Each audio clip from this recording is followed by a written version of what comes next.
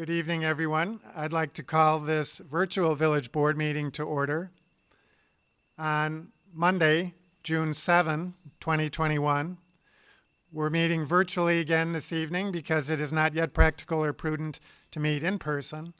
Although we're currently planning, I'm pleased to announce, to return to full in-person meetings at our next village board meeting on June 21st. Of course, you never know what's going to happen in the next 2 weeks, but that's our current plan. First item on the agenda is the Pledge of Allegiance, and so I'd ask if you would all please rise and join the village board in reciting the pledge. I pledge allegiance to the flag of the United States of America and to the republic for which it stands, one nation, under God, indivisible, with liberty and justice for all. Would the clerk please call the roll?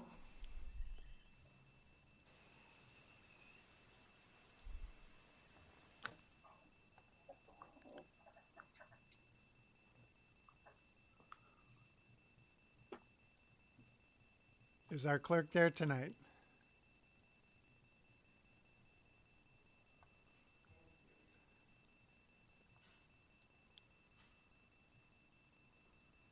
She should be. Apparently she's having technical difficulties, but I'm happy to call the roll. Okay, why don't you do that, Mr. Recklaus?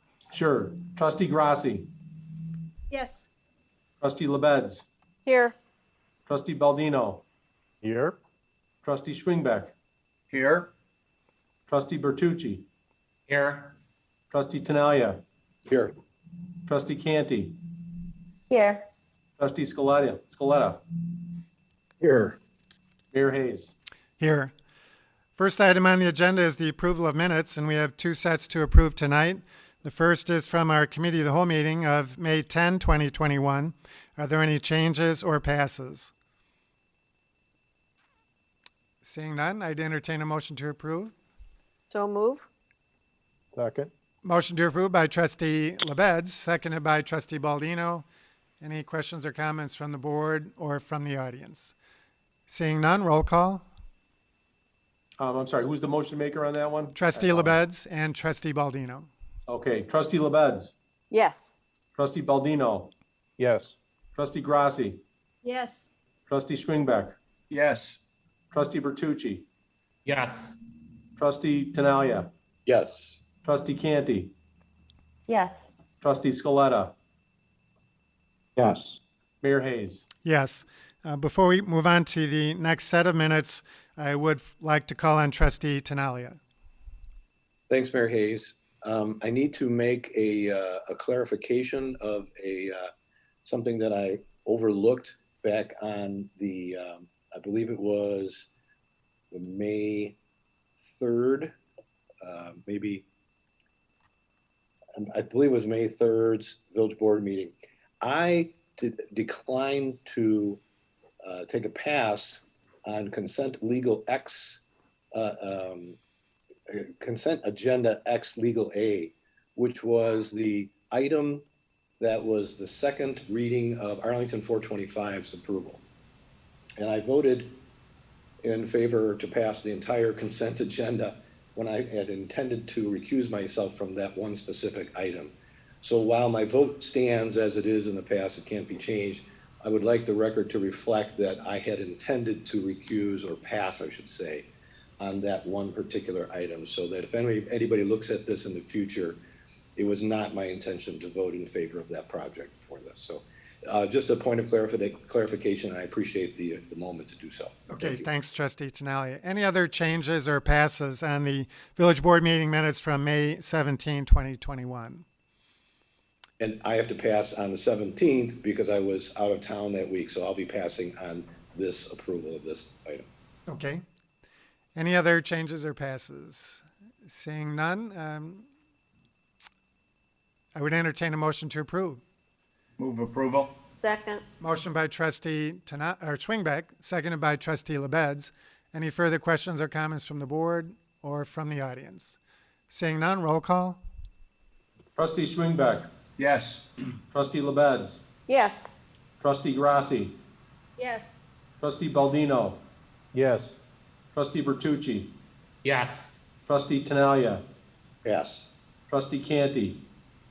Yes. Trustee Scaletta.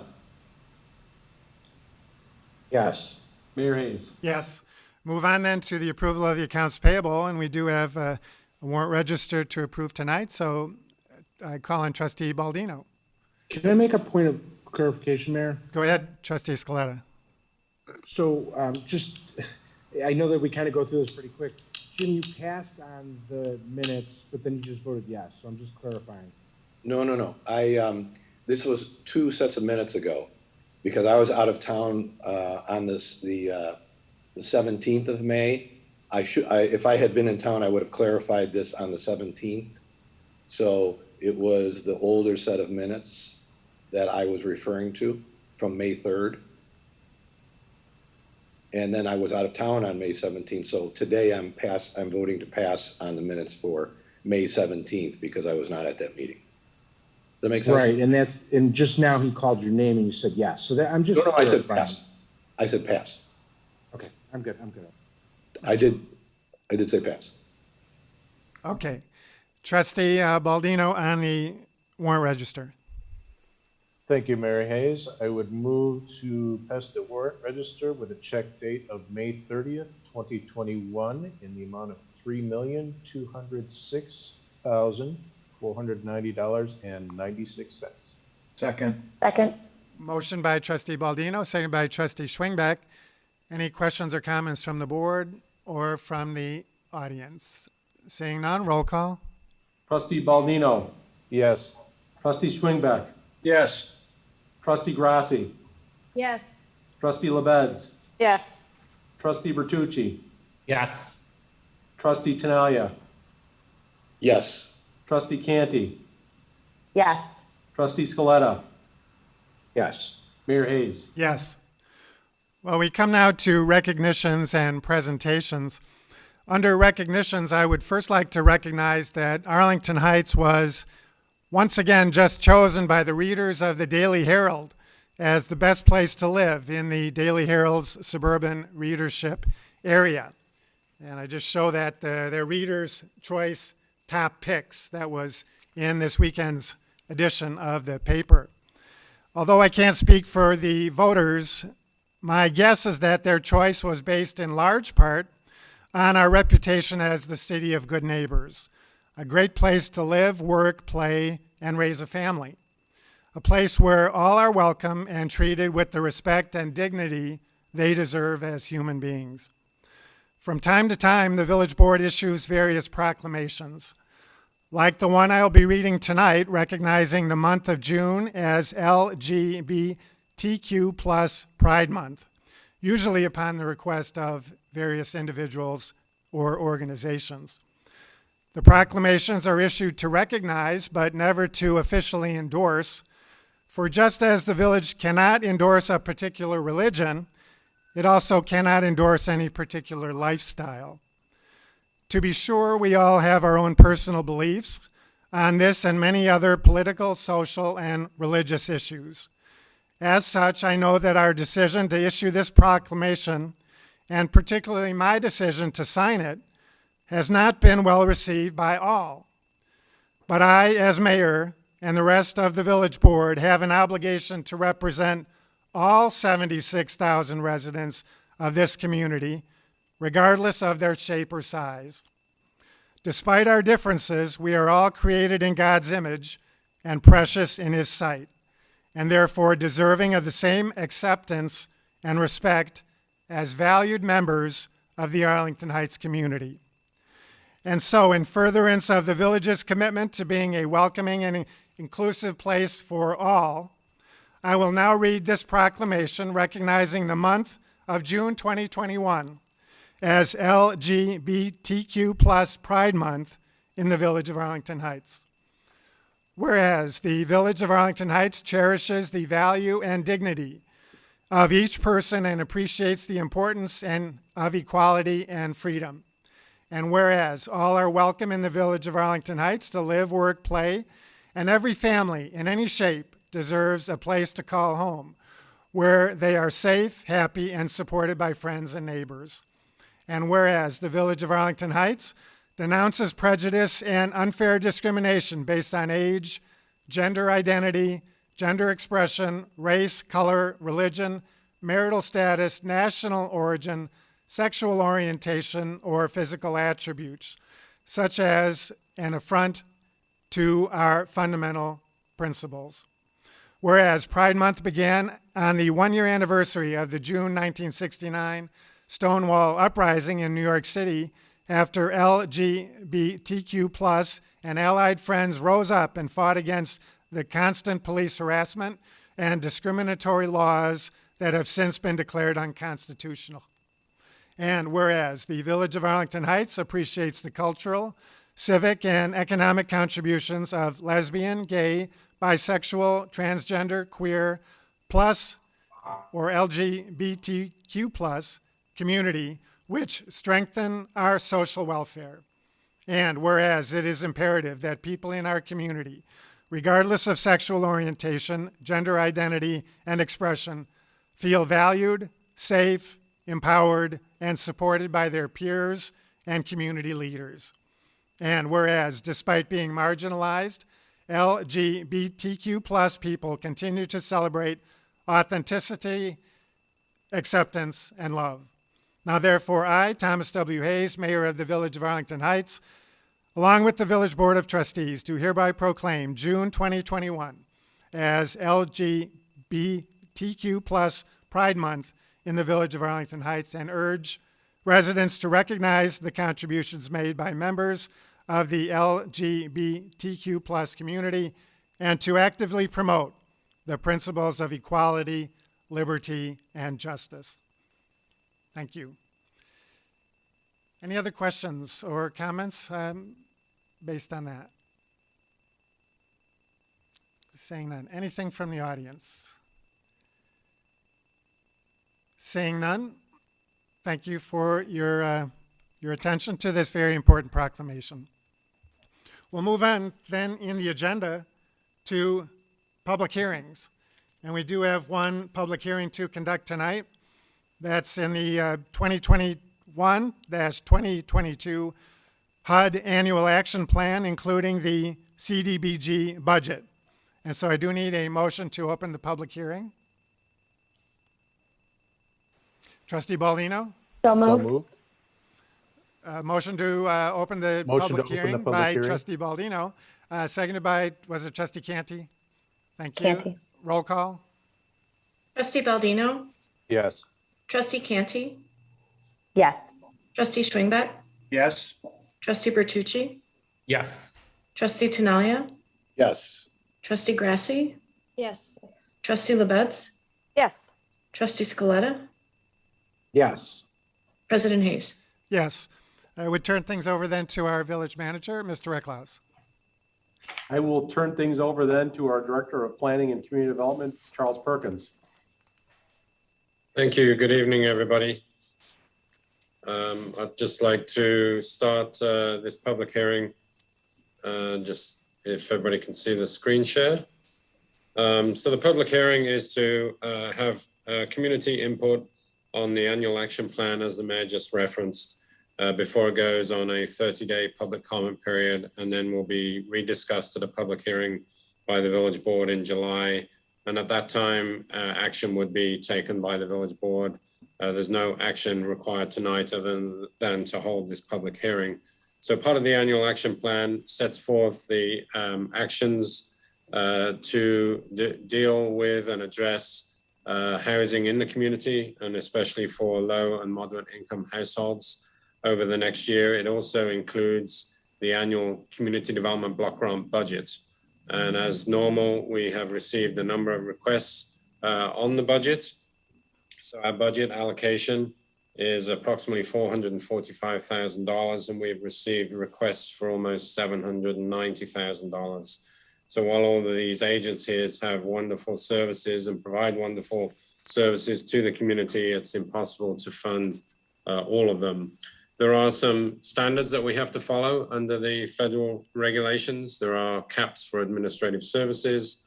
there is a cap for public services, which is $55,000, of which we have requests of about $97,000. And then we have to allocate a minimum of 70% of these funds towards low and moderate income benefits. So that's about $311,000. As this is a virtual meeting, what we thought we'd do this year is begin the public hearing by talking about the agency requests very briefly. Nora Boyer, the housing planner, will go through those. At the end, we will then make our recommendation for the annual budget that would be included within the annual action plan. And then after that, open it up for questions from the board and comments from the public. We think that'll help the hearing go a little smoother. So at this point, I would ask Nora to go through each request and briefly describe them. And then I'll come back and discuss the staff recommendation at the end.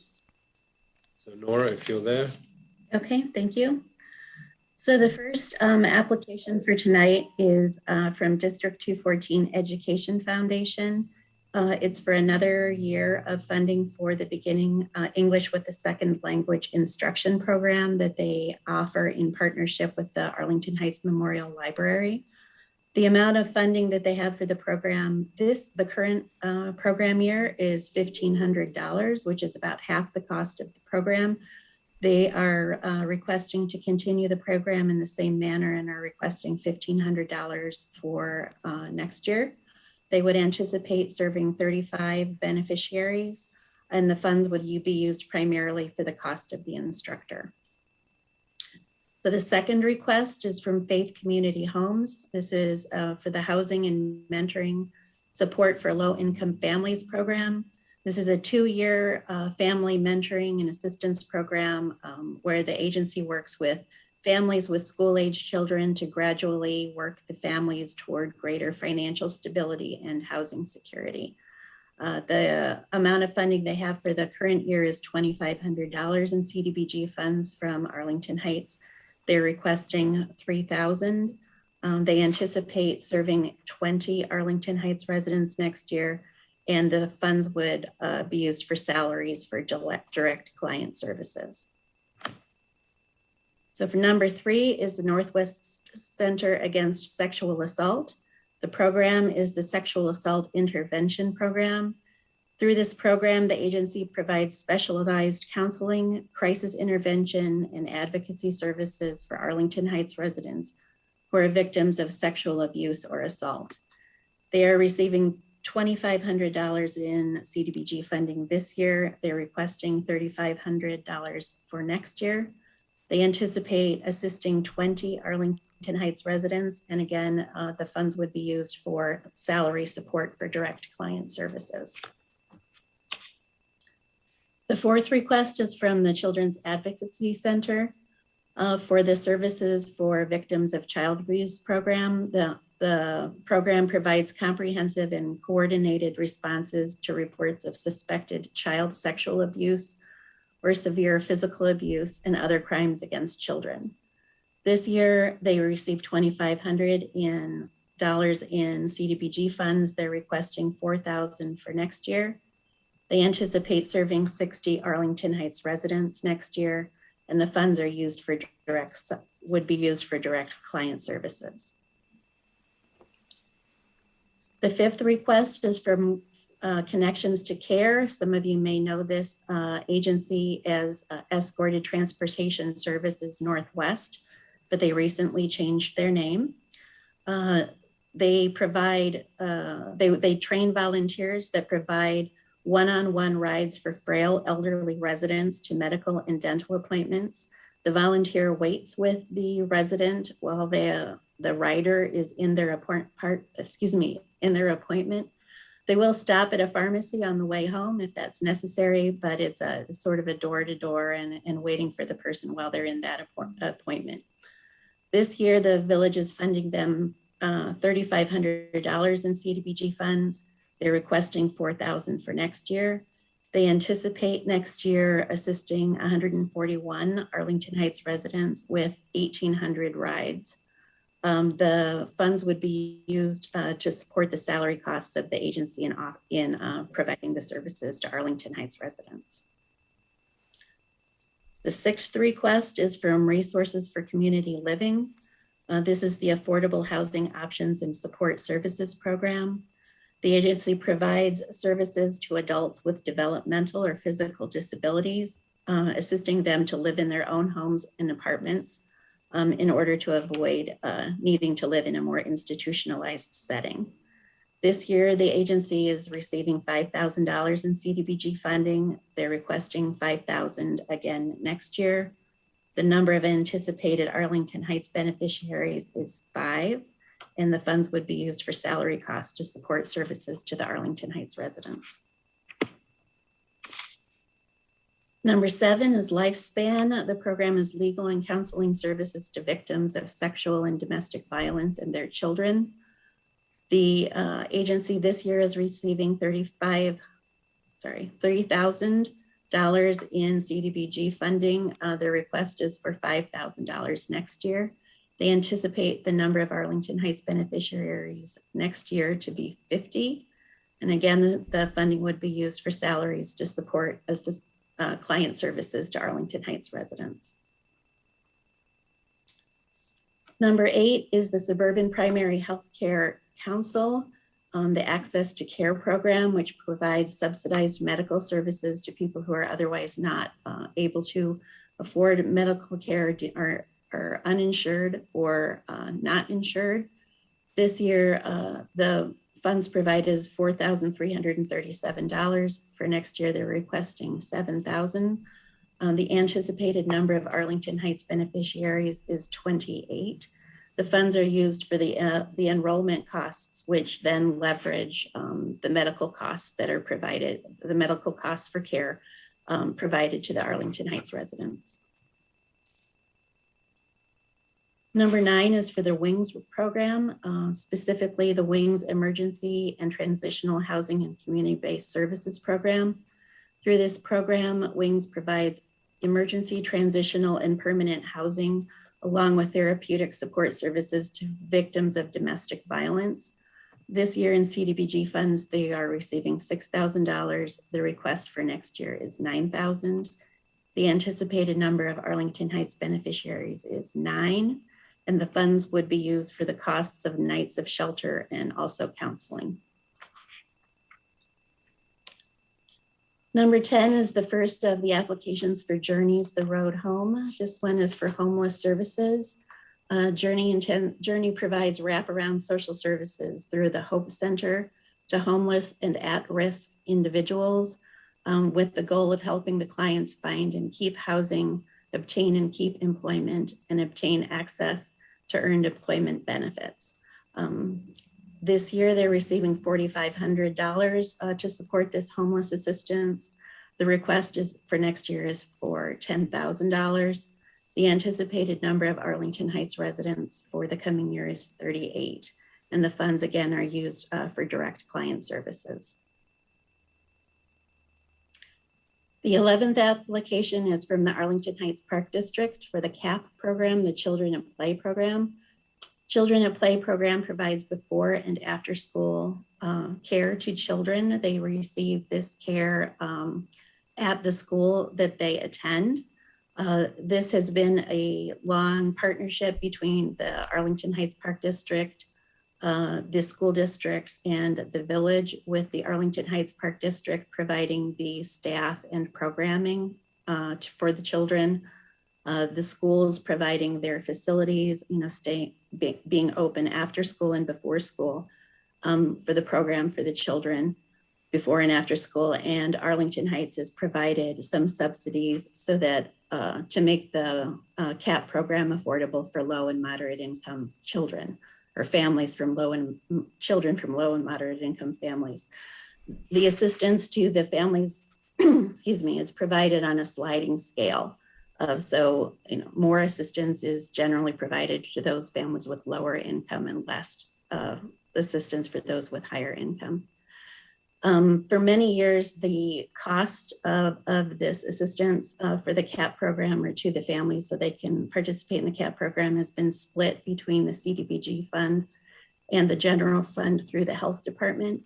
The request this year, well, what's being received this year is $9,113 from the CDBG fund, and $29,000 is budgeted in the health department's budget. For next year, they are requesting a total of $30,000. They would anticipate assisting 38 children, and the funds would be used, again, as I said, for subsidies for low and moderate income families. Northwest Compass, their application is for housing counseling and assistance. This year, they're receiving $4,000 to provide housing counseling and assistance to Arlington Heights residents. The request for next year is $15,000. Next year, they would anticipate serving 110 Arlington Heights residents, and the funds would be used for project delivery and direct client services. Number 13, the Shelter Inc. request is for their transitional living program residents. The request is for renovations to a home that they are seeking to purchase that would provide shelter care to young adult men who are aging out of the foster care system.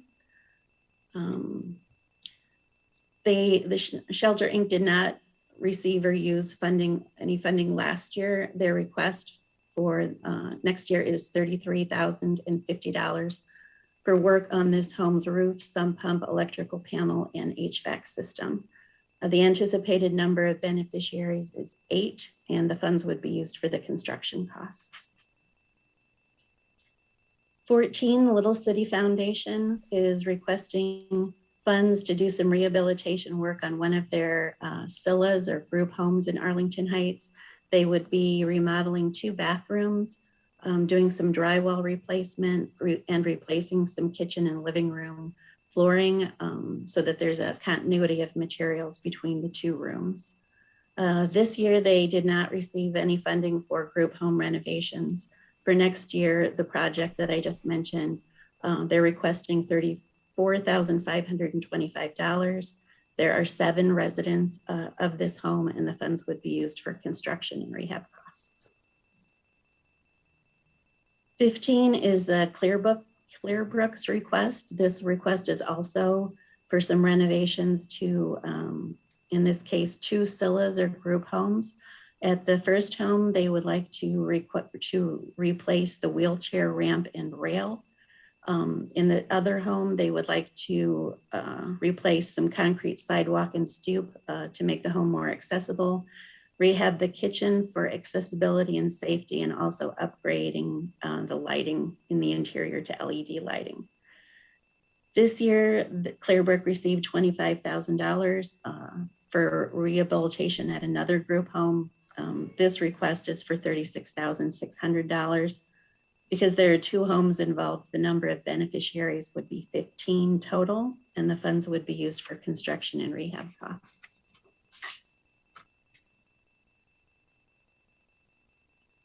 $16 is the second request from Journeys the Road Home. This is a capital request. They're requesting support of a new building that they're building. The building would contain their daily services and also some emergency shelter space, and as well as permanent rental units.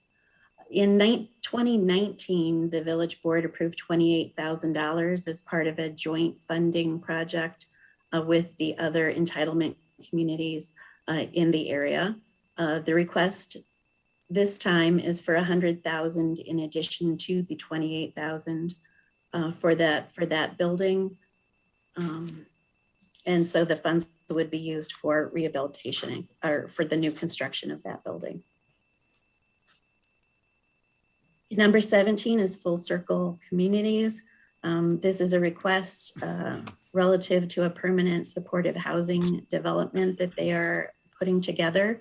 It would be a 31-unit building. This year, there hasn't been funding, and for Full Circle Communities, their request is for $100,000 to be used for acquisition and infrastructure improvements. The number of anticipated Arlington Heights beneficiaries would be 72.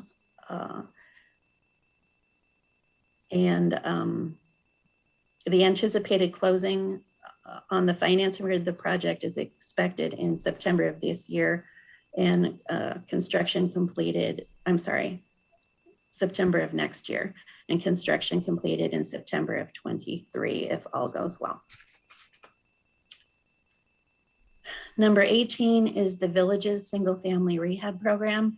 This is a 0% interest loan program for low and moderate income homeowners to make necessary repairs on their homes.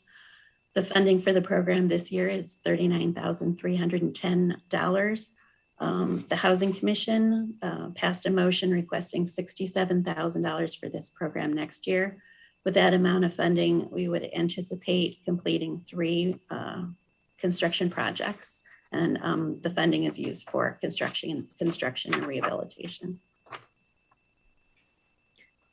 Number 19 is the Village's Group Home and Transitional Housing and Rehab Program. Through this funds, in the past, this has been an umbrella program under which individual group home renovation projects have been approved. There was only one proposed group home renovation project last year, so it was funded individually. But normally there is an amount that has been allocated, and then the Housing Commission evaluates applications of that type and decides on the scope of work and which projects to fund. For this coming year, the Housing Commission passed a motion requesting $105,000 for the Group Home and Transitional Housing and Rehab Program. Number 20 is the Village's infrastructure project application. For the last several years, some Cdbg funding has been used for street resurfacing projects in low and moderate income areas of the village. During the present year, there's $150,000 allocated for that. The request is another $150,000 for next year. Typically, those block groups in which the road improvements are made are inhabited by about 2,000 residents. So again, the funds are used for construction and rehab costs. And the final application is for the Village Cdbg administrative costs. This is salaries, audit costs, reporting requirements, just general administration of the Cdbg program to comply with HUD requirements and to remain eligible for the Cdbg funding. Last year, or for the present year, the amount allocated is $65,000. For next year, because our annual grant increased, we are able to spend $66,800 on Cdbg administration. So the funds are used for administrative costs. I think that's the last one. Thank you, Nora. At this point, I'll jump back in and go through the recommendation briefly. As you can tell, all of these agencies provide invaluable services to the community, and unfortunately, it's not possible to fund all of the agency requests. The good news is for the public service activities, that's the top half of this chart. We are able to provide funding for all of the services, all of the agencies that have requested funding. Many agencies know that we cannot fund a lot from this program, so they keep their requests modest, although we know they could request more and have greater needs.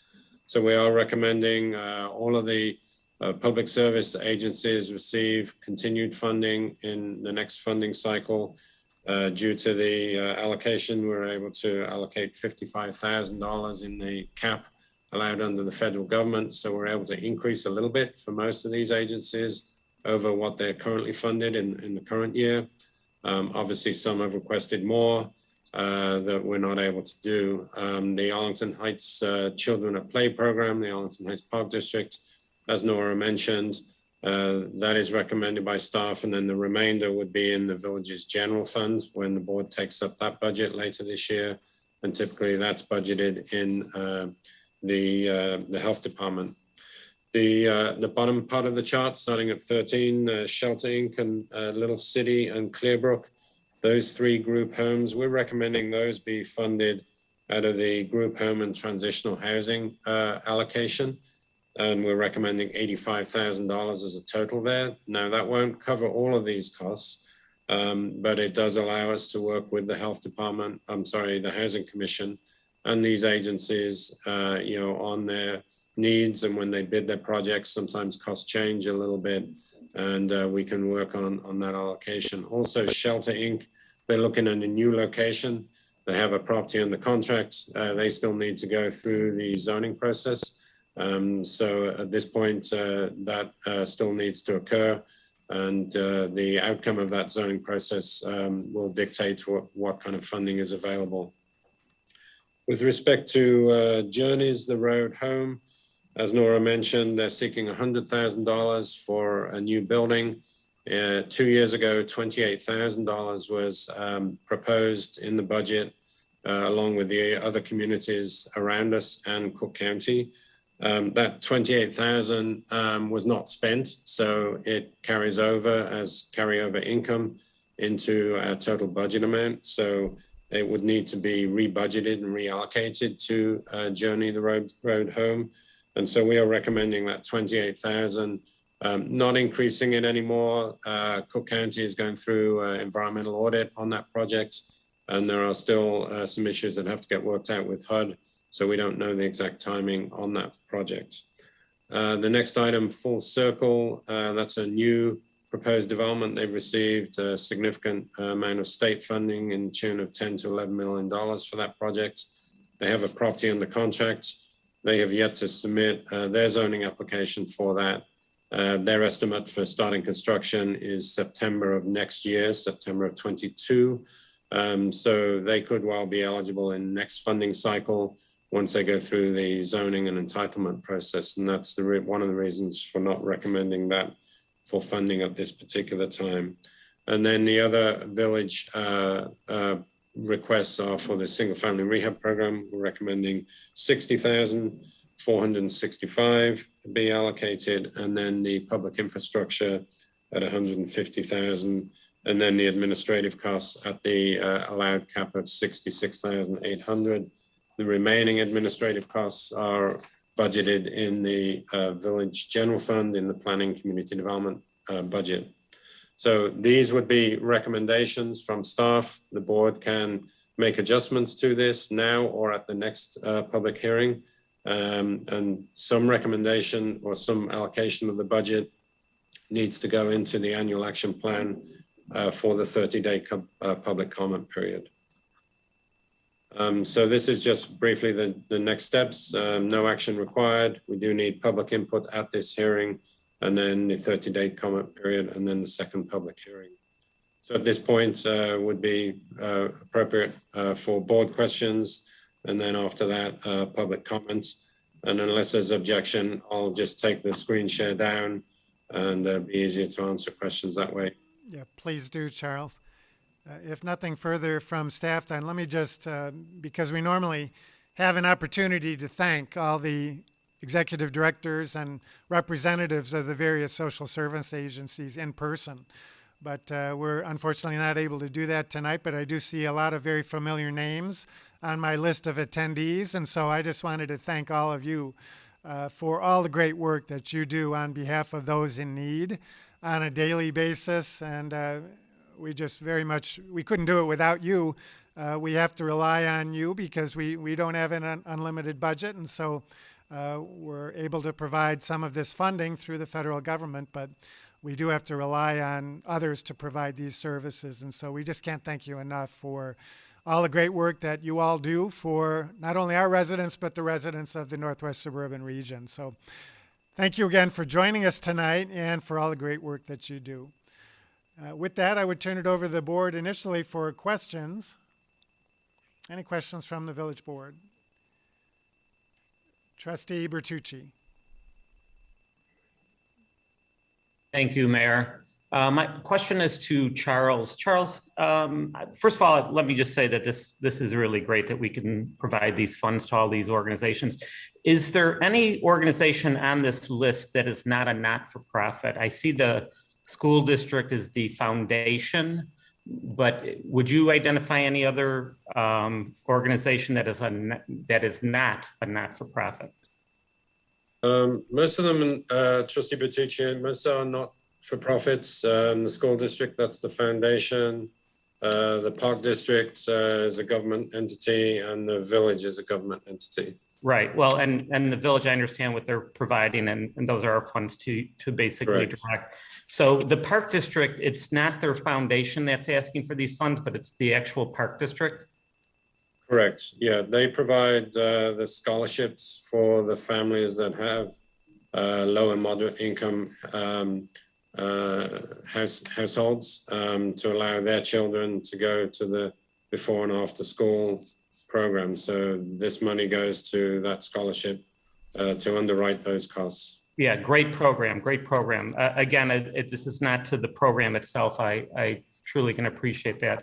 So, and I know this has historically been done, but being new to the board, so just help me understand how one government entity jumps in where there's another, and I understand intergovernmental relationships and agreements, but just help me understand how that's and why we're doing that. And the program itself, I understand, but is the fact that we have all these, everybody else is a non-for-profit, and we're taking funds and giving it to a taxpayer-supported other government agency that has its own taxing ability, and then therefore somewhat limiting some funds that could go to these not-for-profits. And maybe I'm going down the wrong track here, but if you understand my question, if you can give me some dialogue as to why we would do something like that.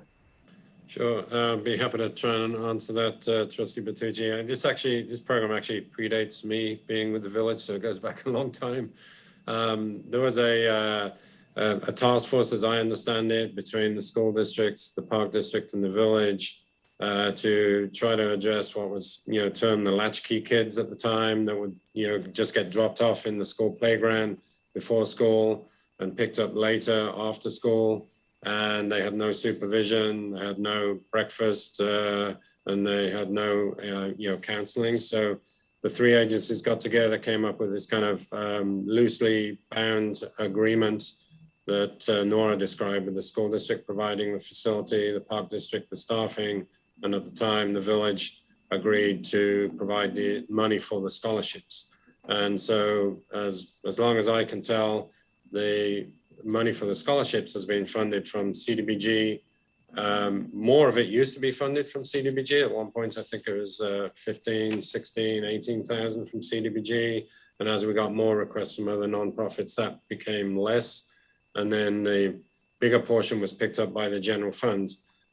So it's really a decision up to the village board how they wish to, allocate the funds amongst the agencies, and whether the board wants to have the general fund support more from the Children at Play program, and then fund other agencies out of the Cdbg. Yeah, I think it's probably 6 one, half a dozen of the other. And again, this is not against the program. I think it's a great program, absolutely great. The question just becomes: are we taking away from more that could go to not-for-profits by giving some to another government agency that has its own ability to levy? As I don't want to speak for the park district, but as I understand, the park district in the past, when we've had a discussion on this, have said that they do not want other users of the program to subsidize those families in need, and so they've looked to the village to subsidize and provide those scholarships for the families in need. But as you know, Charles, it's still the taxpayer. It's coming out of one pocket or the other, so to speak. So Absolutely, okay. Yeah. I mean, I will go. I'm fine with the staff recommendation. I just needed to understand, being new to the board, that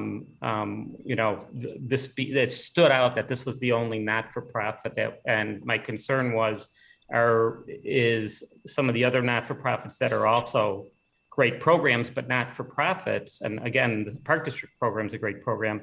Are we, would there have been an opportunity to give them more so to speak, some of those other not-for-profits that don't have the ability to levy taxes, so to speak. So that's all I have. I understand, and again, I'm looking at staff recommendation and feel comfortable with, but I just want to have that understanding and have that underlying tone set for maybe the future. All right, thank you, Trustee Bertucci. Trustee Scaletta. Thank you, Mayor. Charles did a fantastic job explaining the answer to your question, Trustee Bertucci. And I can tell you that the number was probably like 3 times the amount many years ago.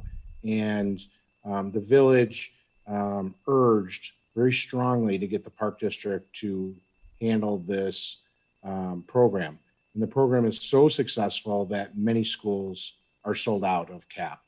And we're going to run into this problem more and more in the coming years with our affordable housing programs, because there's going to be more people that are going to need help. And so I've been supportive of the village take care of the CAP program because we need to be a good partner in this. And while I can appreciate your concern of taking the money from the Cdbg, it's completely appropriate. And staff over the years has reduced the amount that comes out of the Cdbg and has pushed more of it to the general fund. And so I think it's appropriate, but I raised my hand right away because I wanted to answer the question, but Charles did, as always, did a fantastic job of kind of laying out how we get to where we're at. And so I'm supportive of what we're doing. Thank you. Right, Trustee Canty. Yeah, I echo my colleague, Trustee Scaletta, with the value of this program and why we support it. You are correct. It does sell out most years at most schools. They are constantly looking for overflow areas for families that are actively trying to find safe care for their children. That's always going to be a struggle. Charles, I wanted to thank you for helping to clarify some of the housing. I think I do this to you every year where I'm confused as to why there's an automatic 0, and then I am reminded that it's because we're looking at housing from a comprehensive viewpoint and not as a statement on any of these individual organizations. So thank you to you and your team for making that clear to me and to other members of the board and to members of the community, and for constantly looking at this from a strategic program level view and not always just on an individual basis. So thank you again. All right, anything else from the board? Trustee Bertucci, you had another question? No, well, just for clarification, again, my question that was not towards the program, again, understanding that it's a great program, more that we were being good stewards and also being good stewards towards the not-for-profits. It was more the direction of my question, not against the program itself. Okay, thank you. Anything further from the board before we go to the audience? Seeing none. Any questions or comments from the audience as part of the public hearing? We do have one. Melissa Kayer. Go ahead, Melissa. You're reminded of the three-minute time limit. Okay, the District 214 Foundation receives a lot of donations, and so does the Arlington Heights Park District Foundation receive a lot of donations. And don't the Cdbg funds come from the federal government based on community demographics? Yeah, Charles or Nora, do you want to explain that? Yes, I'll jump in and Nora can add if I miss anything. But yes, the Cdbg funds are federal funds and they're allocated to communities based on their demographics. And Arlington Heights is what's termed an entitlement community. So we get a specific allocation that we can budget for within the HUD guidelines as the board chooses fit, which we do each year. Other communities get an allocation, but it's through the county or some other agency. So it's a pass-through fund, but we're an entitlement, so we get direct funds. Many of these agencies, even the foundations, when they They asked for a little bit. So like the School District 214 Foundation has $1,500 they've requested.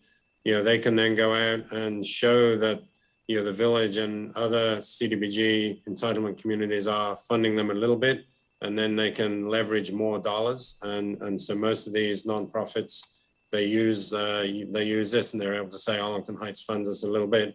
We need some additional funds, and they're able to kind of leverage that. So I think a lot of that is happening with 214 as well as the other nonprofits. Okay, thanks, hopefully Charles. that answered the question.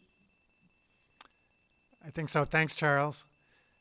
Next question is from Jordan Bartell, and Jordan, I think, is from Full Circles Community. Welcome, Jordan. Thank you very much. So yeah, like the mayor said, my name is Jordan Bartle. I'm a senior project manager at Full Circle Communities. We are a nonprofit located in Chicago.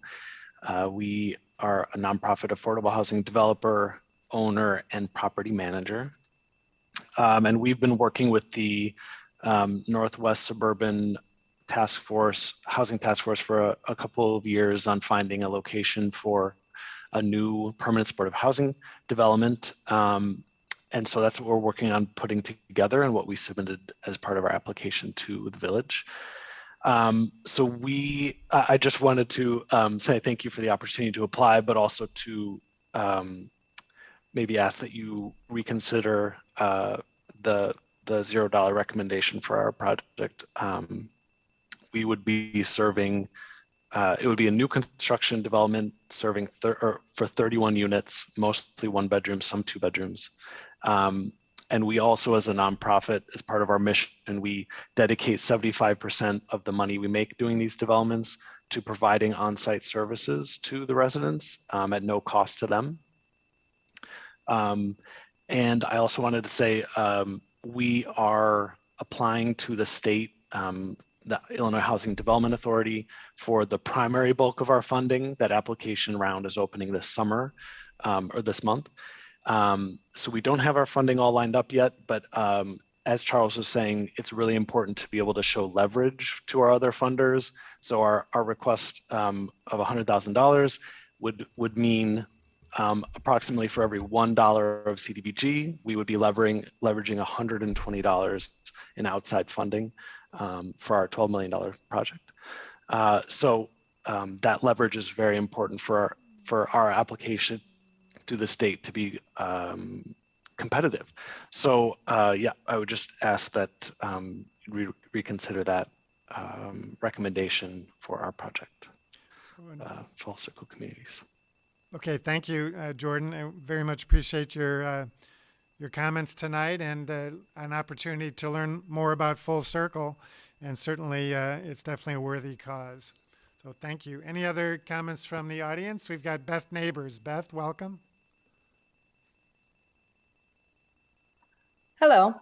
As you stated, my name is Beth Neighbors. I've been a resident of Arlington Heights since 1967. And additionally, I run one of the larger nonprofits in the area, Journeys the Road Home. I'm asking you to reconsider our requests because I'm not sure all of you know, but for the last 52 plus weeks, we've housed over 110 people in hotels because of COVID, costing me $18,000 a week. Our requests, I do not believe, are outrageous, considering Arlington Heights is the second largest consumer of my services, followed by Palatine. And I also don't believe the request is outlandish because we have not received Cdbg money from the village of Arlington Heights for this project, as stated. And the request that was originally approved for $28,000 is very small compared to the level of funding we are getting from the other Cdbgs and Cook County. I also want to clarify with Charles that we are actually past groundbreaking and we are in the final process of permit with the village of Palatine, which can be followed up on. So we are right there. Power construction is generally the job for free. So we are absolutely looking for a partnership and a representation of the village of Arlington Heights on a much larger level. We have been serving the community since 1989, and we are serving many more residents than the Village of Arlington Heights funds. Again, the largest consumer, we serve 90, as what we're proposing, 38 of which is all that the CDBG funding is going to pay for. So I would like you to reconsider our funding. I would like the board to take a very thoughtful approach to our request. And I also want to take the opportunity to thank you, Jim, because your points are spot on. All right, thank you, Beth. Again, thanks for all the great work that Journeys the Road Home does for many people in need in our community and in the surrounding communities as well. Definitely a worthy cause. And next we've got Lori Granai. Lori?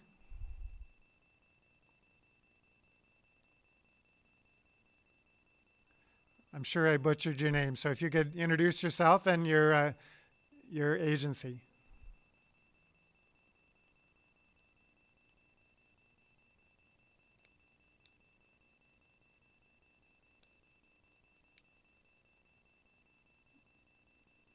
Lori, you're on mute if you're trying to speak to us.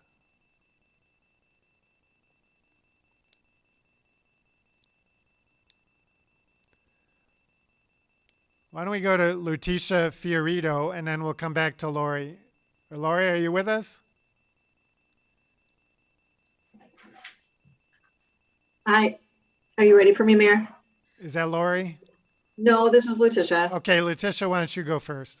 Okay, great. Thank you. I just wanted to, oh, sorry, my Siri. I just wanted to say thank you so much to the village and to the mayor. You guys have been great advocates and supports of Wings Program Incorporated, allowing us to do the work that we do, and we genuinely appreciate that. And I also just wanted to say thank you for the modest increase that you gave us this year. We definitely appreciate everything that we can get from all of the villages and the local municipalities. We wouldn't be able to do the work without your support. So I just wanted to say thank you. Thanks, Lutetia. We very much appreciate it. All right, Lori, are you still there? I know it looks like you dropped off.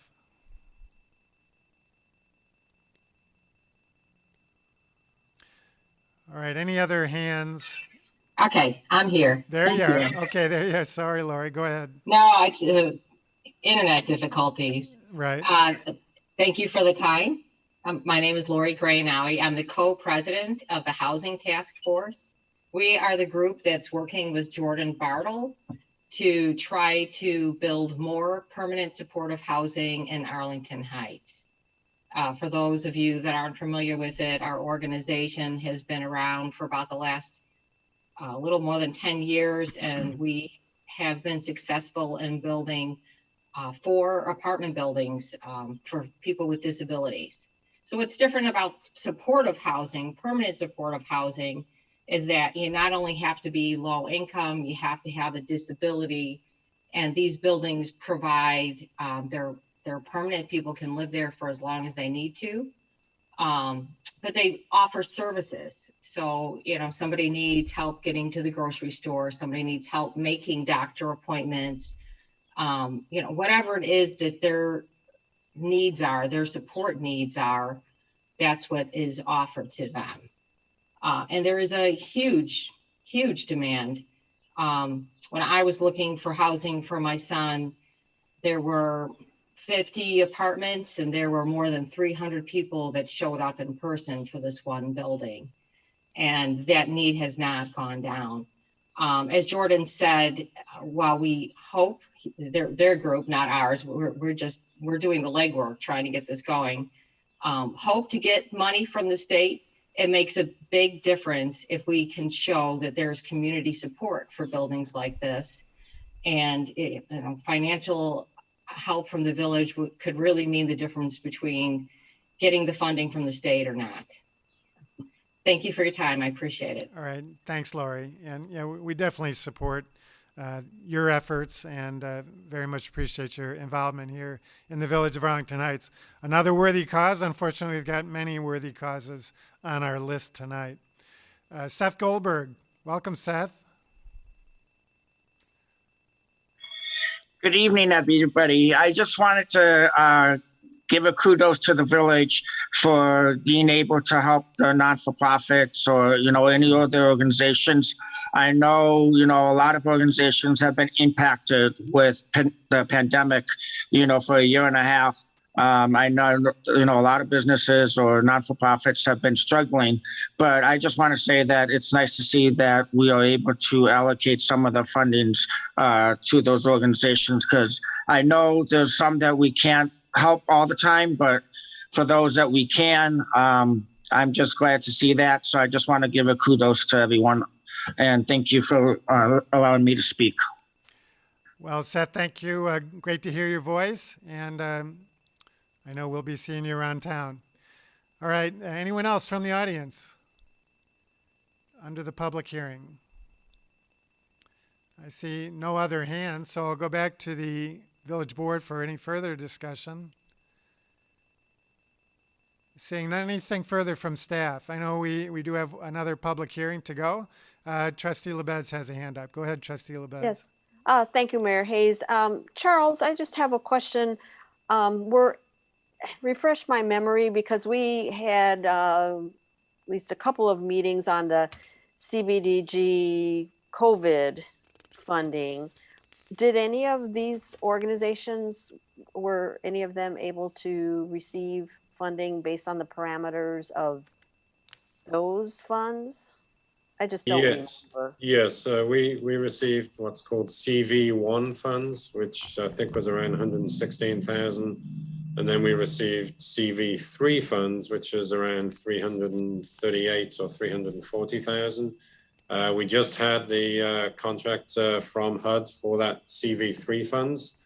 And it did include a lot of funding for different agencies to assist them with extra costs, such as housing homeless in hotels and things of that nature. And, Nora, are you able to kind of share a little bit more detail on which agencies received some of that funding?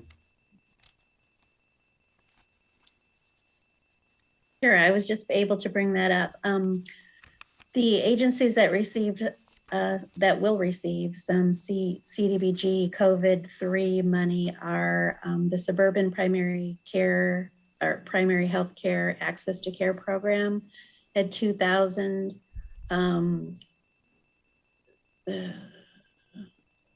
The Arlington Heights Park District CAP program, the Children's Advocacy Center. There are 2 grants to Clearbrook, 1 to Faith Community Homes, 1 to Journeys, the Road Home, as you said, for hotel nights of service, the Northwest Housing Partnership for housing counseling, Northwest Compass for housing counseling and for some sanitizing and cleaning of the apartments that they use for residents who need housing.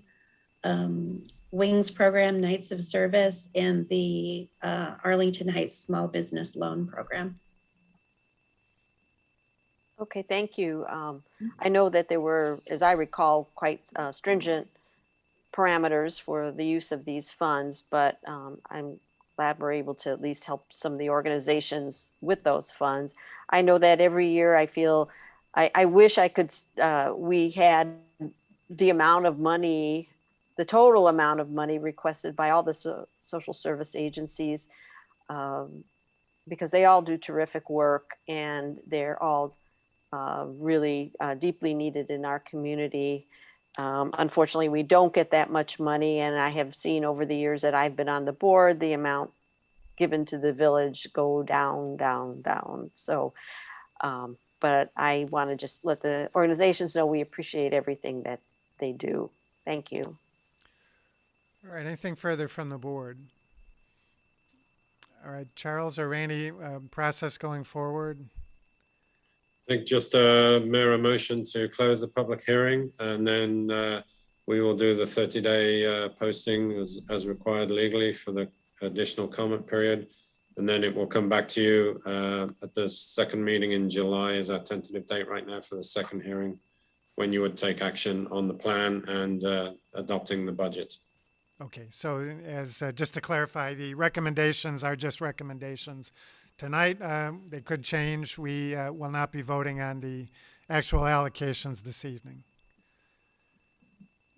That's correct. Okay. If there's no further comments then from the board, I do need a motion to close the public hearing.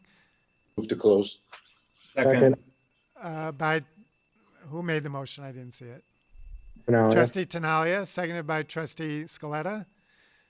Roll call. Trustee Tinaglia, Yes. Trustee Scaletta, Yes. Trustee Baldino, Yes. Trustee LaBedz, Yes. Trustee Grassi, Yes. Trustee Bertucci, Yes. Trustee Canty, Yes. Trustee Schwingbeck, Yes. President Hayes. Yes. Well, again, thank you to all the representatives for joining us tonight and for all the great work that you do. And also thanks to Nora Boyer for her great work, as always, in this area. So thank you all. We'll move on then in the agenda to citizens to be heard. And I do ask that if anyone is intending to address the board on the alfresco or civic event agenda item, we'll be taking that up later in the agenda. So I'd ask that you defer your questions or comments until later, if at all possible. But with that, are there any other members of the audience who wish to address the board on items not on the agenda?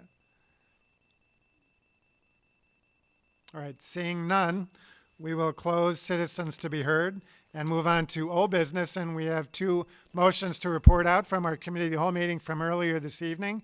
And I'd first call on Trustee Scaletta. Thank you, Mayor. I would move now, as I did earlier this evening, to recommend to the Liquor Commissioner the issuance of a Class AA liquor license to Crazy Quesadilla Incorporated, doing business as Crazy Quesadilla Mexican Restaurant at 644 East Gulf Road. Second. Motion by Trustee Scaletta, second by Trustee Canty. Any questions or comments from the board or from the audience? Seeing none, roll call.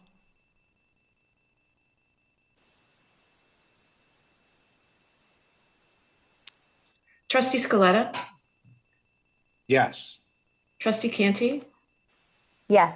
Trustee Tinaglia, Yes. Trustee Baldino, Yes. Trustee Bertucci, Yes. Trustee LaBedz, Yes. Trustee Schwingbeck, Yes. Trustee Grassi, Yes.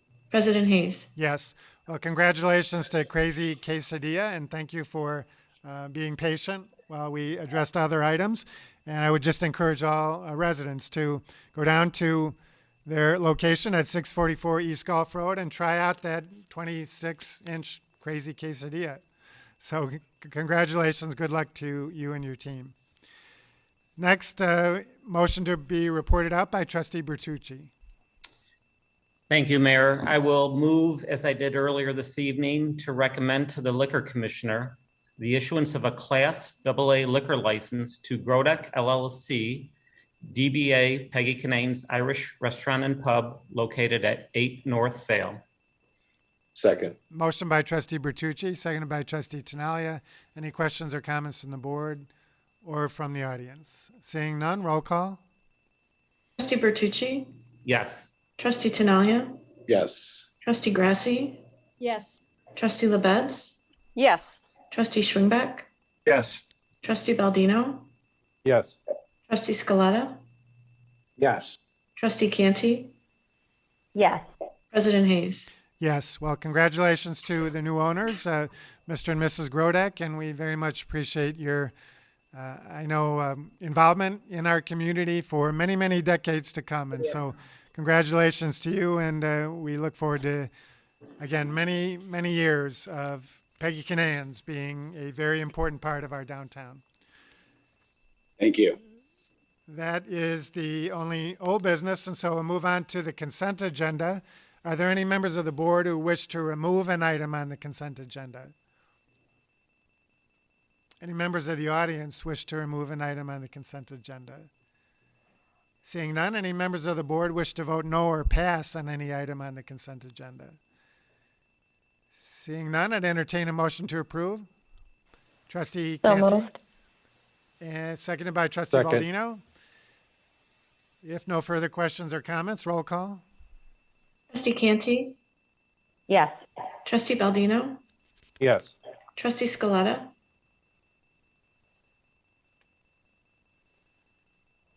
Trustee, Yes. Trustee LaBedz, Yes. Trustee Grassi, Yes. Trustee Schwingbeck, Yes. Trustee Tinaglia, Yes. Trustee Bertucci, Yes. President Hayes. Yes. Moving on to new business, we do have one item to consider tonight. That's a request for a special use permit to allow an elementary school building addition to a existing property located at 201 South Evanston in the village of Arlington Heights. And so this is the Timber Ridge School. I know they have a number of members of their team present tonight, and who will be the spokesman or spokesperson? Jonathan Kuznowski, Jonathan and Julie Gillek, if I pronounced that right. And so, Jonathan, will you want to go first? Yes, please. All right. And just looking for the ability to present as well. I'm able to present presentation, correct? Yes. I don't know if we've coordinated that with Charles or what. I did send it to, oh, go ahead. If you hover your button over share screen on the bottom, you should have the ability to click on that. You move your mouse down to the bottom of your screen. Okay, yeah, my understanding from our technician is that you are participating as an attendee, not a panelist, so we need to move you over to the other side. He appears to be both, man. Yeah, would you be able to also add the additional one? That way I can be able to see everyone and also present at the same time if possible.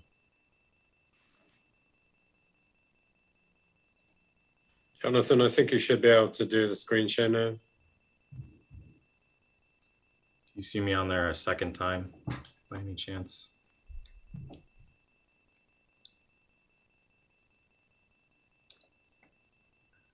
Kevin, can you promote the other Jonathan too? There we go.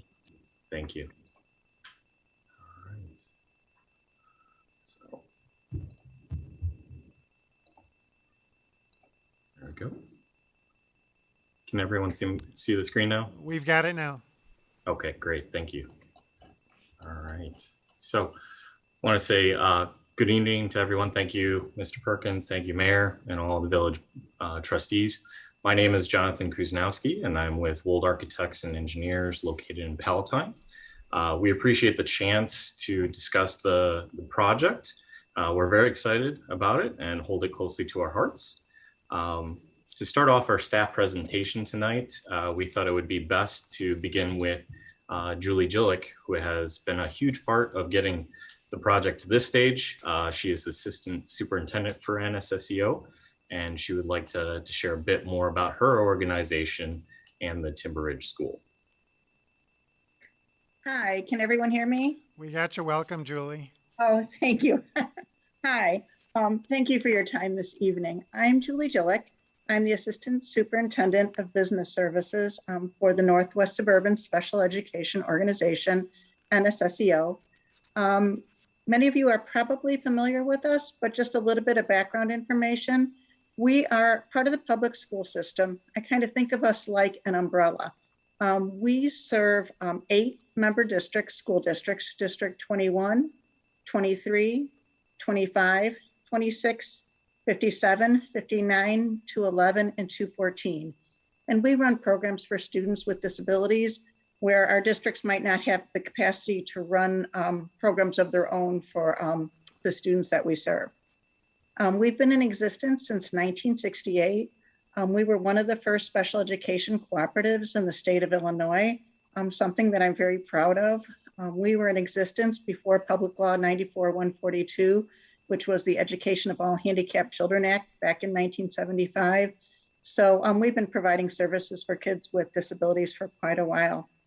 We run several programs. One of our programs is Timber Ridge School in Arlington Heights on Evanston Avenue. We bought our building from District 25 back in 1992, and our school's been a part of the community since that time. It is a therapeutic day school with about 100 students in a typical school year. We were a little bit low in our enrollment this year because of the pandemic, and a lot of kids were learning remotely, but we expect that enrollment to go back up next year. Why are we doing this project? Timber Ridge School does not have a gym or an elevator. And for a school with kids with disabilities, we believe accessibility is really important. We do have a small multi-purpose room. It's about 1,700 square feet. And a gym for a typical school would be about 5,000 square foot. And the gym we're proposing for Timber Ridge School is a 5,000 square foot gym. We are building a gym for a variety of reasons. Most schools have gym. Physical education is a requirement of the state of Illinois. And while Timber Ridge has a beautiful field, that field can't be used year-round for physical education activities. So this gym will really open up a lot of opportunities for our students. And most importantly, we believe our kids should have equitable opportunities that all children in all schools have. The gym will use about a third of the field that's out there now. It's about a third of an acre, I should say, not a third of the field, but a third of an acre. We're leaving about an acre of land remaining out in that field area. NSSEO has been saving for this gym for 5 years. While we're a public school, we're not a taxing body. So we can't afford building a gym in one school year. So we've been setting aside funds for the past 5 years for this project. And we finally got to the point this year where we had sufficient funds to move forward.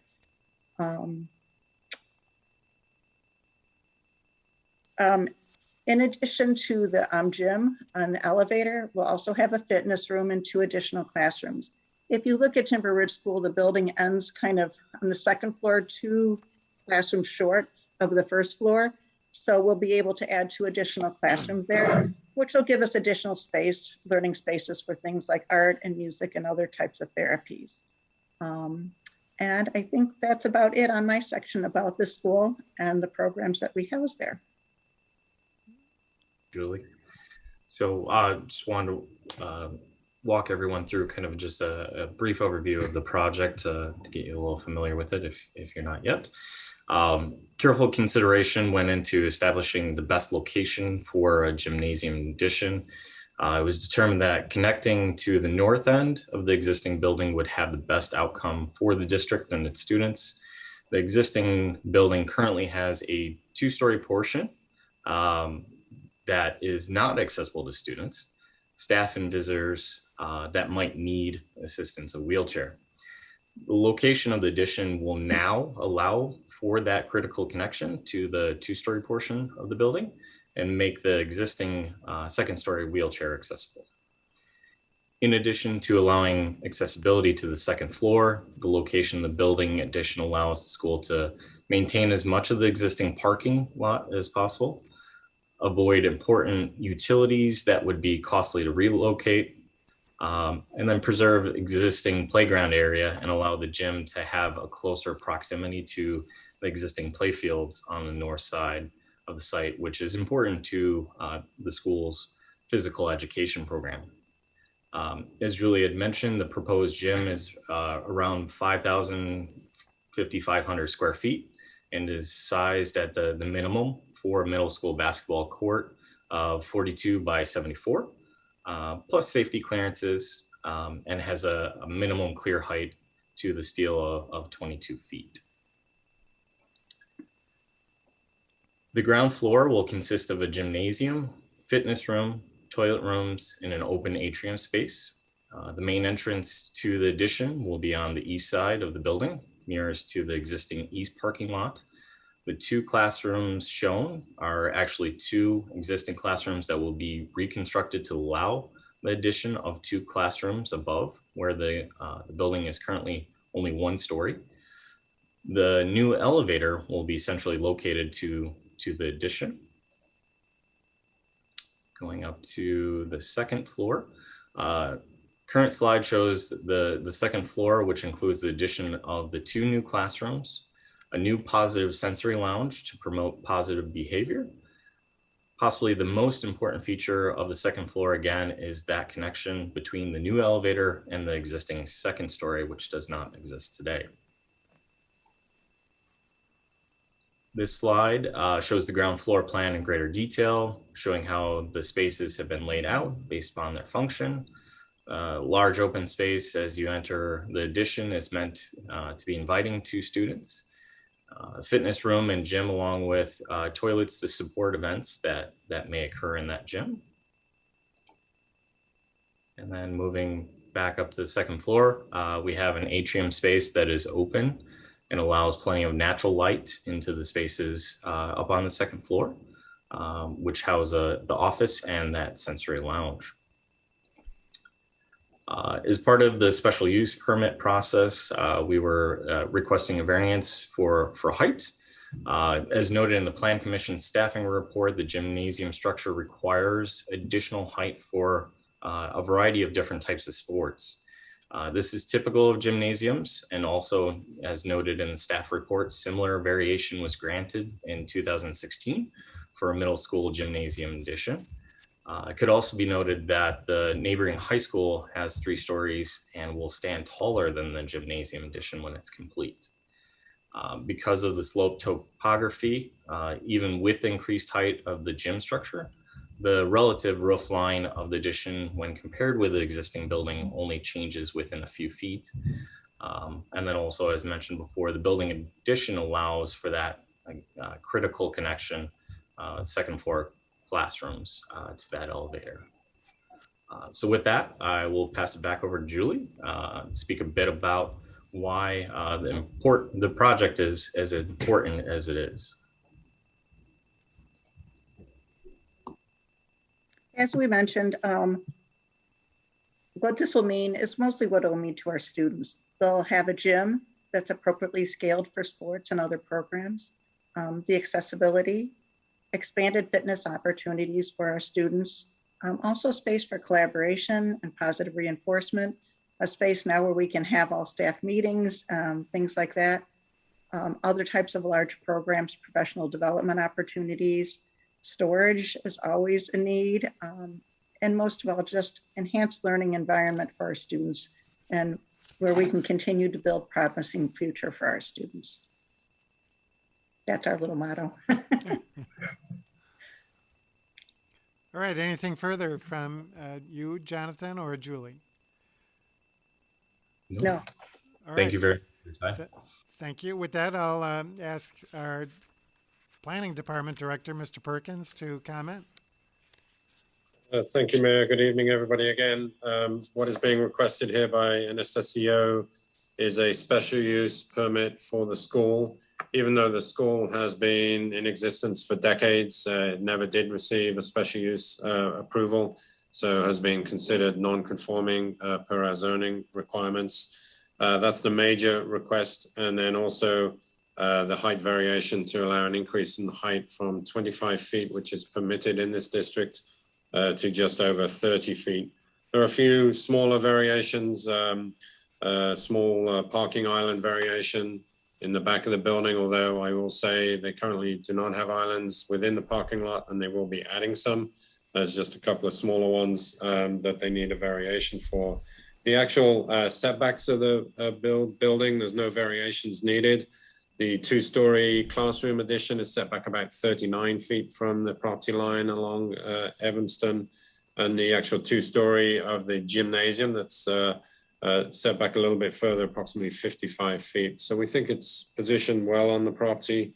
We did take a look at parking and traffic, and the traffic study indicated that at peak usage, the maximum occupancy was 71% of the existing parking lot, leaving about 22 spaces available, which are estimated to be able to accommodate any increase in staffing associated with the additional 2 classrooms.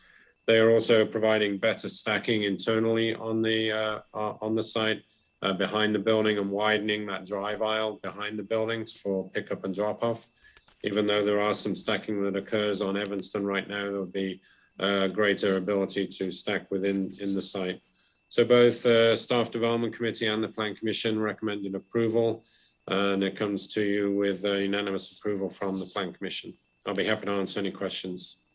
All right, thank you, Mr. Perkins. Trustee Scaletta. Thank you, Mayor. Thank you, Jonathan, for your presentation, and thank you, Julie, for all the work that you do throughout the year or the years. I think this is an excellent expansion, and I think that the increase of the ability for physical education inside the school, as well as the additional classrooms and the elevators to get to the classroom and also the therapeutic room, is only going to increase the success of the school. So thank you for everything you guys have done. I have read the information that was submitted to us, and I'm prepared to make a motion to concur with Planning Commission recommendation. Okay. Actually, why don't I do that? I will concur with the Planning Commission recommendation. Second. All right, motion to concur with the Plan Commission recommendation by Trustee Scaletta, seconded by Trustee Canty. Any further questions or comments from the board? Trustee Tinaglia. Thanks, Mayor. Jonathan, I can't help myself on this. I've got to ask you a question here. Can you pull up that, or Charles, pull up the second floor plan, please, real quick? I'll go ahead and pull it up just one moment. There's a small detail. I just want to make sure that I didn't miss it. That one right there? No, the larger overview. Okay, got it. Yep. There you go, that one. So is that the entire second floor, or is there more second floor to the south? So the second floor is where you see the two classrooms. If you were to take that all the way down where you see kind of a dark outline, that's actually the second floor. So you've got approximately 8 classrooms with support spaces that are included on that. The rest of the building is 1 story at that point, with kind of a raised area for the multi-purpose room. All right. So here's my question, and I know they're here somewhere, but you're not showing them. Where are your egress stairs? They're very faint. They're actually 2 of them to the north there, between the 2 sets of classrooms there. So those kind of smaller rectangles, again, it comes through really faint, but those are actually stairs that are okay. You've got 2 sets of stairs. It's fine, right? Yep. Because you have the grand staircase open to the atrium down below, but you've got 2 enclosed sets of stairs here somewhere. Correct. Yes. Awesome. All right. That was all I had. I'm happy for you guys. As Trustee Scaletta mentioned, this is a great addition. The elevator, the gym, everything about it. So congratulations. I hope you guys get it done as quickly as possible. We want to. Thank you. Okay, thank you. Trustee Grassi. Hello. Thank you, Jonathan and Julie. I read through all the information, and I actually drove over to the site the other day just to get a look at it myself as well. And I really think the entire gymnasium addition looks like something that will greatly benefit generations of students for a long time to come. I had a couple of questions. I understand the cost involved with moving the ComEd box, and I appreciate the attention that was given to green features, such as the intelligent lighting systems and the high efficiency cooling and heating systems and some of the landscape improvements. And I was just wanting to know if you have some additional details about some of the sustainable landscape plans. I know, just there was even more encouraged around is it the ComEd transformer? If you could speak a little bit about what, if any, other plants or ideas you have in place for that, and if you would consider others too. And there's always that balance of putting in what the district can maintain, but we do have some larger trees that we're going to put in next to the building. We've got plantings that will be around the expanded detention area, as well as that screening to kind of shield the transformer that would be off of Evanston Avenue. But more manageable plantings that will be kind of towards entrance and then around the perimeter of the parking lot to soften that. Are you considering native plants or some of those, especially green sort of initiatives that can really help with that? The types of plantings that we have, I know that there are some native plantings that will be in the detention area itself. Otherwise, we've got some more standard type trees that would be in, again, close proximity to the building itself. Okay. Thank you. All right, any other questions from the board? Seeing none, I'll go to the audience then. Any questions or comments from the audience? We do have one comment or question that was submitted in advance, and so I see no hands, so I'll go ahead and have our village clerk read that into the record. Becky, if you're ready. Yes, this letter comes from Tony and Sherry DeRico. We live directly across from Timber Ridge School. This is the first time we have seen the proposed engineering plans, and we have a couple of comments. The proposed 6-inch water service connection is shown to be made on the south side of our driveway, which is in conflict with our existing sanitary service, water service, and gas service. We request that the proposed water service connection be made on the north side of our driveway instead. This will avoid these conflicts and will allow the water service to run essentially straight, avoiding 2 unnecessary pipe bends. It will also provide a design more sensitive to the affected property owners by installing the proposed valve vault manhole structure on the property line and not right in front of our. Please see the attached markup to the proposed utility plan drawing number C8.000 by Merit Corp. Showing the conflicts. Our existing utility services are shown in red, and the location of where we request the proposed water service to be shown is in blue. We are extremely confident as to the location of our utility service lines, as the utility locate paint marks are still visible on the pavement and sidewalk, as well as our sanitary service cleanout location in our front yard. Thank you, Tony and Sherry DeRico. Okay, thank you, Becky. Mr. Recklaus or Charles, do you know if this is something that can be addressed before construction begins? Yes, we did receive that late this morning, that email, and consulted with Public Works and the engineering division. They've taken a look at it. They've also consulted with the project engineer and believe this request can be accommodated. Whether it needs an adjustment to or an update on the MWRD permit, we'll have to take a look at that, but it does appear to be something that can be accommodated. Okay, great, thank you. Right, are there any other questions or comments from the audience? Seeing none, I'll go back to the village. Mayor, this is Diana. I wanted to note that we do have the ALS interpreter, Stacy, here this evening, and we do have a resident, Jill Stark, that asked for the service tonight. So we do want to see if there's any comments from her this evening. All right, Jill, if you're there, do you have any comments?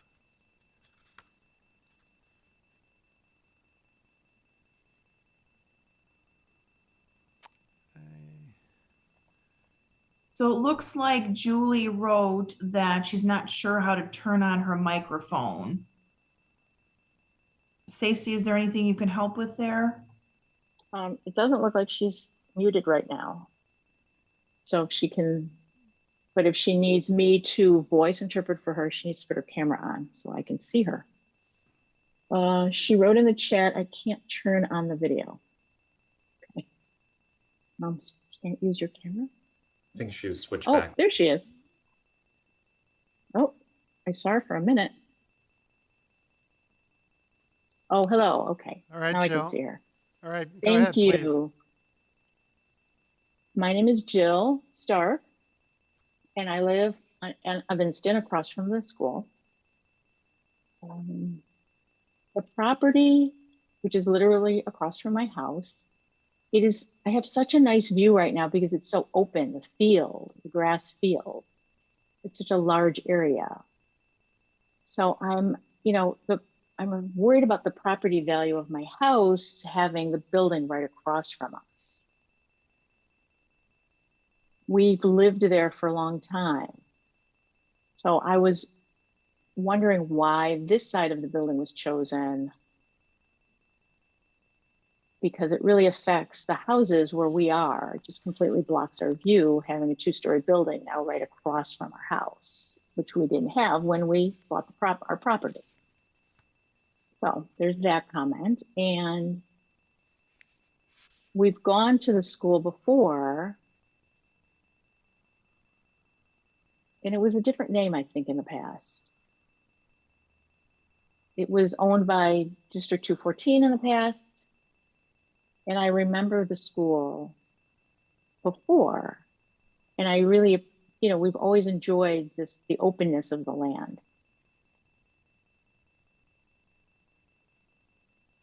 So it's been just recently, this year,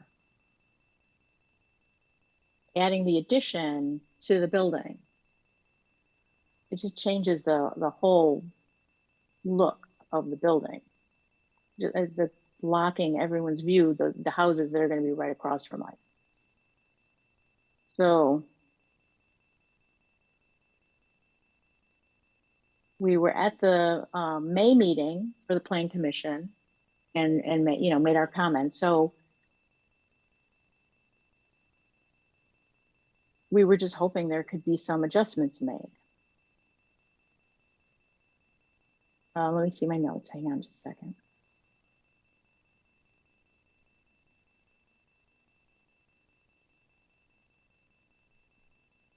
So the plan, you know, it was a 5-year plan, I believe I heard, to inform the residents. We just found out this past April that this was happening. After everything was almost, you know, complete. And we were just at a meeting, the Plan Commission recently. And, you know, we've been told, oh, we sent information out. You know, we informed people back in February, you know, we're sorry if you missed it, but we sent it out. But honestly, did not receive any notification that this was happening.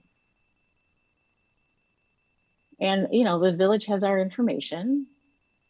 Everything's on file. We've sent comments in. So if this has been going on for quite a while, I'm surprised that we're just hearing about it this year.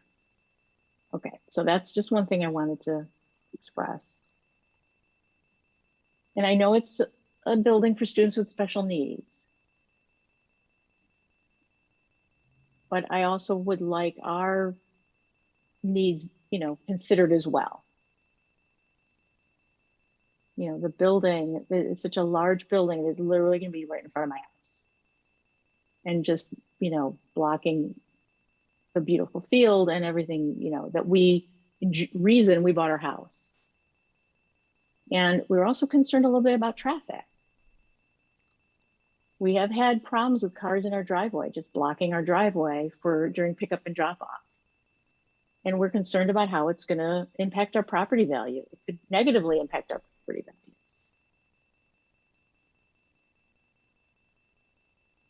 You know, if we go at some point to sell our home, how is it going to impact our property values in the future? So those are our concerns. Thank you very much for your time tonight. All right, Jill, thank you for attending tonight and expressing your concerns. Let me just go back to the petitioner and ask if there was any other location you could have considered for this addition based on the piece of property that you do have. And it looks like Julie might have gotten switched back to the attendees and isn't currently a panelist. She may want to give some input too on some of the comments, and definitely appreciate Ms. Stark's comments and concerns. We did look at other locations because of the size of a gym.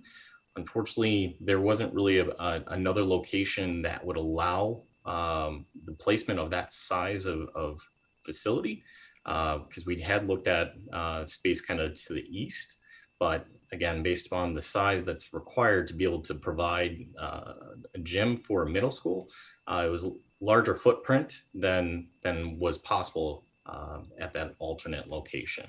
And again, parking lot, we're trying to maintain as much of that as possible to be very effective with the funds that have taken 5 years to obtain. Again, it's been a long process just to get to this point where, again, we can move the project and make it a reality. All right, thank you. I know the school's been there a long time. I know it was there when I went to Prospect High School from 70 to 74. And so I know it's been across the street from those homes for a long time. I appreciate the fact that you have left at least some green space there for the neighbors to enjoy rather than looking at just a building across the street, and so I appreciate that. But Ms. Stark, I very much appreciate and understand your concerns. You know, in terms of their options, I don't think they had a whole lot in terms of building an addition of a gym at this location. So, any other questions or comments from the board? All right. We do have a motion and a second. Let's go ahead and take a roll call. Trustee Scaletta, Yes. Trustee Canty, Yes. Trustee Bertucci, Yes. Trustee Tinaglia, Yes. Trustee Schwingbeck, Yes.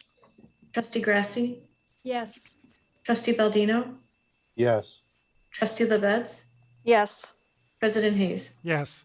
Well, congratulations to the team there at Timber Ridge and NSSEO. And thank you for all the great work you're doing for all those with special needs. And look forward to a good construction season. And just ask to encourage you to be mindful of your neighbors across the street and the students in that area, and just be mindful of safety concerns as you proceed with your construction. So good luck to you. Thank you very much. Thank you. All right, there is no other new business, so we'll move on then to the report of the village manager for a discussion of downtown special events. Mr. Recklaus. Thank you, Mayor. Let me just pull up my PowerPoint here.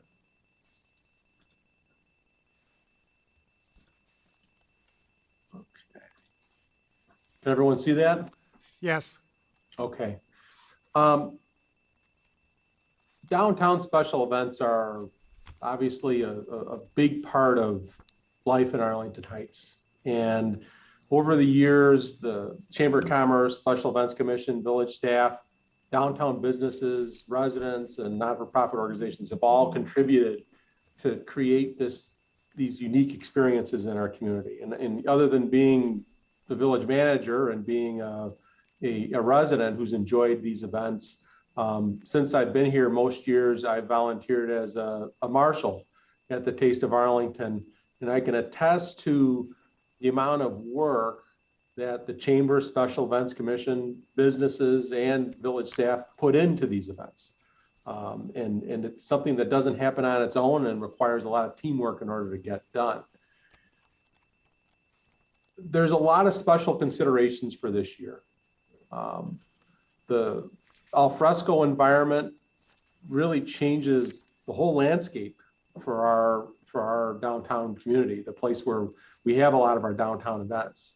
The timing, the physical space, the costs that would go into are all impacted by the presence of alfresco. Essentially, during the summer months, we really have a new downtown that we didn't have before in our community. And it's really become a new part of our brand as a community that we offer this environment.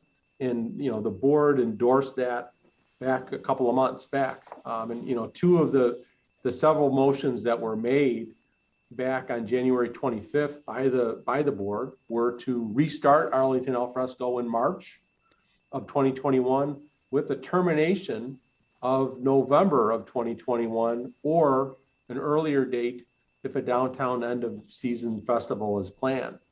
The board also directed staff to work with the Special Events Commission, Chamber of Commerce, and other stakeholders on the development, cost, and operational analysis of alternative downtown event concepts to take place at the annual conclusion of Alfresco and in 2021, if possible. We've been talking to downtown stakeholders, residents, businesses. Everyone has a different relationship with Alfresco, has a different relationship with these events. Since really this winter, we've had meetings with and correspondence with the Chamber of Commerce on some of their ideas on these issues. And then we've also been talking internally as staff. We did a comprehensive survey back in, that we presented back in January of the community at large, downtown businesses, past participants of the Main and Taste who weren't downtown, and downtown the downtown residents.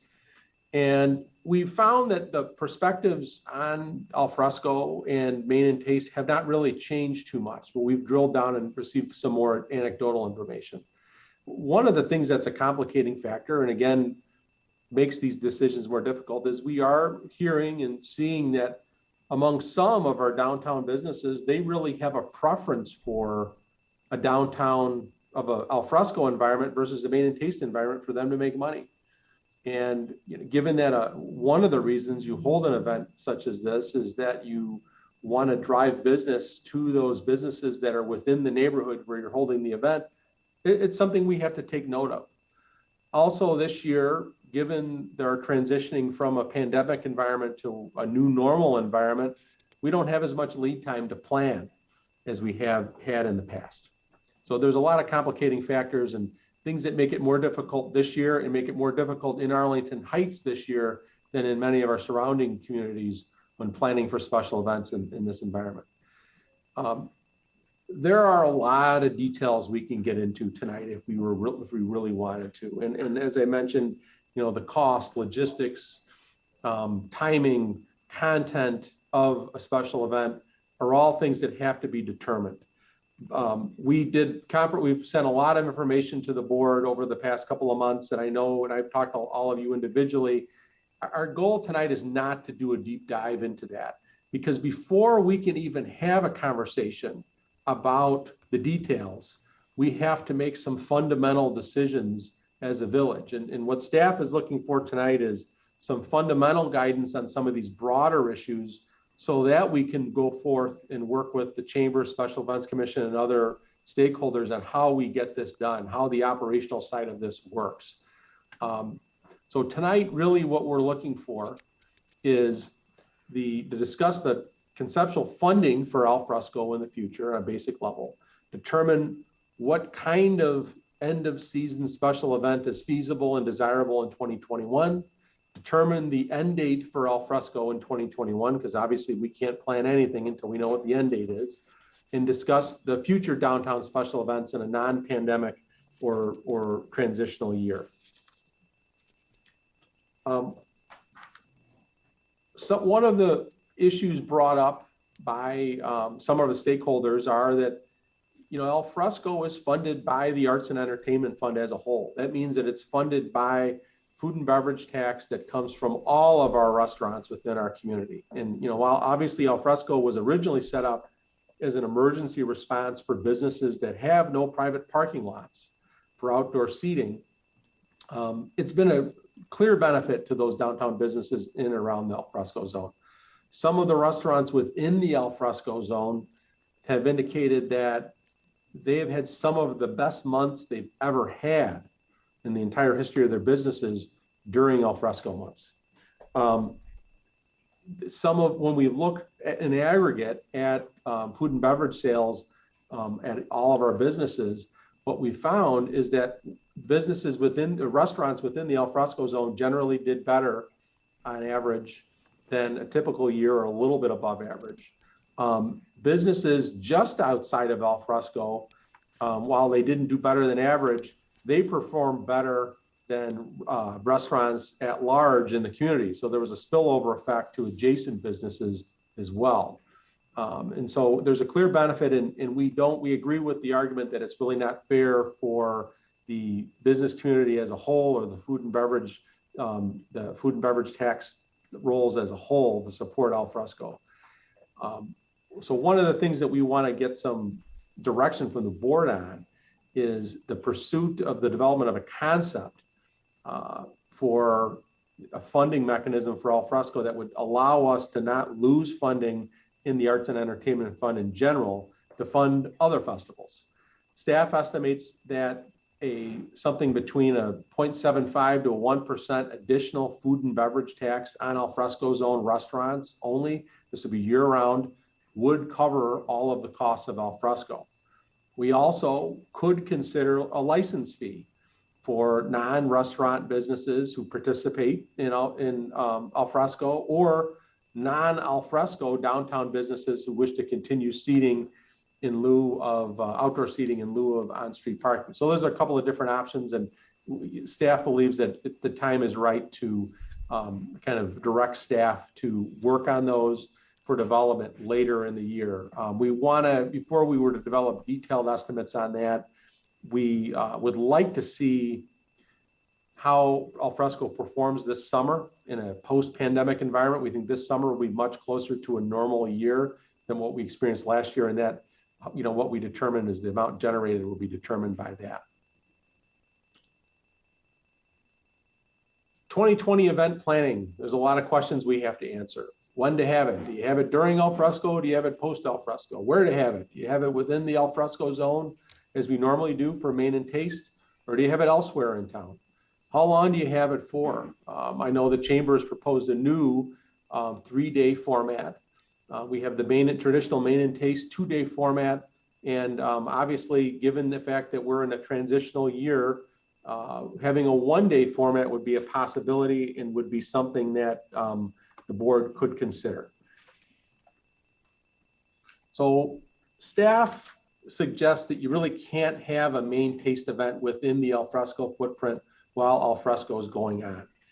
Why is that?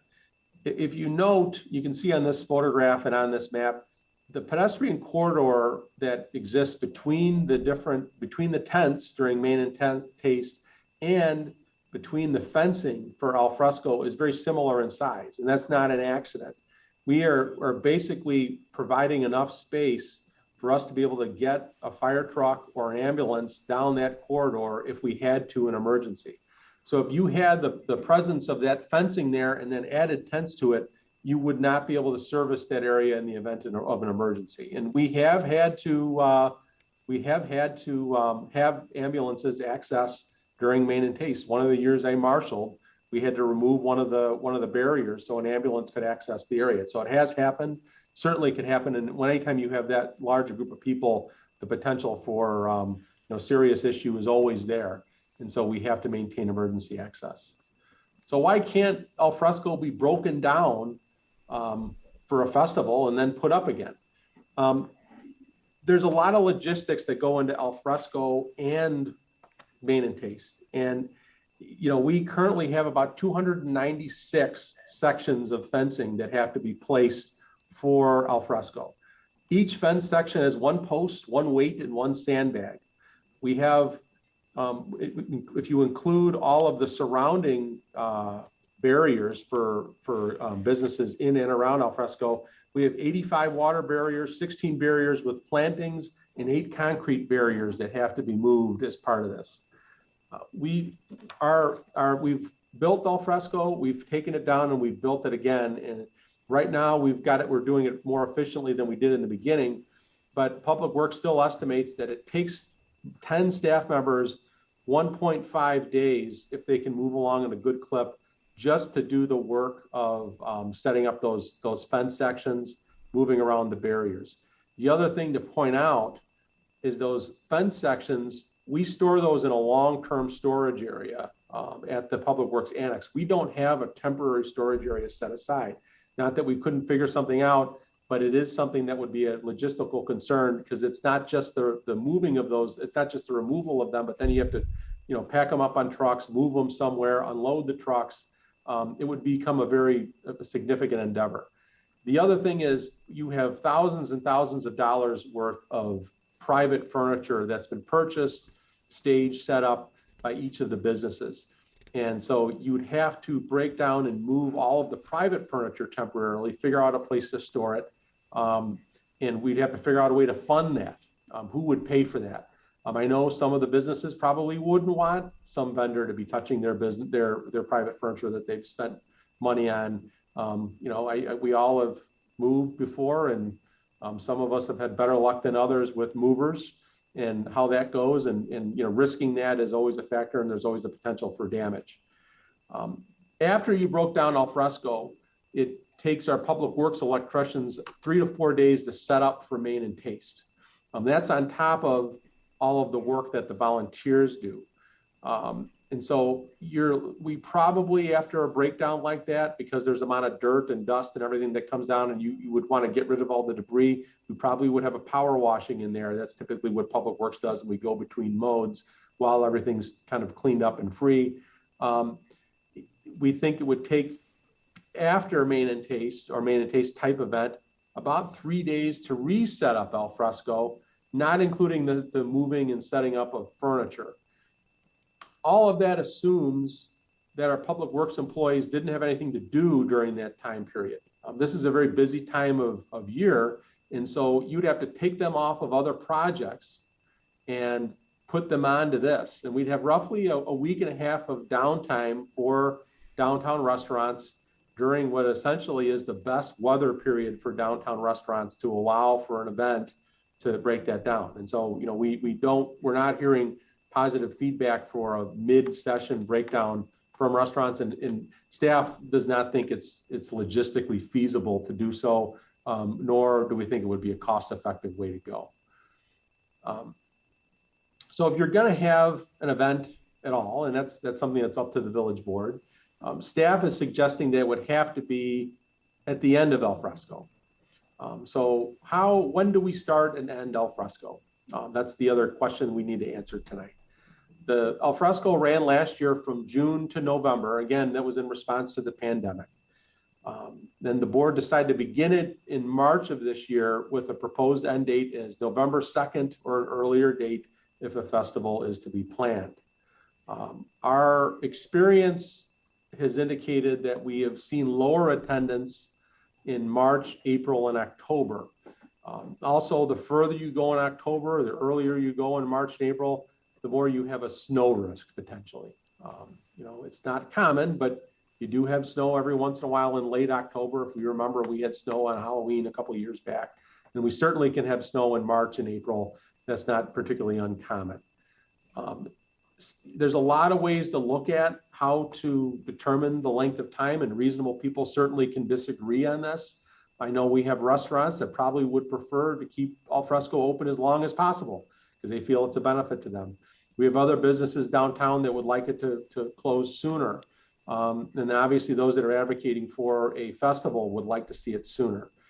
Staff believes that a run date from the weekend closest to May 1st to the first weekend of October would allow restaurants to maximize the good weather that they could have, while still allowing for a fall festival that could occur in the second week of October. So you'd have al fresco end the first week of October. You'd have a week to take things down and put ourselves into festival mode, and then you could have a festival that weekend. It would be different than what Main and Taste is now. It would feel different. It would be a bit different, but it can include a lot of the features. Some of the feedback that we've heard from restaurants is that they have concerns with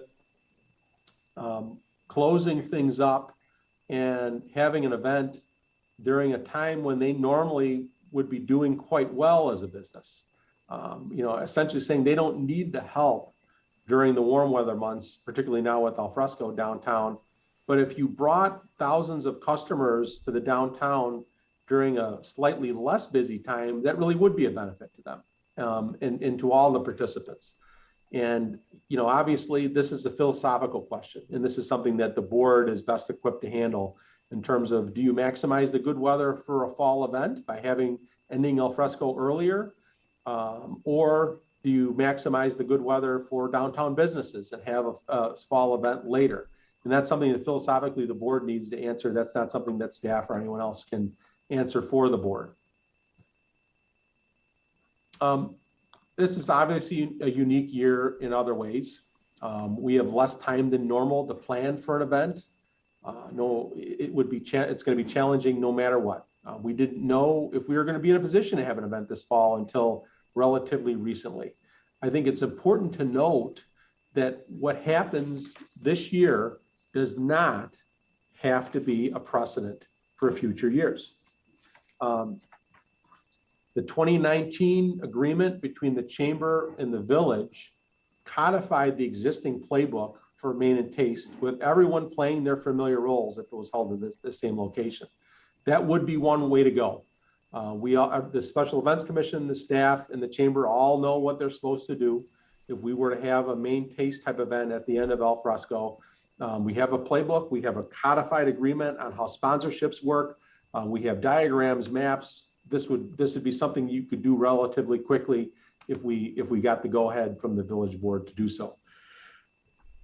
There's many questions for introducing and vetting a new large community event in a transitional year. I know the chamber has indicated they have that preference where they would want to add a third day. They would, there would be questions about the business participation. I know some businesses have concern with such event. We would have to redefine village and chamber responsibilities. We'd have to redefine the cost sharing between the chamber and the village. And we'd have to figure out how to staff that event and how to deal with it. Adding a third day on a Sunday to a special event, one of the things I'll just point out is that village, our labor agreements and rules call for double time to be paid for work on Sunday. So the cost for public works alone to work on this Sunday to staff the event would be about $9,000. And I think that, you again would still have police costs and so forth as well. I don't have those costs in front of me. But the thing to consider is I think it's fair to assume that a Sunday of the event would probably be the least well attended. And so it would be the highest cost day for a day that the community probably would attend the least. And that's something that would give us pause. Not to say that we couldn't consider it, but again, with the short time frame that we're talking about, staff has some concerns about creating something new kind of under the gun in this way. The other alternative is we could acknowledge that this is a transitional year. And, we're working through things. There's a lot of issues that we're working through. There's a lot of uncertainty. And we could do a one-day event this year, just out of acknowledgement of the short time frame we're dealing with, still provide a really nice event for the public that families could enjoy, and then work on something new going forward in the future. So in terms of the staff recommendations tonight, what I'll do is I'll go through these and then we'll see if the board has any general questions on all of these issues. And then obviously, I'm sure you want to open up to the public and discuss it more, and then we can go back to these individually. So number one, we're recommending that the board direct staff to develop a food and beverage tax / annual licensing fee concept to fund Arlington al fresco for Arlington al fresco zone restaurants, non-al fresco downtown restaurants who wish to use on-street parking spaces for outdoor seating, non-restaurant al fresco businesses who wish to use street space in the al fresco zone. Those are all things that we don't have to determine that tonight, but I think we're looking for the board to direct staff to work on such a concept to be discussed later this fall in preparation for next year. Secondly, we're recommending that Arlington al fresco run from the weekend closest to May 1st to the first weekend in October starting this year. Again, this is a philosophical question. This recommendation is based on staff's own kind of analysis, but this is something that the board obviously may have different opinions on after hearing feedback from different stakeholders. 3, that staff and the Special Events Commission be directed to work with the Chamber of Commerce to develop a 2-day rebranded Main Taste Fall Finale type event 1 week after the end of al fresco, whenever you determine that to be, in 2021, using the newly developed 2019 funding and operational plan. Again, we have a playbook. We've all studied the playbook. We know it. We updated it and codified it very recently in 2019. We never got a chance to implement that 2019 plan because it was 2020, and you can do anything in 2020. And I think staff believes this would be the shortest way from point A to point B, and this would not have to be what we would do on a permanent basis. 4, if the chamber does not wish to participate in a 2-day event this year, the board could direct staff to work with the Special Events Commission to develop a 1-day post al fresco finale event 1 week after the end of al fresco. And we would do our best to put something together that would include food vendors, music, all of the elements that our community has come to enjoy at Main Taste. And again, this would be a 1-year event just to provide our community some level of entertainment. And it's something that we're confident we would be able to pull off if we worked hard together.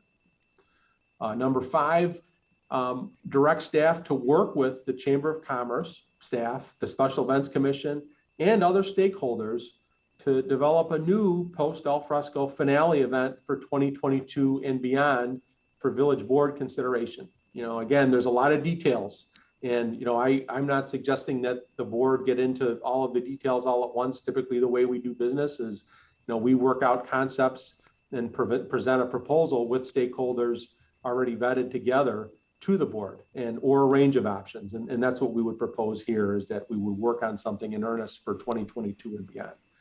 But with that, that's the end of my presentation. I'm happy to answer any questions that the board may have. All right, thank you, Mr. Recklouse. Let me just go ahead and start off, and then I'll turn it over to the board. It's very difficult, as we all know, to try to get various stakeholders to agree when they're trying to advocate their own interests, and certainly understand why they would want to do that. But we've got a lot of very interested and involved stakeholders in these particular issues, and I've been involved in some of the discussions. I know there's been a lot of discussions back and forth between the stakeholders and other interested parties, and unfortunately it's been very difficult to come to some kind of agreement. And so, as Mr. Recklouse indicated, I think it's really necessary for us, rather than to continue on with discussions that really aren't going anywhere, for the village board to make some very fundamental command decisions here this evening. And so I do appreciate Randy's comments in that regard, and I do appreciate the staff's recommendation to try to get us to that point so that we can make a decision that I think is in the best interest of the community. And that's ultimately my concern, is what can we do that's really best for the community as a whole. And so if I'm looking at these various recommendations, I would certainly encourage the staff to explore this food and beverage tax. I think it's a good idea to look at that as a funding concept for al fresco going forward. So I'd certainly be in favor of that recommendation.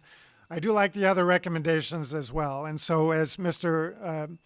Recklouse indicated, what we do this year is not necessarily going to be set in stone for next year or years ahead of us.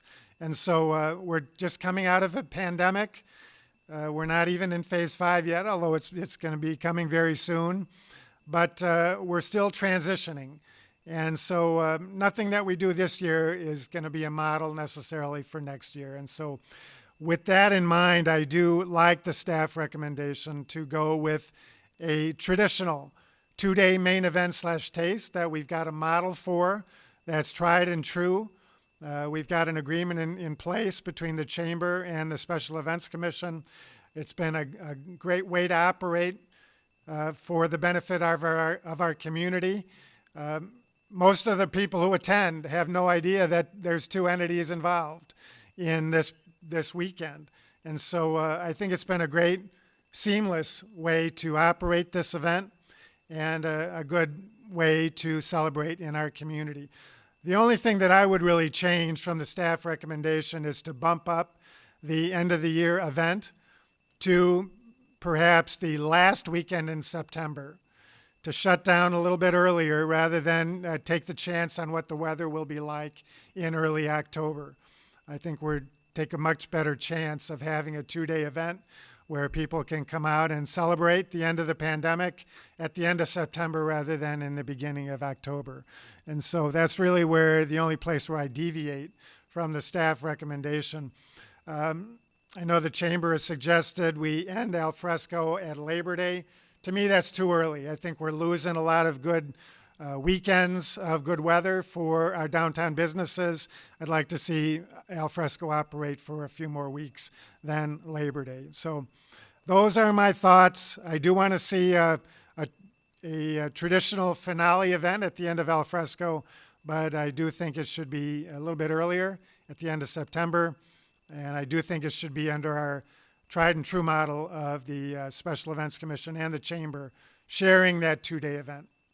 So with that, I'll turn it over to the board. I see Trustee Canty has her hand raised, and so I'll go to her first. Trustee Canty. Thank you, Mr. Mayor.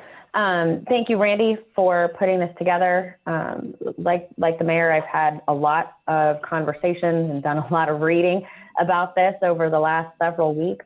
I think we've proven that alfresco is something that sets Arlington Heights apart from some of the surrounding areas and really turns it into kind of a destination spot. I agree with the mayor in looking into a special food and beverage tax, especially if this is something that we'd like to see continue in years to come. And it's feeling like we do want to see this become a more annual affair.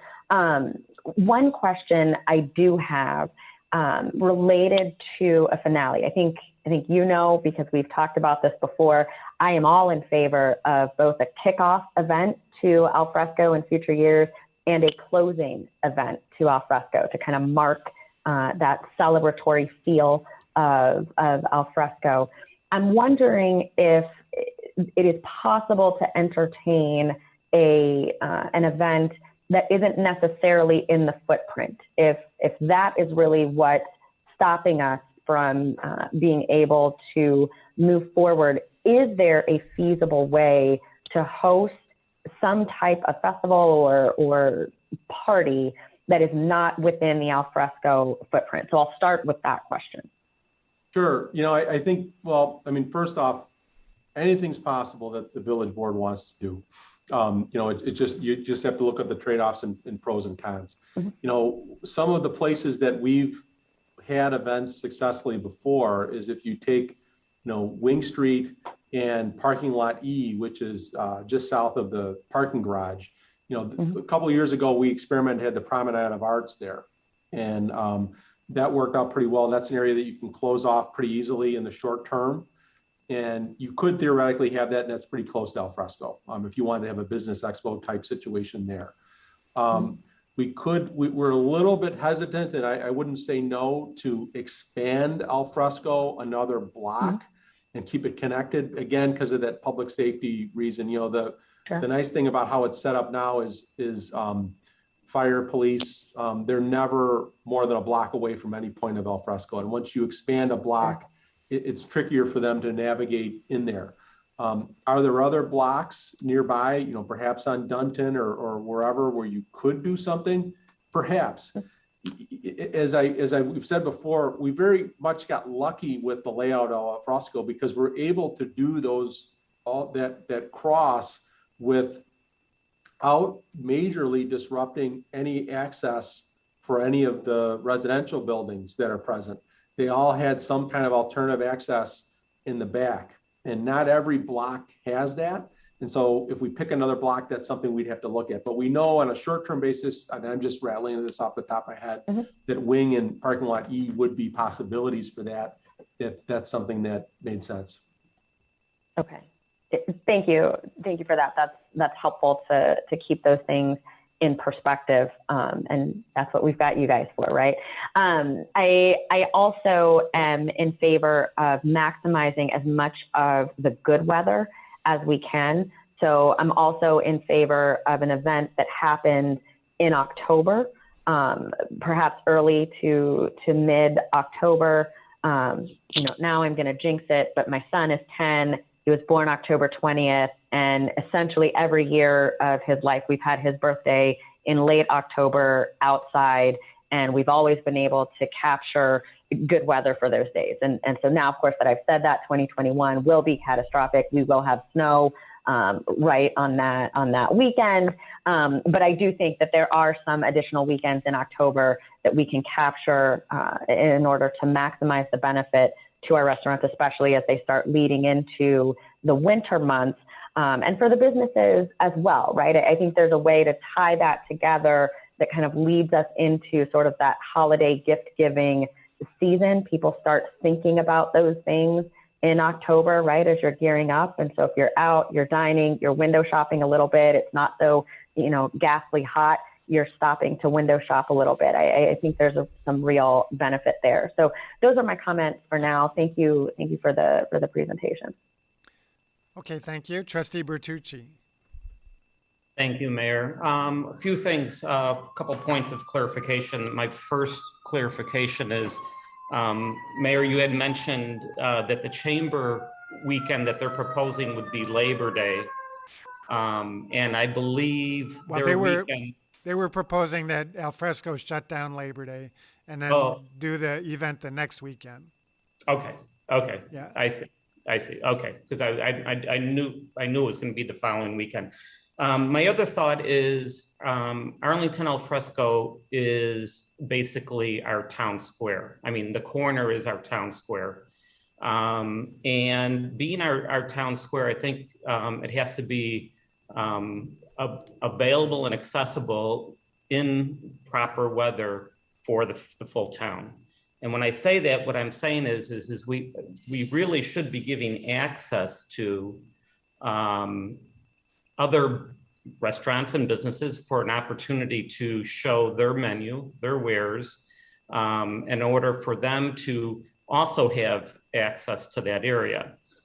So I think we have to kind of take the focus off the village and take the focus off the chamber and put it on two other areas. One is obviously the businesses that are not in al fresco and an opportunity for them, since we spend a lot of money on supporting the al fresco for the businesses that are in the al fresco area. And the second thing is the residents from the entire village that are looking for a block party type event.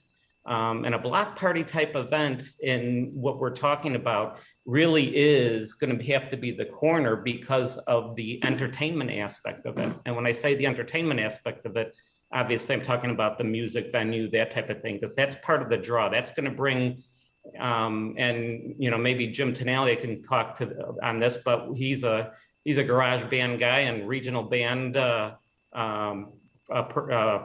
a band.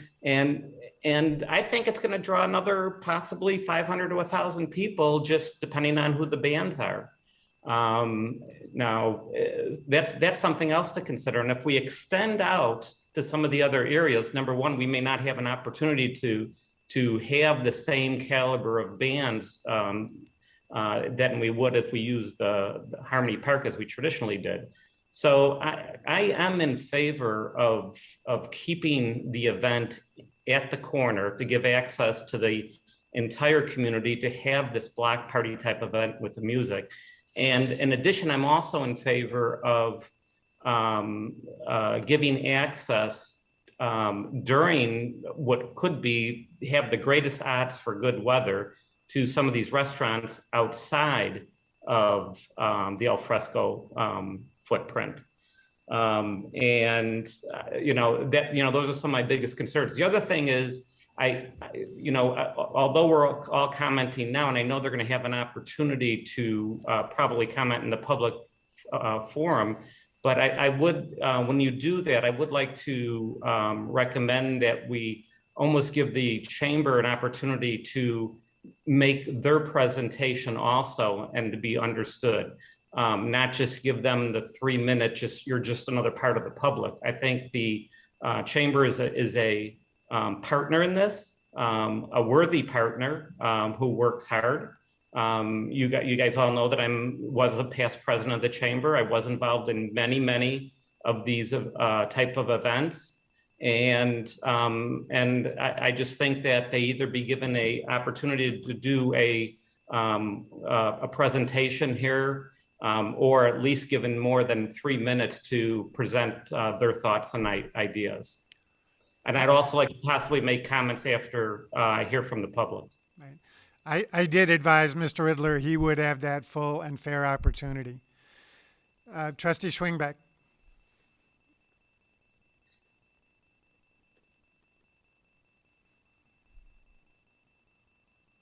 Thank you, Mayor. Randy, I know you and I have talked. I've talked to a lot of the stakeholders. I've talked with the chamber. The thing, I want to talk just a little bit about the weather, and I agree with you, Mayor, that in October, the weather can be very unpredictable. I barely remember what the weather was like last year, other than we had a real nice November. And even going up to Thanksgiving was nice. But I participated in an event the second weekend in October every year for about 10 years in Chicago here. We had some Saturdays and Sundays those years where the temperatures were in the 30s. And then the following year it was up in the high 90s.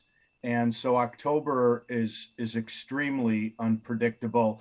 And what I'm really struggling with is I don't want to shut down the alfresco, as you and I have talked many times, because once we shut it down, it's over with.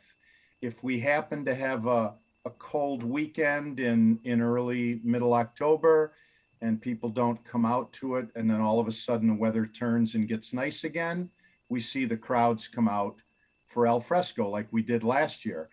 And I'm looking down a list of participants that we got from the chamber for that weekend of the 10th and 11th. And I'm not sure why. I'm assuming because the alfresco zone places didn't want to break alfresco down, but we're missing about 9 of the largest stakeholders that are not appearing on that list.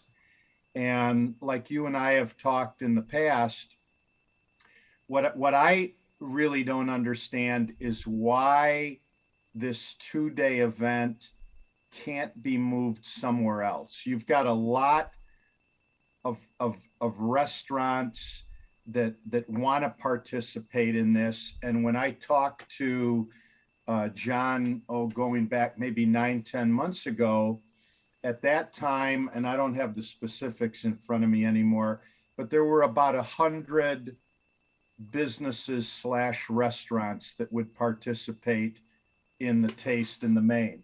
According to his information now, we've got about 50, and of those, there's 13 restaurant vendors. In the past, there were always about 25 or 28 restaurants, and almost all of them were either in the footprint or a block away. So I would really like to see this event just moved somewhere else, give a lot of these restaurants and businesses the opportunity that aren't in the alfresco zone to set up in an event like this, have it somewhere else where we don't have to break alfresco down. There's a big difference, in my opinion, between the alfresco crowd and the main taste crowd. We've got people that want to come down and dine outdoors and enjoy a nice night with friends. And then we've got the largest block party in Arlington Heights. And it's 2 completely different crowds. One is there to eat and dine with their friends. The other one is to grab some light fare and drink and socialize with old neighbors and new neighbors. And I would just like to see it. We've got a lot of room in Arlington Heights. I just don't understand why, and I'm sure we'll hear this later, why the chamber doesn't want to have it in another location other than right in the middle of alfresco. Thank you. Okay. Anybody else from the board? Trustee Scaletta. Thank you, Mayor. I'm going to save a lot of my comments for after we hear from the attendees. But, you know, Randy, I find it a little bit difficult to really answer the first question about the food and beverage tax when there's so many issues that have been identified but haven't been resolved. And so I'm going to list off some of those concerns that have been brought up, but I don't know that have been completely addressed. And then I have another question for you. So, you know, when you set up alfresco, we remove at least 60 parking spaces from the street to accommodate all of the tables in the street. And when you remove those 60 parking spaces, at the same time, you're almost doubling the capacity of the restaurants in the downtown. So, you know, we've always said that the problem with parking in the downtown is a perception one. And I think it was great luck that we had that 2 years ago we agreed to put in this new parking system in the garage that not only tells people how many spaces are available on each level, but also is going to provide us with parking counts. So I think that we really need to get through this summer to better understand whether or not we have enough parking or not. We still don't have the commuters returning back to the garage. So in Metropolis is not open in their existing location, and the ballroom's not at capacity. So I'm really concerned that we're kind of going a little fast on this and trying to determine whether or not al fresco is going to be permanent and how we're going to fund it when we haven't answered that one question. Also, I want to be able to have staff address handicap parking in the downtown because no longer can someone park in a handicap spot right outside the restaurant that they're going to. So I want to make sure that we're addressing that as well. I'd like to see how we're going to handle deliveries. We need to get a better control over the deliveries in the downtown as these trucks are all kind of doing whatever they want. And I know that it's very difficult for staff and the police and everyone to control that, but we need to find a better way of communicating with the restaurants and with the delivery drivers and how we expect them to deliver downtown. We still have these pickup zones of where people can go into the downtown to be able to pick up food curbside.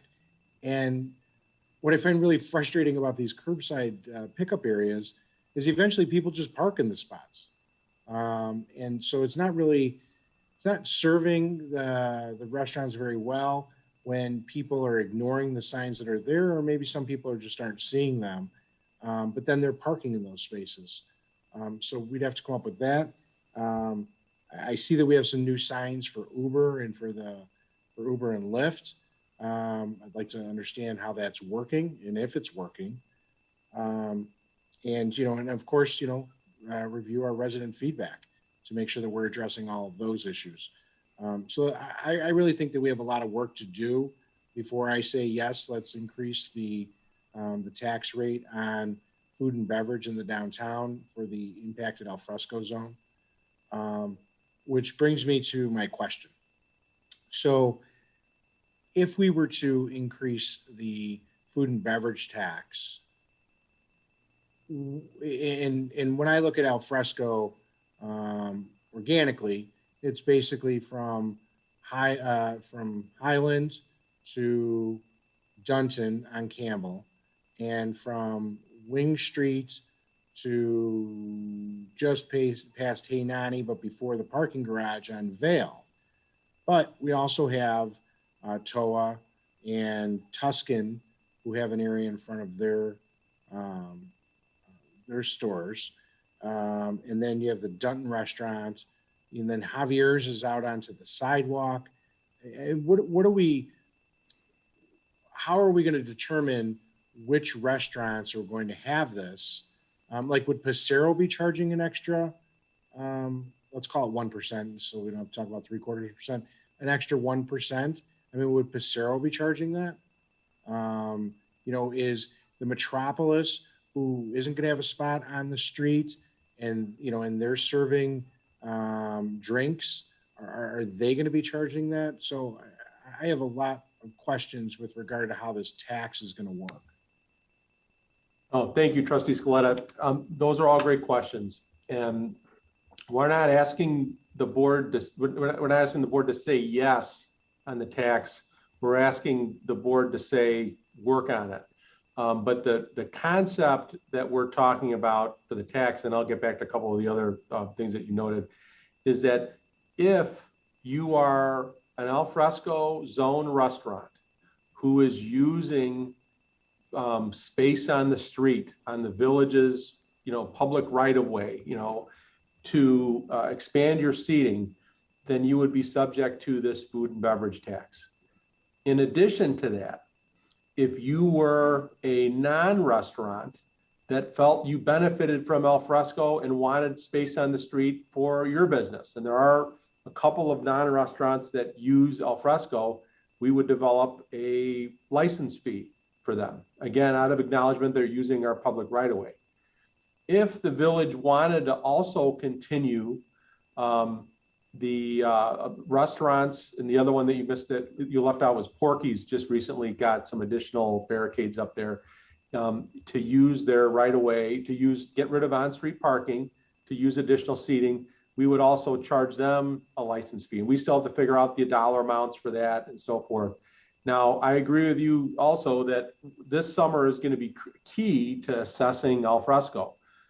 This winter, the board took a vote and indicated that they wanted to pursue al fresco on an ongoing basis. So currently, that's the policy of the board. Obviously, the board can change its mind and change course at any time. But from a staff perspective, if that's the way the board wants to go, what we're suggesting is we think it's good to explore a funding source. The ins and outs and how the funding source would work, and the ins and out of some of these incidental things, like whether we want to allow on-street seating post al fresco outside of al fresco, post-pandemic outside of al fresco, those are policy decisions that we can still make kind of this fall. And so we want to know if we should go down the road of exploring a food and beverage tax and putting some thought into that for discussion later. That's really what we're looking for tonight. We're not looking for kind of endorsement of that idea, but just kind of the green light to pursue it. Okay, I would be supportive in you exploring it, but I would hope that we receive answers to the questions that I posed, along with many others that maybe I didn't mention. But I want to make sure that that tomorrow's headline is that the board wants to increase the tax in the downtown to support al fresco, when there's a lot of issues I think that we need to address to make sure that this is something that is going to be permanent in Arlington Heights. As I've said before, I think that al fresco is a great brand for us. And some of the, there's not many things that came out of COVID that were positive, but this is one of them.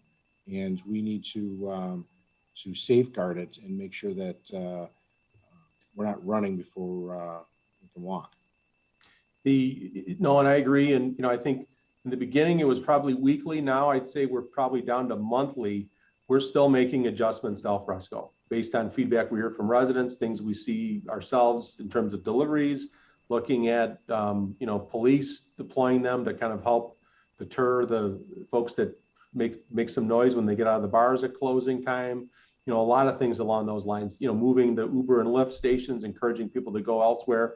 There's still a lot of moving targets. And as we get into more and more quote unquote normal times, I agree the impact on parking and other things under normal circumstances have become more evident, and will force us to reconsider some of the things we're doing now for sure. My last comment on that is that I would hope that that staff starts to, or that while staff is putting together a plan of how this would work, that there's great discussion that takes place about people kind of opting in and out and when you would be able to do that. Because we're talking about sales tax revenue, but we're also talking about people who may say that, yes, they're interested, or say, no, they're not interested. And then all of a sudden, as you get closer, then they are interested. I mean, I think that, it has to go according to our fiscal year of whether you're in or you're out.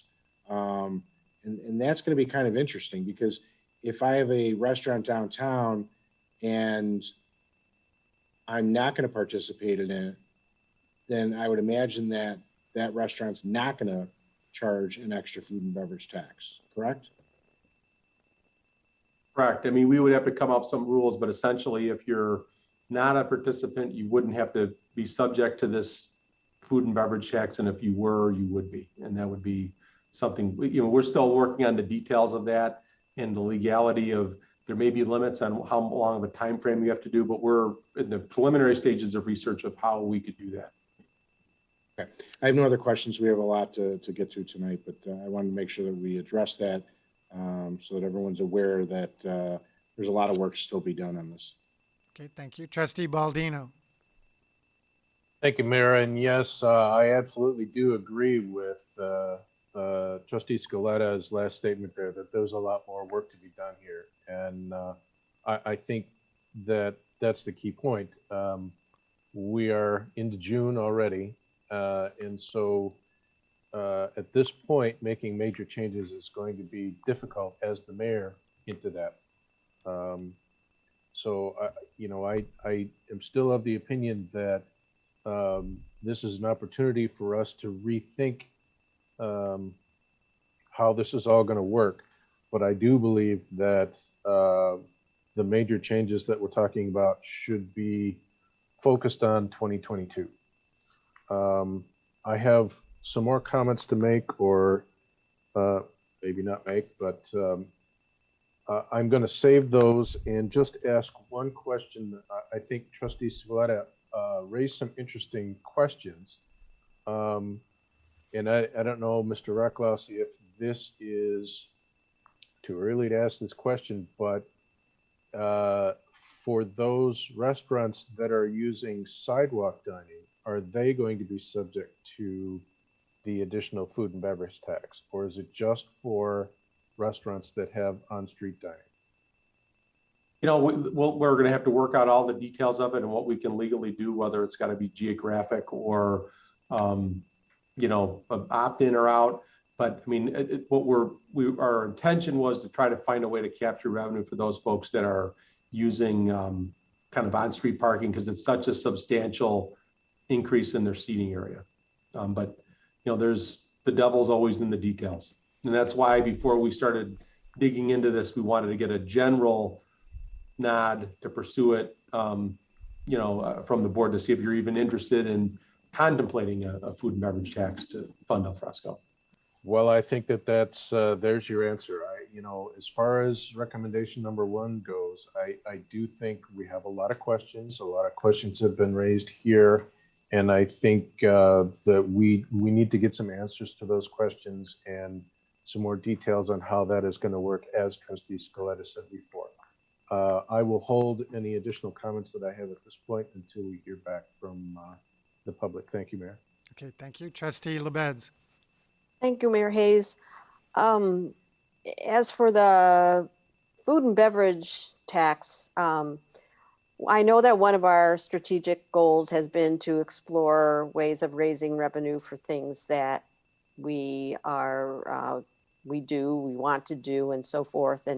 And I do think that the exploration of this is definitely, important. But I agree with Trustees Baldino and Scaletta that there are a lot of questions. And one of the questions came to mind when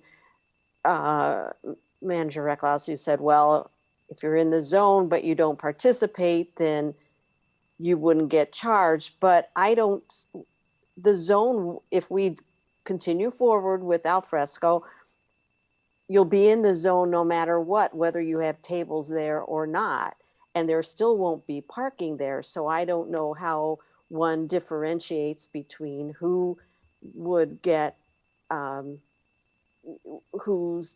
charged those taxes or the licenses, and who would not. So that's a question that I don't quite follow, and so on. So that definitely is part of the exploration. If you're there, you're there. Those parking spaces aren't there, no matter whether you have tables there or not. And then, one of the things also that I'm kind of wrestling with in terms of what we're doing is the fact that we're only finally going to be in phase 5 in the end of this coming week.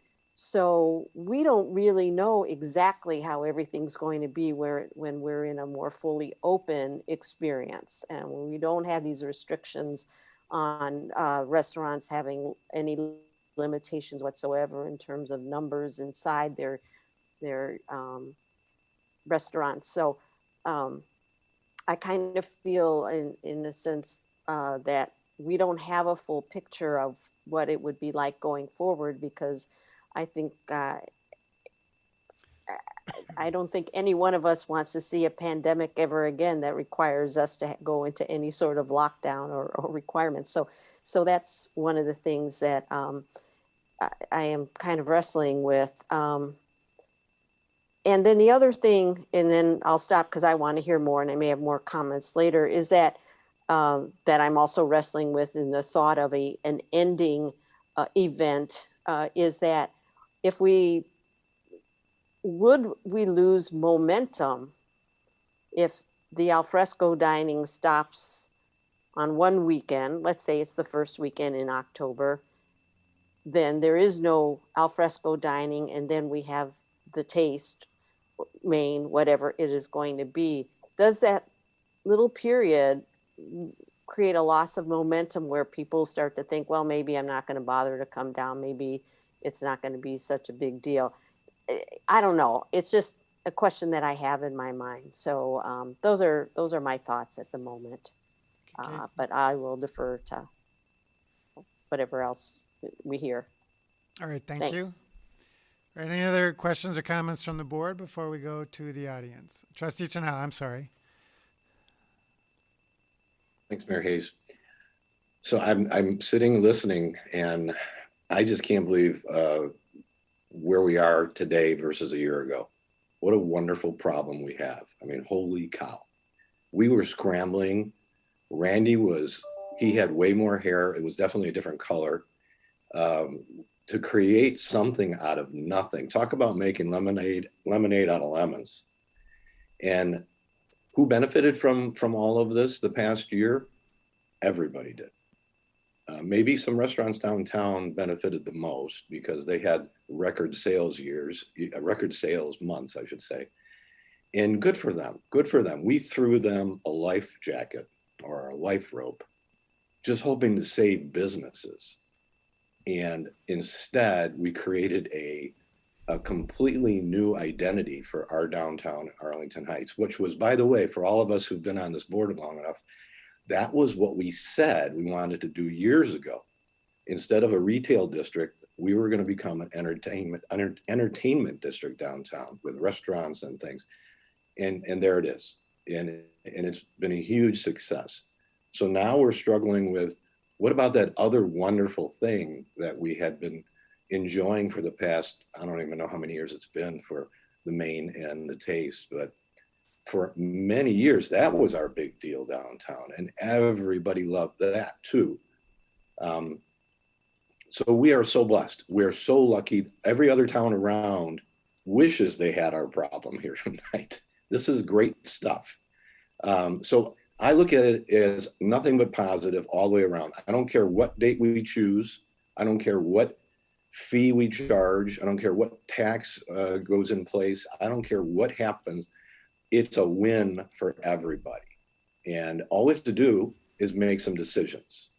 And so I'm going to give you a couple of thoughts on what my wishes are. Number one, I don't want to see the taste of Arlington out of the zone. When I was a young kid, there used to be a bar on the corner there called the Vale Lounge. It was a biker bar. Robin remembers it. She hung out there all the time. It was crazy, crazy. And you know what happened? It burned down. And then you know what happened? A bunch of really smart, wise people on this village board bought that land and turned it into our square, our park, our wonderful downtown gem. And a lot of people had no clue, what the heck are we doing with that? Getting rid of retail space, because back then it was stores and so on, right? And putting a park there. Why would we want to do that? But we did it. And it's this great space that we use for all of these wonderful events. And right now, the past 12 months, it hasn't been used for anything like it should be used. No concerts in the park on Wednesdays or Thursdays. There's nothing going on down there because of a pandemic. And now, as of this next week, let's say, we can again. Why would we not want to do that? Why would we want to put a wonderful block party, the best block party anywhere around, in a parking lot somewhere? We have this space that we paid a lot of money for to make it into this wonderful space. I want to see it there. So for me, it's all about weather. When is the right time to do that? Should it be in September or should it be in October? who gets to use that space.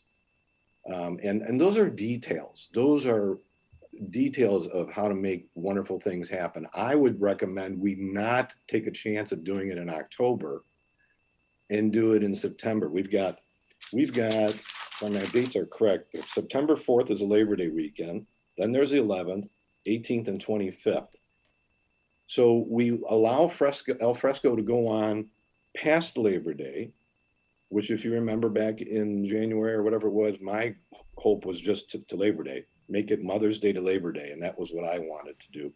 But let's give it to them a little bit longer. Let's go to the 11th or maybe even the 18th, but let's have this big cultural celebration, the end of summer celebration in September down there. That's what I would prefer to do.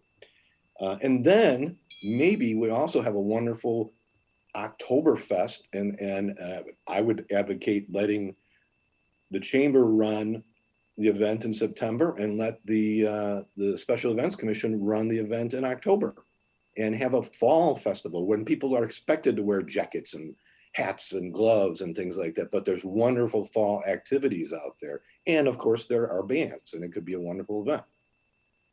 So I could go on a long time about this, but I think number one, we're blessed.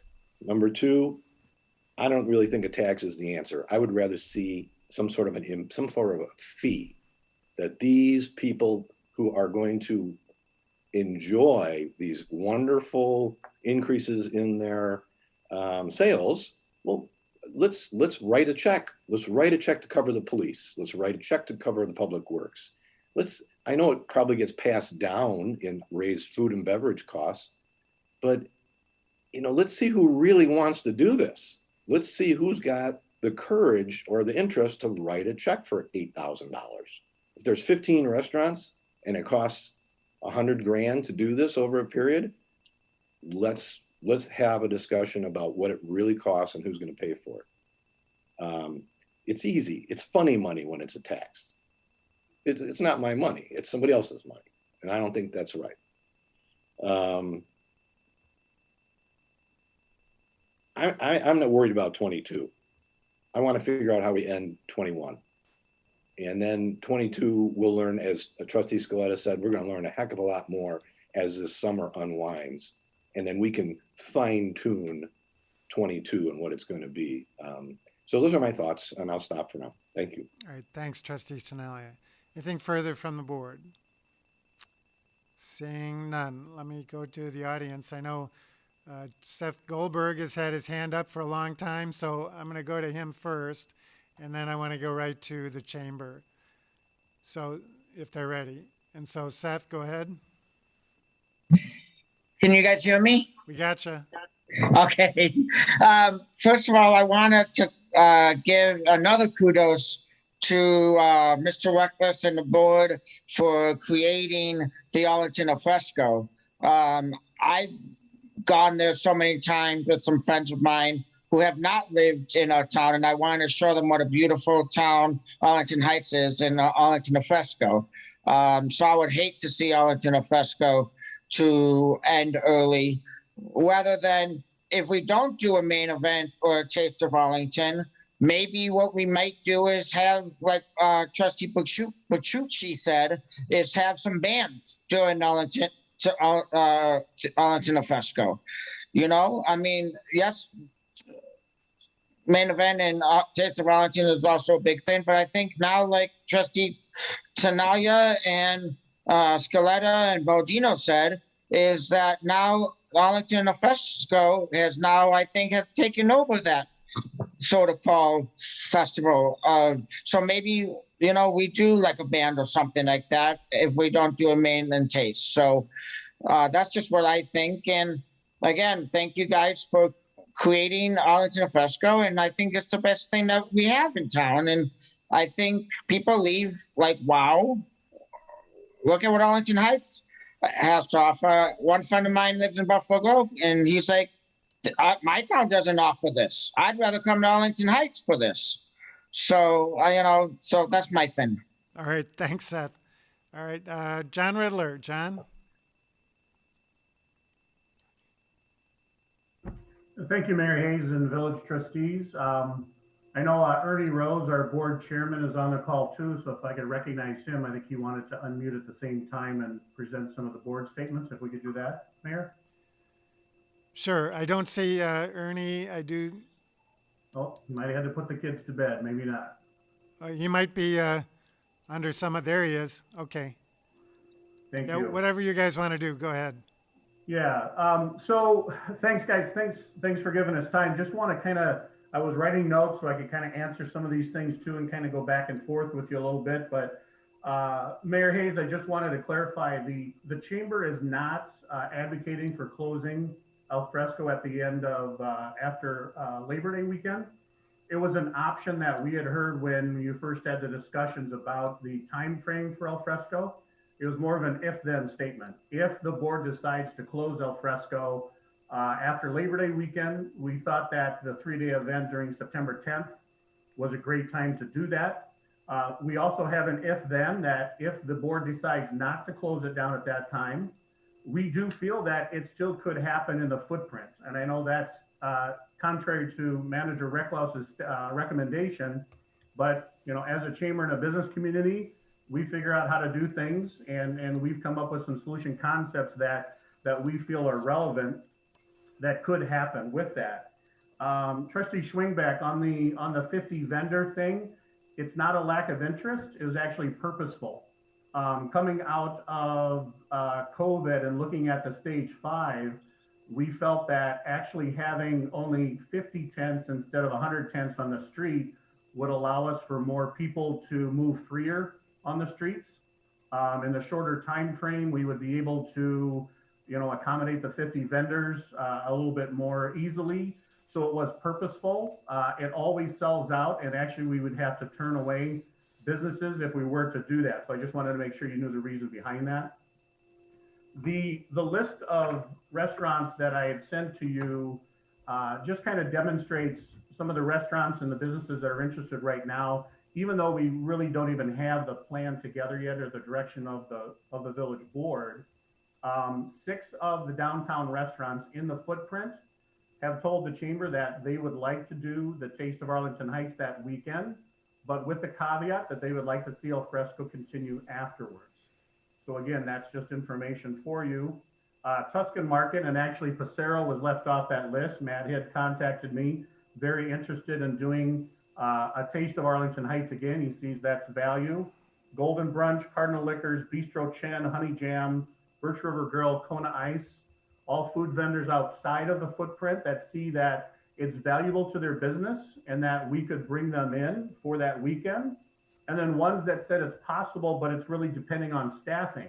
That's something that we haven't talked about too much tonight too, is you can create all the al fresco space you want, but when we go back to phase 5 and people want to be indoor and outdoor, restaurants downtown already in the al fresco area have been choosing how to staff, whether it's indoor or outdoor, and some of them just finally, did their outdoor space because of staff, and actually because they've been really busy inside.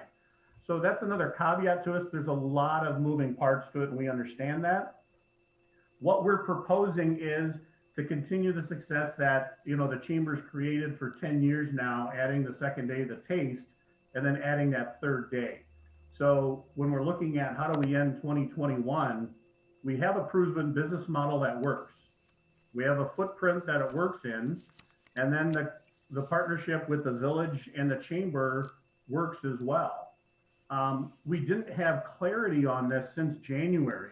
So the chamber has been working behind the scenes, and I need to let the board know is that you can choose another weekend in September or October and think we can do that, but the resources necessary to do this type of event might not be available that weekend. We have a hold on the stage lighting and sound, the company that we normally use, for September 10th and 11th. We have a hold on some headliner bands for that weekend because all the other communities are planning their events and they're getting booked up and they're not available. And we also have a hold on Arlington Rental on rental equipment for tents and everything that we need for that as well. So that's the other part of this, is that you can say, let's do it this weekend or that weekend, it's going to be very difficult then to put those resources together for one of those weekends because they are booked. Now, can we look into it? We can. But I'm telling you right now that the weekend of September 10th and 11th and 12th, we do have those resources on hold at our disposal if you decide to move forward with it. The reason we feel that it can fit in the footprint also deals with the idea that we were purposely just looking at 50 vendors instead of 100 vendors. What we're proposing is we've got an RFP from a moving company to come in and just pick up the tables and chairs that are on the street, not on the sidewalks, just on the street. They'll pick them up on Thursday, September 9th. They'll pick them up, store them, bring them back on Monday, and reset them. Very short time span for that extra time of al fresco seating or al fresco dining on the street. We are also proposing that the restaurants can keep their al fresco dining on the sidewalks. In years past with the taste, restaurants have had their tables and chairs on the sidewalks and people dining on those. What you can do with the fencing does not have to be put into storage. You can move it up onto the sidewalk, define the sidewalk as the limited al fresco space for this event, and by having the extra space in the street with limited vendors, now you have the entire crowd in the street. Now, anybody who's been at the Taste for many years, to get around somewhere, you took the sidewalks. You knew how to take the sidewalks because it was hard to get through the people in the street. We can have those be al fresco dining and create more walking space in the street. And then after it's done on Sunday, then we can get this back to al fresco for however long you want to run the event. It's doable, it's possible. The RFP for the moving company was only $5,000. So it's not that much more money to look at what we're doing here. Now, we also talked about some of the public works involvement. Chambers worked with the Public Works Department for the last 10 years. These guys know our routines. 2 weeks before the event in years past, just 2 weeks before, we would sit down with all the departments of the village and lay out the layout and look at everything's going on because they knew the chamber's structure and best practices were in place, and we launched it and had it ready to go. I was on the street every morning on Friday morning with the Public Works Department, and that's when the electricians started hooking up our tents and getting it ready for our restaurants. We were open by 4 o'clock that afternoon. So I'm not sure where the 3 to 4 days on the electrical part comes in. The planning part behind the scenes, getting ready for it, makes sense. But Friday morning, they're hooking it up and we're ready by Friday afternoon. So I have every confidence in our Public Works Department that we could make this work, not only in the footprint of al fresco, but also if you decide to continue to launch it afterwards, it can be reset very easily and very cost effective. The Chamber's also proposing, because in past years, the Chamber's taken on more expense of this event because of how it benefits our business community. The Chamber's expense in 2019, just for the rental equipment and operations, was $42,675. $33,000 of that was added on to that for just our staff time because it took 8 months to plan this event. We have as much buy-in financially as the Village of Arlington Heights does. So when we're looking at something like this proposal, there's also a cost risk factor for the chamber. And moving it to a month where the weather is more susceptible to not having a good crowd or being rained out, it doesn't make sense profitability wise and even for our vendors. So that's why, again, we keep looking at the September date. It's not easy to push it when you have this many stakeholders and this much money involved to be able to have that type of event sitting in there. I've been working this event for 15 years. I know how to get it set up. I know where the volunteers are together. I know what we're doing with the village staff. So what the chamber is also proposing is that in normal years, the village would pay for the 1 day on Friday of the stage lighting and sound, and also the entertainment. So the chamber's proposal is that if we do this just with the village, we're looking at taking on that expense, which frees up anywhere from $12,000 to $16,000 in the village's budget that can be used for moving the equipment out, the extra day on Sunday so that we can have a celebration of culture event, and then actually tearing it down on Monday, not on Sunday. We don't have to tear it down on Sunday. It can stay up on Monday, and then you're not paying double time for the village staff as well. So we've gone through a lot of these details because that's what we do. We're problem solvers, solution driven. We look at the common thread issues, and we work with the businesses. We know that there's restaurants that don't want this to happen in the downtown footprint. The reason why is because you're giving them free outdoor space, which is great. But I think what government has done during COVID, it's actually put businesses in a position where we stop looking collaboratively with each other and they're only out for themselves. And we have to be careful of that. And this is an event that we can pull people from the north side of town and the south side of town to get the benefits of the downtown footprint. Many of these restaurants that I mentioned are from the north side and the south side. And why is the chamber wanting to do this? I can tell you right now, this is a lot of work. You know, there was a lot of volunteers we worked with at the first couple of years that the chamber purchased 25 tents, 10 by 10s, and 20 10 by 20s, because we wanted to keep the vendor fees as low as we could to benefit the businesses. Well, guess who had to tear those things down at the end on Saturday night? The chamber volunteers. And 2 and 3 o'clock in the morning, we're at IHOP having breakfast after being, tearing this thing down, because we're trying to save as much money for our vendors and our businesses so that they can have an event like this. I know we mentioned the 2019 funding option plan with the Special Events Commission.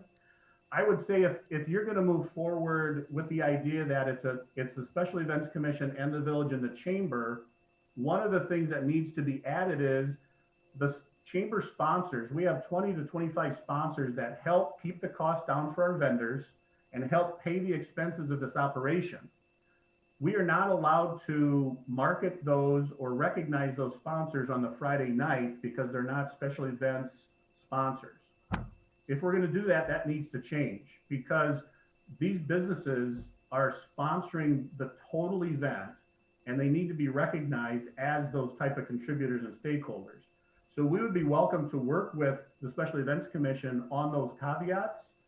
That's been the sticking point as we look at what we've done in the past. And if it's directed by the board, I think that would help a lot.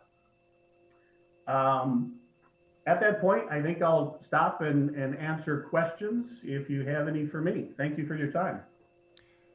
All right, thanks, John. Did Ernie have anything to add from the chamber perspective? Did he pop yes, on? Thanks, Mayor.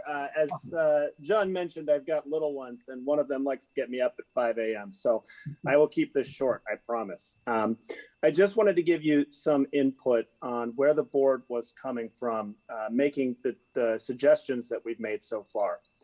Our board includes 4 downtown Arlington Heights businesses, and we've done our best to seek further consultation with other businesses in the downtown area and outside. And I know not every business is in favor of running an event like this, whether it's in September, October, or some of them November. They would rather al fresco run year round. And there's a couple reasons we think this is a better model. First, a lot of our businesses have really suffered. Some didn't, some did well, but we've heard a lot from our businesses, particularly outside the downtown footprint, that they would welcome an opportunity to get downtown. And they want to utilize our public spaces in order to do so. This is the best opportunity to do this.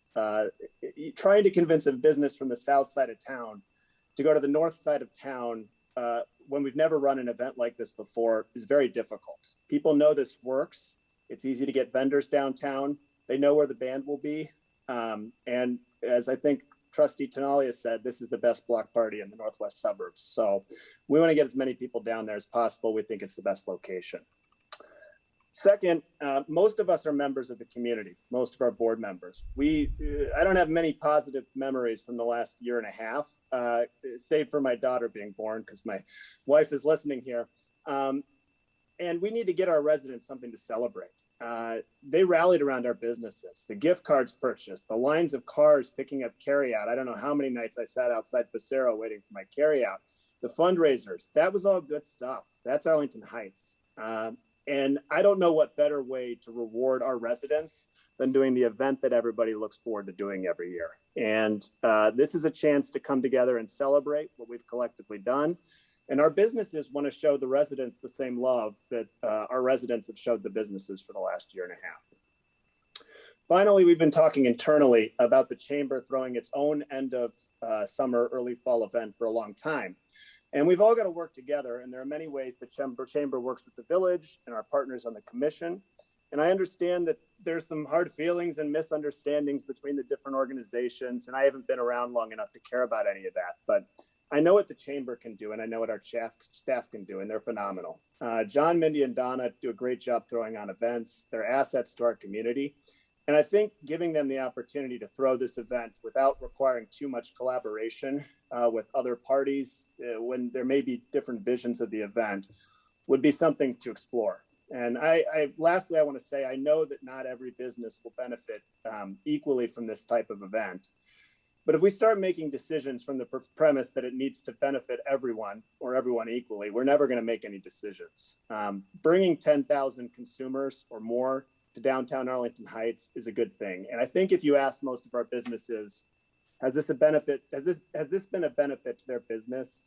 They're going to say yes. The feedback we're getting overwhelmingly from our members, with some exceptions, but overwhelmingly from our members, is that this is a good event for them, and it's a good event for Arlington Heights. Thank you. All right. Thank you. I do want to go to the Special Events Commission next, and I see Lori Mitchell has her hand raised. Lori, as the president or the chairperson of the SEC, please give us your comments. Thank you, Mayor Hayes, Randy, and the village trustees. Thank you so much for working with us for the last 6 months to try to work through this new and evolving concept. You have our proposal. It's in the agenda here as well. So we just really wanted to reiterate that, we're here, that, the Special Events Commission is here and ready to get back to work on live events. No one is more anxious than this group of 13. We've been putting on the main event for the past 20 years, and we are very anxious to work on an end of summer alfresco event with the village, the chamber, and any and all other interested organizations or parties in order to bring back the fun that we've all missed for the last year to 18 months. So I'm sure that things that have happened in the past can be worked through. I think the 2019 document was referenced as just a starting point. We're happy and willing to revisit any and all points and come up with whatever will benefit the group as a whole. So thank you for letting us speak our turn, and look forward to hearing back. Right. Thanks, Lori. We appreciate your flexibility on this. And next, let me go to, is there anyone else on the Special Events Commission first? Lori, or were you the spokesperson? I know some of my other fellow Steve Fromm and Kevin Seifert may still be on.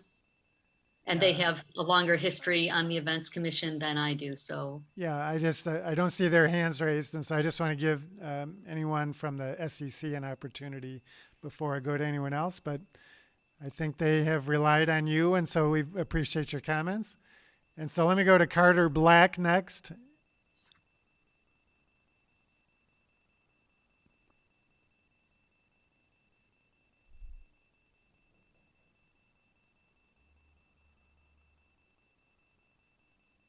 Okay, thank you. Thank you, Mayor. Thank you all for your service to the village. And I know this is, we're almost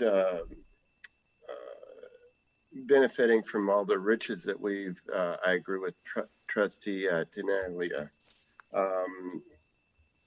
Alfresco's been fantastic. I heard this proposed, and when I started experiencing it, it was incredible. My wife and I were golfing up at Buffalo Grove Golf Course, and this Buffalo Grove couple, our age, senior citizens, said, "Oh, Arlington Heights, you've got alfresco," and apparently they go there very frequently. So I think this has been a fantastic thing. And I certainly enjoyed the taste in years past. I think giving our alfresco as much time as we can because it attracts people from all over. And I think it's good for our village and good tax base for us. And I would extend it as long as I can, on both the spring and the fall. And thank you. All right, thank you, Mr. Black. Next is Jim Memolo.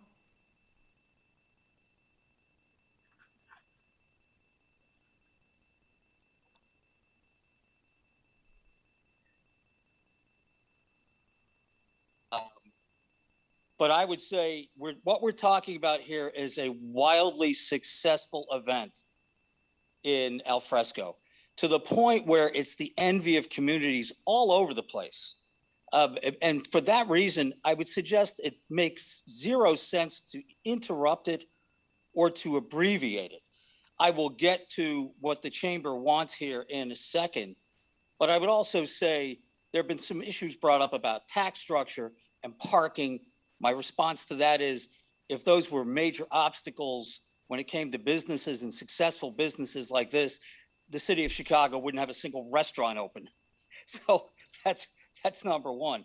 When it comes to what the chamber wants, I would say it's a bit presumptuous of them to have organized and invested in the kind of breakdown bans, whatever their investment was in a particular weekend, when this issue had not been decided, number one. Number two, I do agree that they should have some kind of event. Number three, I think that the idea that maybe it happens at the end of September or early October is a tremendous compromise for all involved. It allows us not to interrupt alfresco, again, wildly successful, while also giving the chamber their event at a time that they can still draw people. The expression Oktoberfest has been mentioned.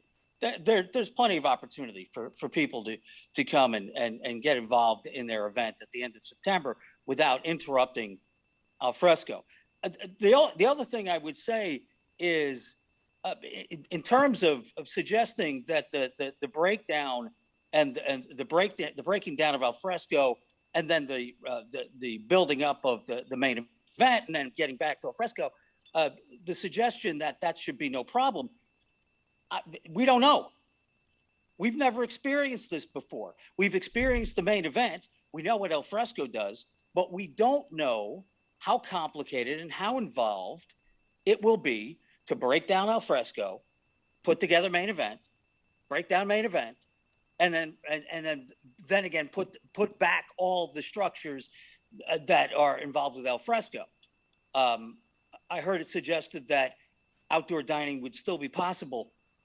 Maybe.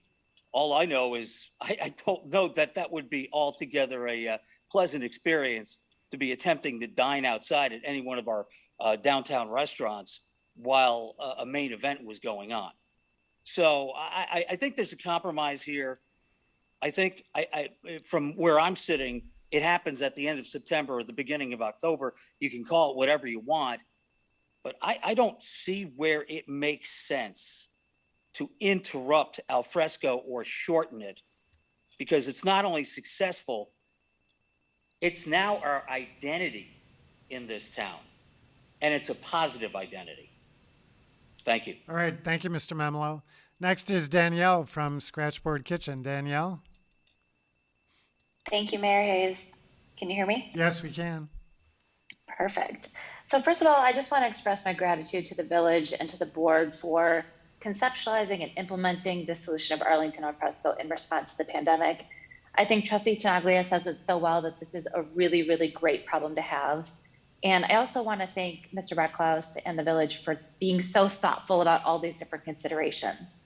I think there's a lot of different thoughts to consider, and I think everyone kind of sees this the same way, that the momentum of Arlington alfresco is really just beginning. As someone who is kind of boots on the ground and talking to guests and asking people where they're coming from and what brought them to alfresco, I'm hearing every single week new guests that have come from 30 minutes away, 45 minutes away, from the city, from Mundelein, from out west, from south. I think we're drawing in these big crowds of people, And I think that this is really just kind of the beginning, and I think it's going to continue to snowball. So I think there's more momentum there with Alfresco, and I think that we're just kind of seeing the beginning of it. I also want to point out that we have guests that want to sit outside and are willing to wait 30 to 45 minutes instead of being seated inside right away. And we're seeing this continuously. We saw this late into the fall last year. On the flip side, I think that the taste is really important. As both a resident and a business, I see a lot of benefit in the taste or some sort of similar event. What I will say, though, is that I love the suggestions from Trustee Canty and from Trustee Schwingbeck to maybe put this as an adjacent event to Alfresco so that we don't interrupt the Alfresco environment, and so that we can keep Alfresco going as long as possible. If we do have good weather into October, every single weekend counts in terms of sales, and especially as trying to make back, what we lost throughout the pandemic.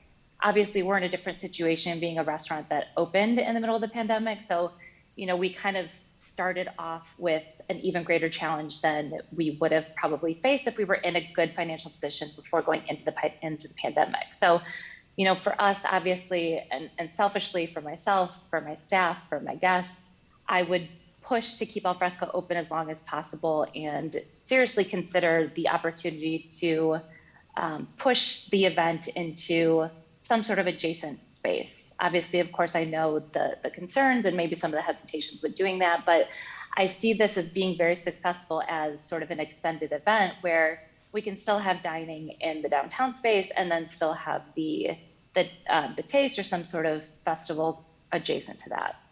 So just my 2 cents. I think it's tough, and I really, my heart goes out to you guys for trying to make these decisions and accommodate all these different perspectives. But just wanted to add that additional kind of boots on the ground perspective. All right, thanks so much, Danielle. Next is Larry Robotos.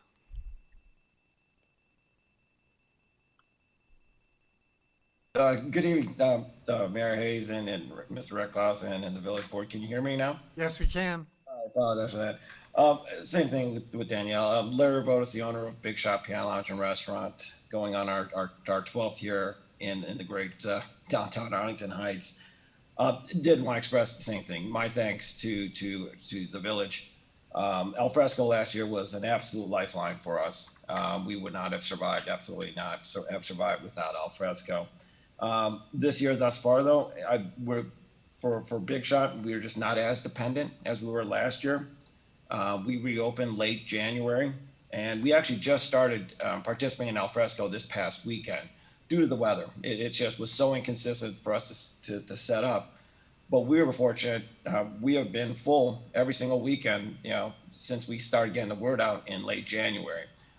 Maybe my patrons are a little bit different than everyone else's, but they've absolutely, have such strong support. They've come inside, they've dined, and they've drank. So for us, we have not been as dependent as Alfresco. Love it. I think it's an absolutely great having that outside dining, as people do absolutely enjoy it. But that's where we are with Big Shot. I want to talk more about, we've been the fortunate ones. The downtown Arlington Heights restaurants have absolutely been the fortunate ones.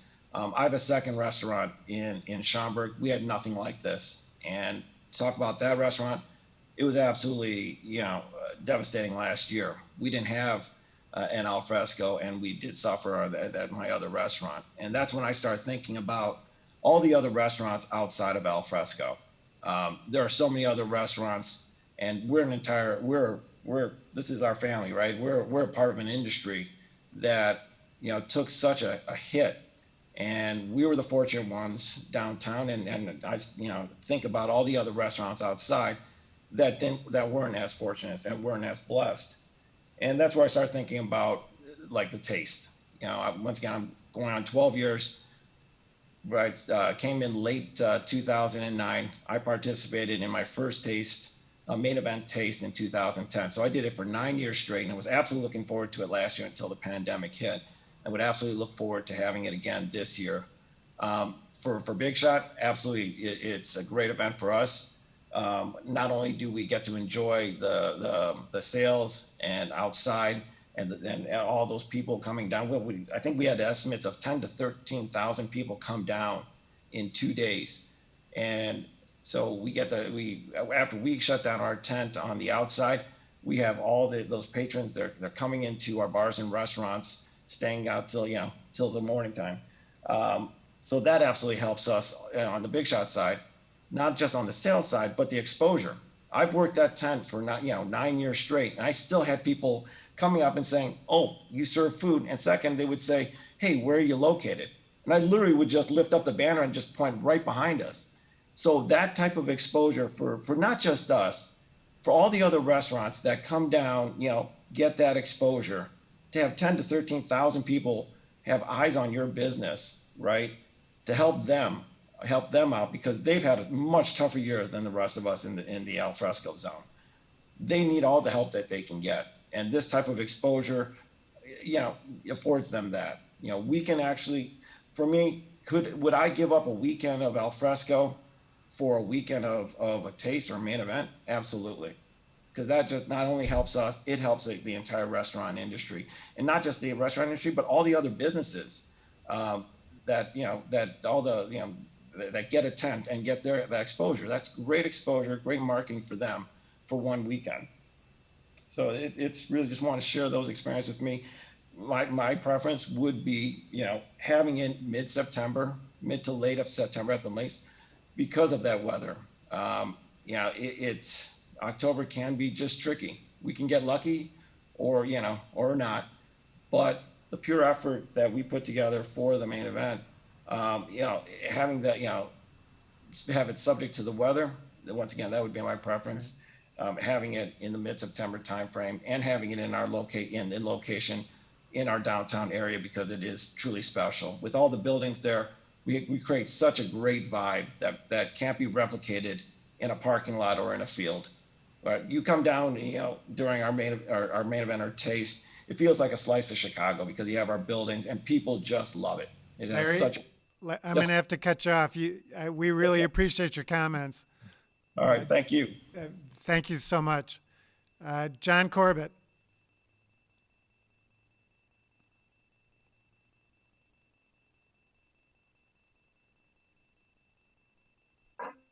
Tom, I'm going to pass, as the other members of the chamber have already commented. Okay. And next is Chip Brooks. Let's see, unmute. There we go. How are you guys doing? Thank you very much for taking all the time on this. It's very nice of you to do this, and I know it's getting late, so I'll try to be quick. The position.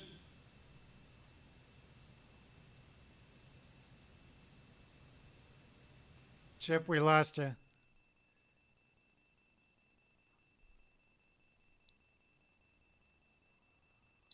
There. Can you hear me now? Yeah, we got you. Sorry. I was saying that the owners of Shaku, Lataska, and Armands have asked me to say that they agree with these positions generally, although I'll respond to some of the things that have been said here. And I think also the owners of Cortland's and Peggy, the great Derek Hanley, who I hope will speak later on, I think they agree too. Basically, just to go down the issues that are before the board, for us, it is really a huge advantage to have al fresco, and for Hainani in particular, the taste kind of puts us out of business for a weekend, probably impacts us more than anybody else. But we agree with the staff logistically that it would be extremely difficult to tear down al fresco and put it back up without, in a reasonable time frame that doesn't wreck our business, and without doing damage to our furniture, our heaters, and our landscaping. I don't see how that can be efficiently done, although I know the chamber's put a lot of effort into trying to figure that out. Second, for all of our businesses, the ones that I mentioned, and I know other people have different views, extending al fresco as long as possible is the most advantageous thing. We saw in our sales in October of last year that the alfresco concept still had a lot of power, even in October when the weather wasn't consistently good. We saw it again this spring. We had a very cold late spring, and yet alfresco for us and for a lot of the other businesses gave us record spring sales. Now, I know everybody wants to look at the record sales that we got on some months from alfresco, but I want to remind you that Hainani had to close for over 4 months last winter, and we lost hundreds of thousands of dollars. So we're just trying to keep it going here. It's not we're not into bonanza land yet. So for that reason, the idea of ending alfresco in early September or late September or early October is just an idea that will cost us and other businesses hundreds of thousands of dollars in revenue. And before you cost us that, I'd just like you to think about it carefully. I know people keep talking about businesses outside of the downtown area. Two things about that. Our businesses in downtown, we're there because we paid for spaces downtown. We paid taxes for being downtown. When we were on a Zoom call with the chamber on Thursday, I think they said that there were 7 restaurants from outside downtown that might participate in a taste. So we're not really looking at helping a lot of businesses, but I agree that if we can find a way to help those businesses, we should. I've got nothing against that.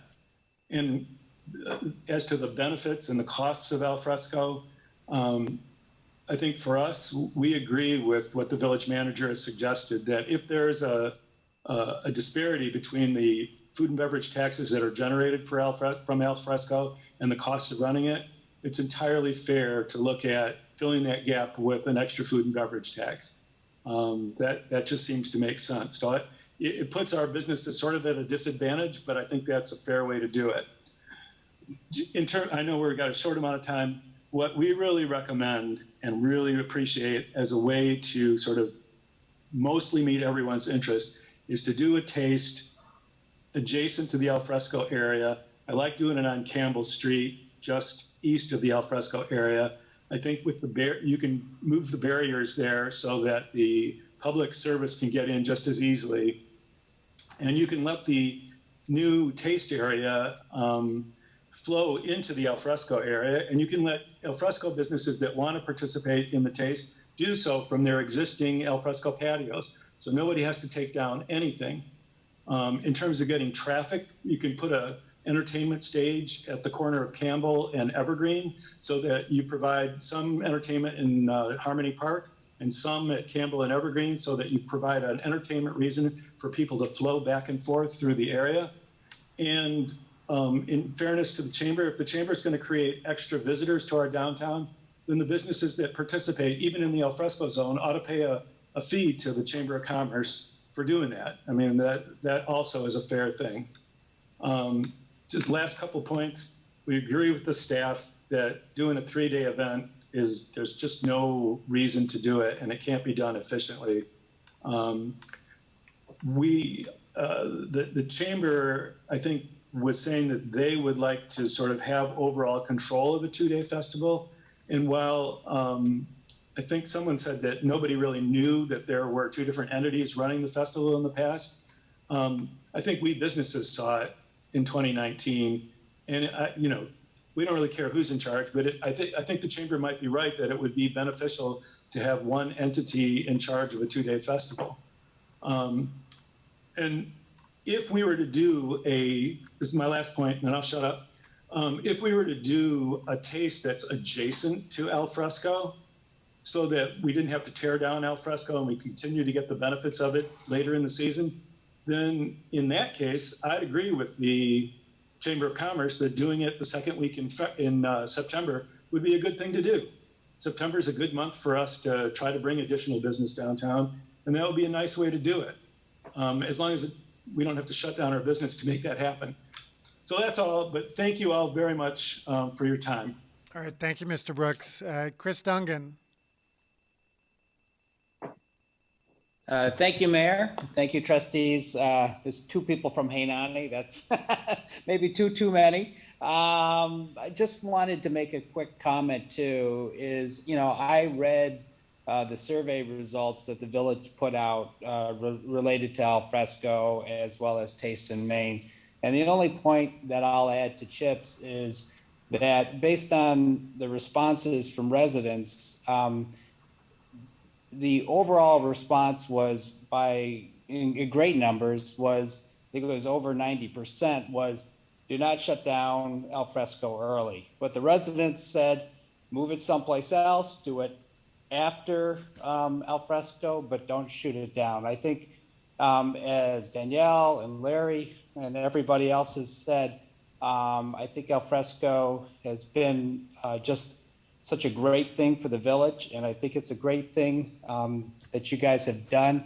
And as Chip has said, it was definitely a lifeline to us, or as the chamber said, it was we were thrown out a life ring to hold on to, but we're still not on shore yet. I mean, we've had some good months, but we've been closed. Who knows what's going to happen this fall or winter? Hopefully, we come out of this thing great, but the future is still a little bit unknown. So I just want to, again, thank the trustees for, and Randy and his staff of making al fresco happen. But I think what the residents really want is to continue al fresco as long as possible. All right. Thanks, Chris. Next is Steve Fromm.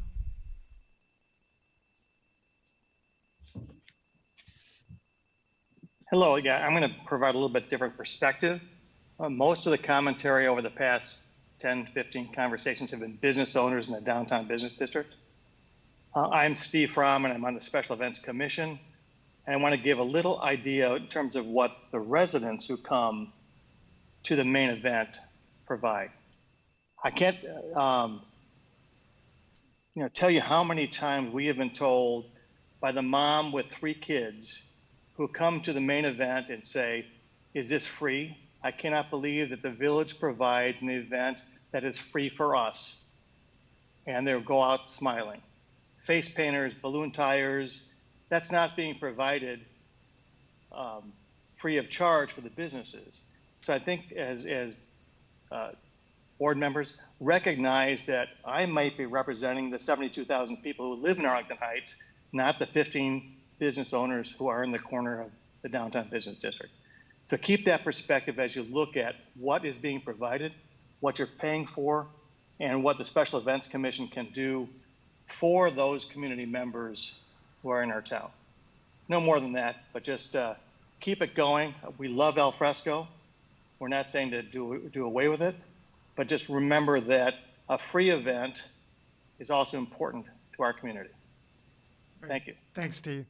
Next is Eric Lampkins.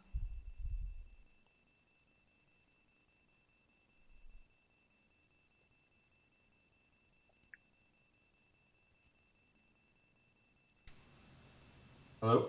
Go ahead, Eric. All right. Hi, thank you. I want to thank everybody, of course. Appreciate all that you guys do. I really do. I'm going to start by prefacing, I know many of you on the board know who I am, but I need to clarify certain things. So first, my wife owns Kilwins. That is her business. I am only there as a cook. It is her business, and I just work for her. Second of all, I own a company called Stone Soup 3 Marketing, located here in Arlington Heights. That is my business. That is my primary business, and that's what I do.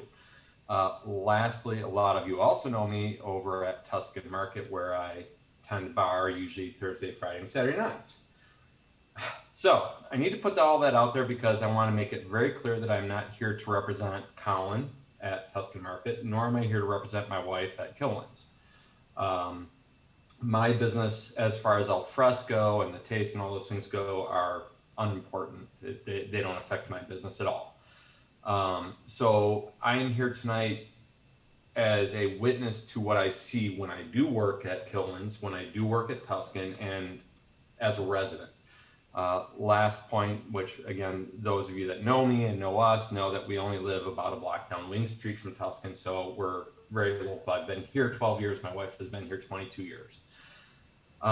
With that said, I personally would like to just add in my comments, as everybody else is here tonight doing, which is I think it's important that everybody step back and look at al fresco and remember that al fresco was built out of necessity because of a pandemic. Personally, I love al fresco, and I'm not saying it's a bad thing, but the concept of letting it go too long or starting it too early should be really analyzed after the pandemic is over. I know, we've had people chip who said, oh, my business did great and much better, with al fresco, and I understand his point of view. But what I can tell you, while making fudge in the front window of Kilwins for the entire month of September and October, nobody was sitting outside at Salsa. Nobody was sitting outside at Carlos. And Scratchboard was about the only company that I saw people having breakfast at least. And I think once this pandemic is over and people have the choice of eating inside or outside, al fresco is moot when it's cold. And therefore, the options of do we really need to keep it going too long or starting it too early become in question.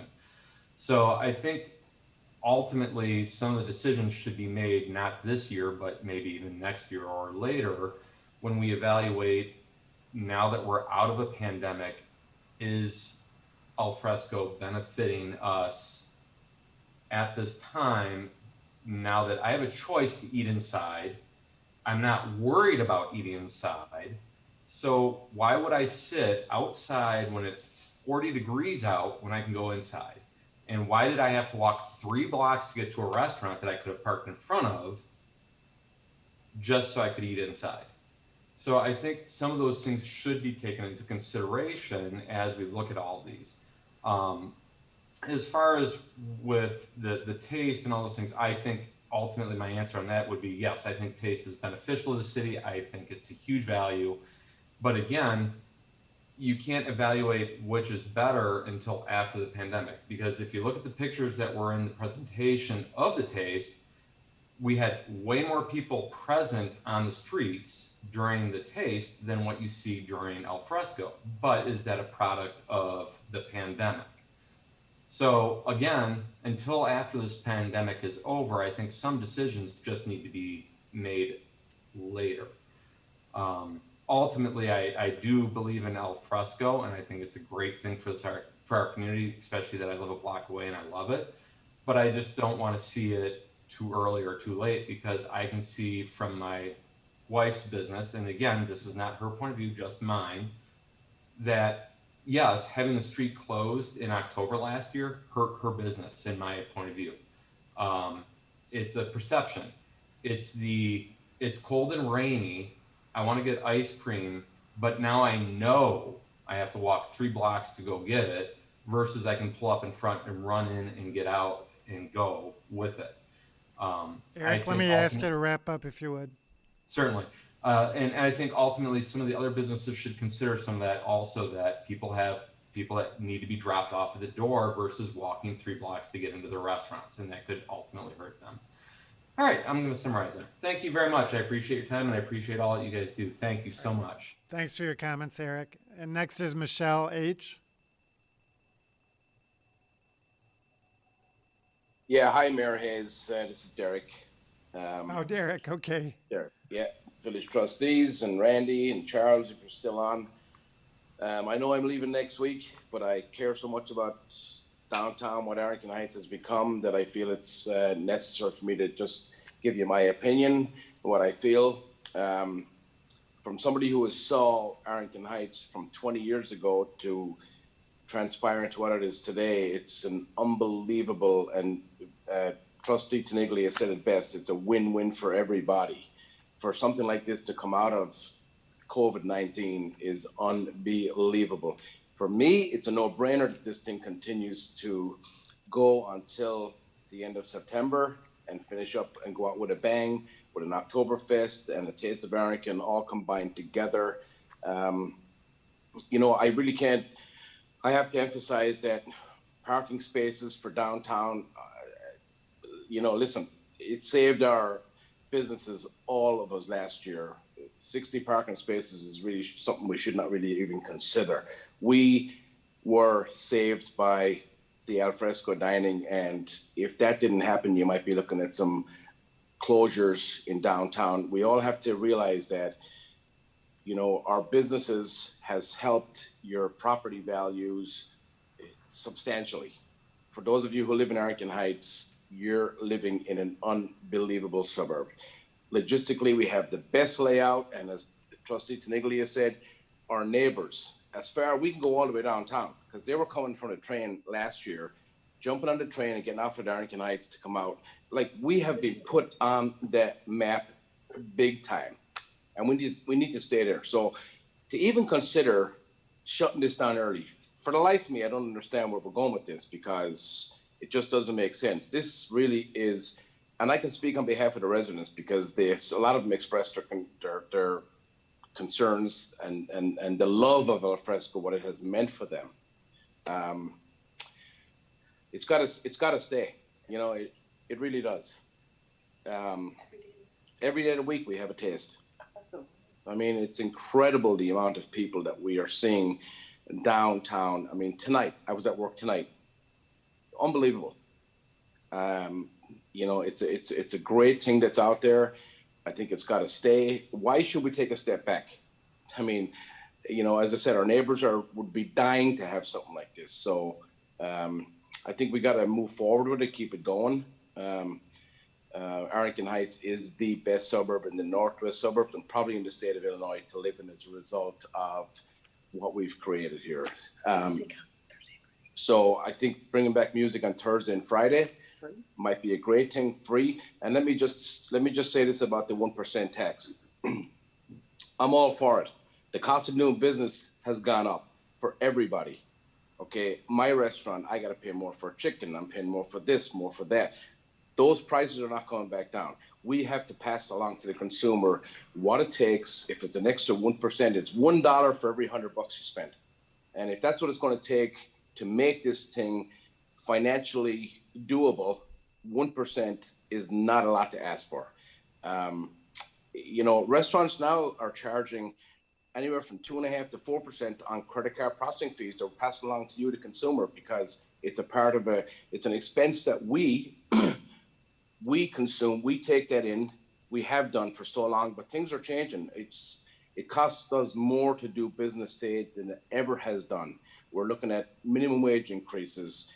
The fact that we have a struggle now trying to find employees, they're coming into us demanding huge amounts of money per hour. So there's a lot of little things that we need to look at here from a business perspective.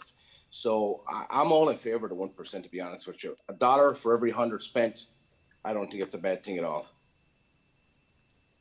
Okay. Thank you. Thanks, Derek and Michelle, for your comments tonight and for all that you've meant to our great community. So thank you. Next is Thrown Elements Pottery. I assume that's Andy Rule. Mr. Mayor, Mr. Eccles, can I interrupt? Oh. This is Stacy, the interpreter. Go ahead, Stacy. I think the citizens that needed interpreting have left the meeting, and I'm going on 3 hours. I need to stop. Every day is a festival, and Thursday and Friday bring back hot music. It's free. Because somebody brought that in about how. I'm sorry. Michelle, you want to go back on mute? Michelle Hanley. Thanks. All right. Sorry. Yeah, I don't see any need, Stacy, for you to stick around. Okay. We do have a live transcript as well, so I think we're fine. Good night. Thank you. Thanks, Stacy. Sorry. No problem. Becky, I see you also had your hand up. Was that related to Stacy? Becky Hume? Yes, Mayor, it was. So I will remove my hands. Thank you. All right. I didn't know what it was about, so I did see your hand up. All right, Andy Rule. Thank you, Mayor Hayes and the board, and thanks to Stacy, who's no longer here. It's always great to see that we are inclusive in our community. I just wanted to take a minute. This is a very complex and it's really several different issues that need to be broken down separately. And so many people have made really great points tonight regarding alfresco. First of all, I do want to absolutely, undoubtedly thank you all for the support that you have thrown into Arlington alfresco. It has been fantastic for our community. It has been fantastic for downtown businesses on the south side of the tracks. I do believe that business builds business, so it has trickled to other areas, but there's definitely the footprint of alfresco that has benefited the most. And I'm not against alfresco. I don't want anyone to take that away as my comment, because I think alfresco has been fantastic. But there are a lot of other businesses, even those in the downtown, paying taxes for the downtown, paying rent at a downtown rate, that are on the other side of the tracks. We're still considered downtown, but we're kind of the bastard child. And we don't have those same benefits. And there are other businesses that are not restaurants that don't have parking options for putting seating outside. And many of us were shut down for months and months on end as well.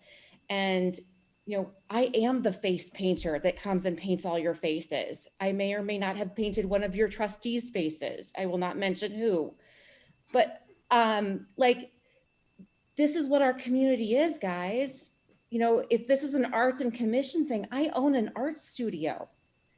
My whole studio is about bringing community together, meeting people where they are in the creative process and showing them what they have to share with the world.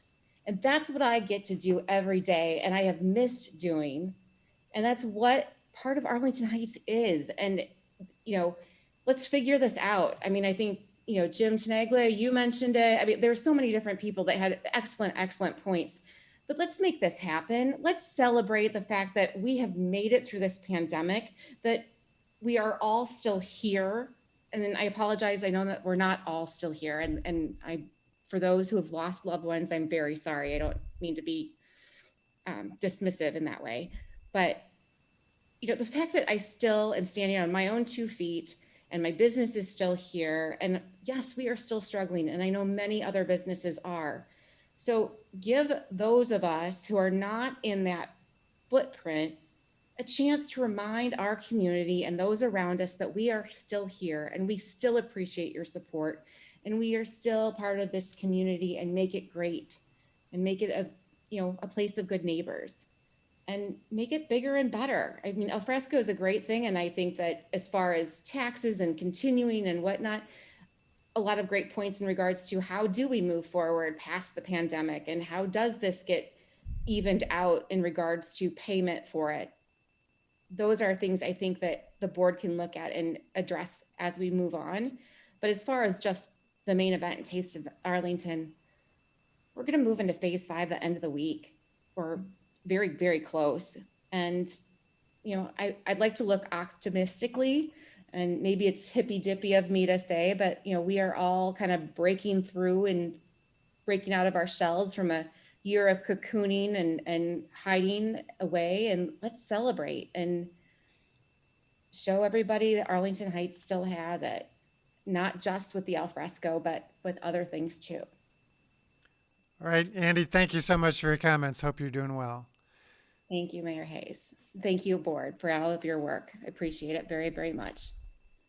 And John, you've got your hand up. Corbett, are you ready to talk now?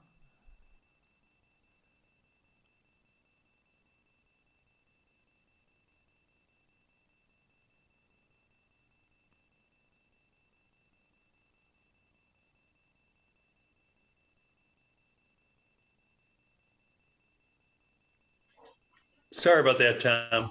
Go ahead. No, I'm fine. Okay. Sorry. Right. I had some other conversations in between, and I don't have anything to say. All right. Thank you. Diane Jameson.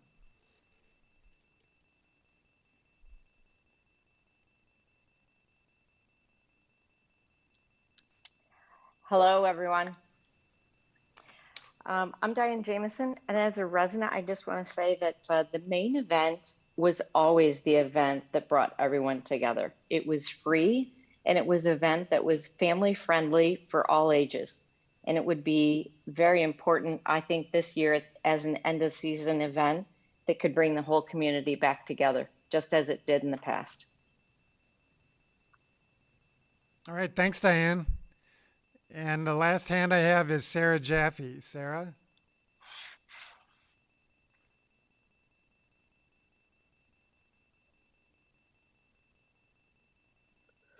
It's actually Dave. Dave, okay, sorry. Sorry about that. So I wanted to thank everyone for all their hard work on the alfresco. I think, by everyone's account, it was a huge success for the community, for the businesses, not only in the downtown area, but also, giving Arlington Heights is a huge destination. I, would certainly agree that we should extend the alfresco as long as possible. We had it well into November. We had great weather. I can certainly say that from a perspective of being a resident, it was amazing just to get out of the house and go downtown and be able to, kind of have certainly a sense of normalcy throughout this whole pandemic. I would agree with keeping the end of the season celebration probably in the end of September into, in this existing footprint of the main taste. And we can make it work by just moving fences and utilizing those tables from the different restaurants, or even taking them away for a short time and bringing them back. That would allow us to be able to create really a celebration that's long overdue. I can tell you from, just the experience of just being downtown on a Saturday and Sunday during the middle of the day and have so many people just downtown and having it, it's just so vibrant that it is. I think it's great. And we've got so many entities between the Chamber, the Special Events Commission that I'm both on, that we can collaborate and make it work and make it a win-win for everybody. That's all I had to say. All right, thanks, Dave. And thank you so much. All right, I have no other hands from members of the audience, so assuming there are no other comments, we'll go back to the board. Just a reminder that it is almost 11 o'clock. We've been going for almost 4 hours. Hopefully we'll come to some conclusion in the not too distant future. So just remember some of the fundamental command decisions we need to make tonight, and I call on first Trustee Baldino. Thank you, Mayor, and I had promised to elaborate on my comments earlier, and so I will keep them brief. I think my position on item number one is I don't need to go back into it. I think we need to look into it more and get more details from staff and make a decision later. Item number two, I do not believe that if we end al fresco, it will be the end of outdoor dining. I think there will still be outdoor dining on the sidewalks as long as the downtown restaurants that wish to have it will have it. But I also don't think that means we need to shut it al fresco down before the first week in October.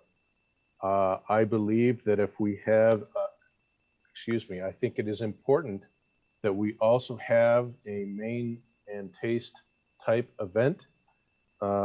And I think if we have it adjacent to al fresco for one weekend, the date that happens becomes less important.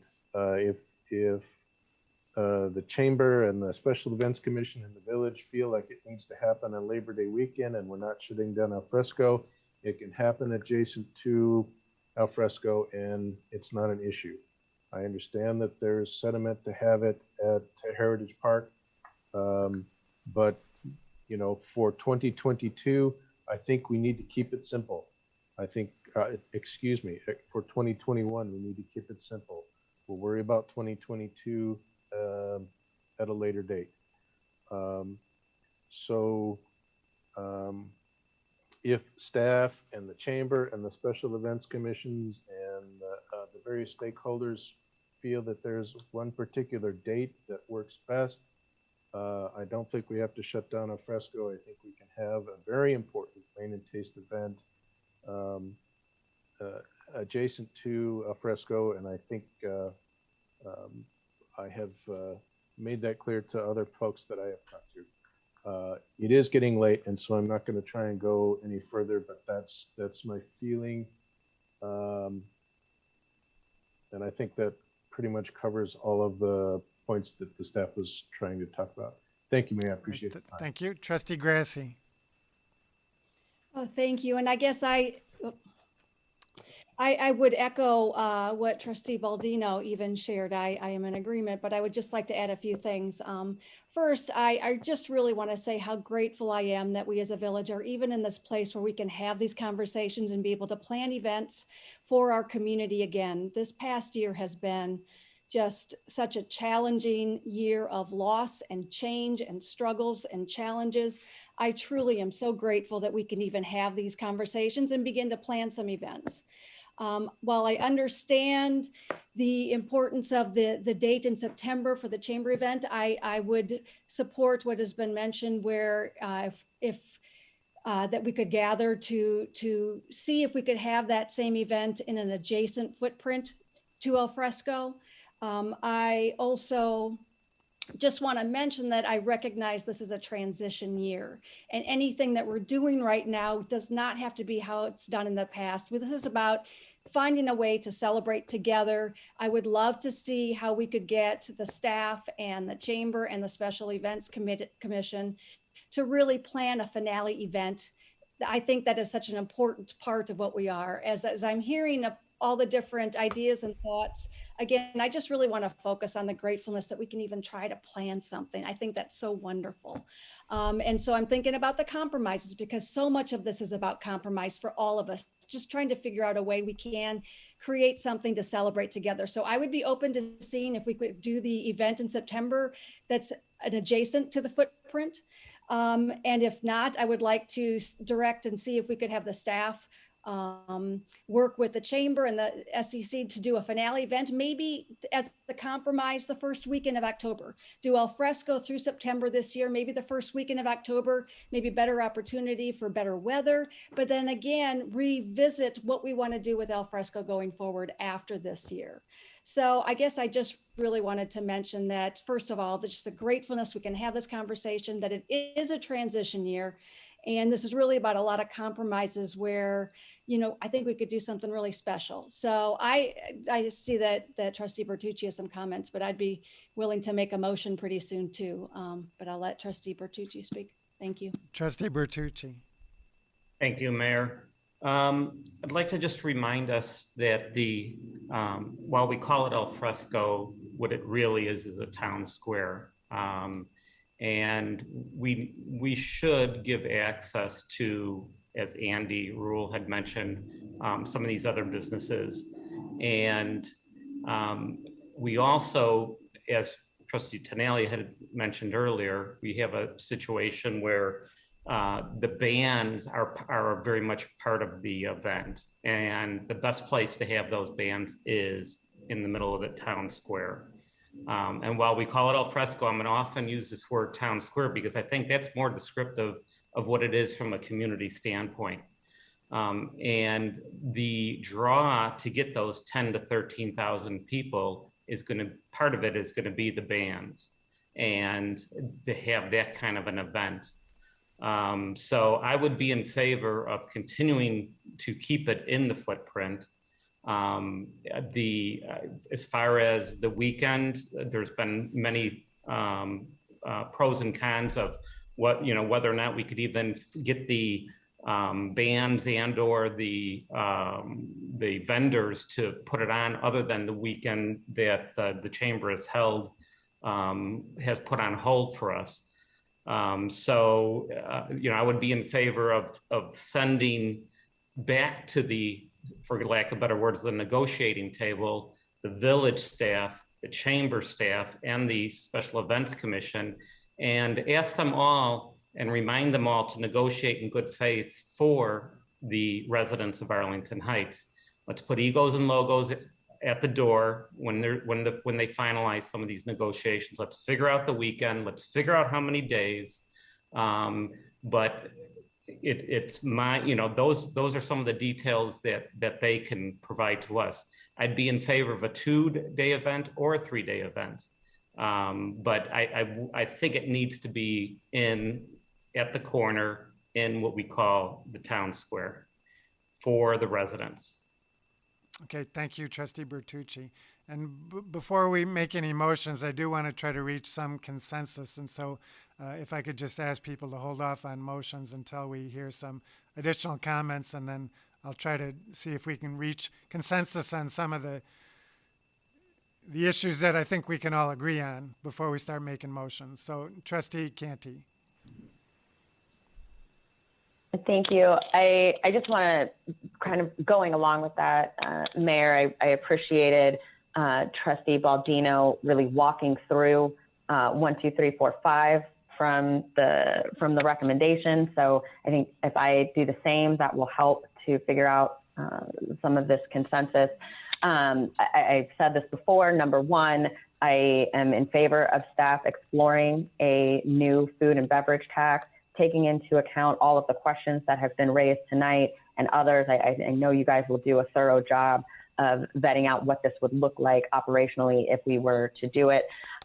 Number two, I am not yet ready to commit to hard starts and stop dates for Arlington Al Fresco in 2022 and beyond, only because I'd like us to get through this transitional year and have one more year that is more normal, full stop, before we commit ourselves to that. Number three, I am also in favor of working up a 2-day event for this year. If it can be outside of the Al Fresco footprint, let's do it in September. Whether that is immediately adjacent or it's in North School Park or some other location, let's look to do that. Number four, in the event that we can't get chamber participation, absolutely, let's look at a 1-day event with just the village and the Special Events Commission with the same parameters. In September, if we're looking somewhere outside of the alfresco footprint, or at the end of alfresco if we want to utilize that same footprint. And then number five, I can't stress it enough. Yes, we absolutely should have some kind of a celebration to the end of alfresco in the event that we do alfresco on a go forward basis. All right, thank you, Trustee Canty. Trustee LaBedz. Thank you, Mayor Hayes, and thank you, Trustee Canty, for laying things out in such an organized fashion. And same with Trustee Baldino. I'll go through that in the same way. I do also agree with exploring a food and beverage tax. I said that earlier, or some kind of licensing fee. So I do think we should move forward with that. The number two, I think that also that we do need to get through this year to have a good idea of what things will be like for 2022. As I said earlier, we're just now about to go into phase 5. How that changes life, I don't really know. None of us know. We didn't know what we were getting into in May of 2020. In March of 2020 when the pandemic hit. So I think that's a little bit premature to make a decision. I do like the a finale event. I think that's a really good idea. I do have trouble though envisioning it in an adjacent area. If we have al fresco going on, some of the thoughts I'd heard, such as on Wing Street, for example, would be, I think, logistical nightmares for getting around.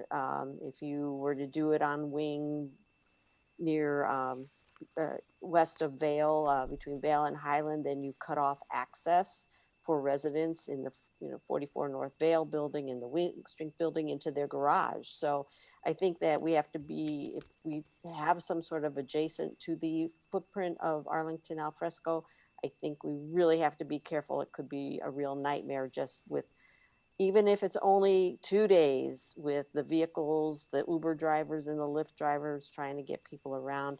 I agree with Trustee Bertucci that Harmony Park is the center of a town square, and in that respect, that would be why I think an end of season finale would work best. And then also, I agree that, we should continue talking for 2022 and beyond. So I hope that helps address some of the issues. It does. Okay, well, let me go ahead and try to reach some consensus on these recommendations then, based on what I've heard over the course of the evening. On recommendation number 1, is there anyone who disagrees with the exploration of either a food and beverage tax or some other funding mechanism for Arlington al fresco? Anyone disagree with that recommendation? I know we've got a lot of questions to answer, so I'm hearing no disagreement on number 1. Does anyone disagree about leaving number 2 open in terms of the start and end date? I think of al fresco. I think we should further explore that based on the need to collect additional information and experience. So, Mayor, if I could, do you mean permanently or for this year? I would suggest that it's probably important to define the end date for. Oh yeah, absolutely for this year. Okay. Yeah, absolutely for this year. I'm talking for next year. Okay, no one disagrees with that. And then I think what we need to, does anyone disagree about having a end of season finale event? Does anyone disagree with that? So we're in 100% agreement on that. And how about the next question is, should it be in the current footprint as Main Event and Taste has been in the past, or adjacent thereto? So let me see a show of hands who want to keep it in the existing footprint. Mayor, I really haven't had a chance to talk about some of these, and I have questions. So. Yeah, I know, but let's try to come to some consensus on this. So just generally, John, then you can clarify later, but let's try to come to some consensus on this. In the existing footprint, let me see the show of hands again. 1, 2, 3, 4, 5. We got 5. Who wants to keep it or make it in an adjacent area? 1, 2, 3, 4. So we got 5, 4 in the existing footprint. And then I think everyone is agreement on number 5 in terms of working towards a new permanent al fresco finale or some modification of number 5 for 2022 and beyond. So I don't think there's a whole lot of discussion on that one either. So the big question is, what's the remaining big question, Randy? I would like to see it a combination between special events, chamber, and the village, the finale event. Yeah, and the number of days, I think we were looking for some guidance. Yeah, on. A 2-day event between collaboration, using the boilerplate that has been successful in the past. Who is in agreement with that? I know we got a lot of hands up, but let's try to come to some consensus. 2-day event using the boilerplate we've used in the past. So 1, 2, 3, we've got enough consensus on that. Okay, now. Mayor, I don't know that we're all in when we get to this idea of when it's going to be, I'm in agreement with all the stuff, but this idea of this year of when it's going to be, when you had earlier talked about it being at the finale, I think for this year, I think there's still conversation that could be had about it not necessarily being the finale. Well, you're talking about, I'm not sure what your question is. What I'm saying is I'm not confident that one, everybody understood when this would be for this year. And secondly, I think that we should still discuss whether it happens in the middle of September, one of the weekends, and then allow al fresco to continue. Yeah, okay.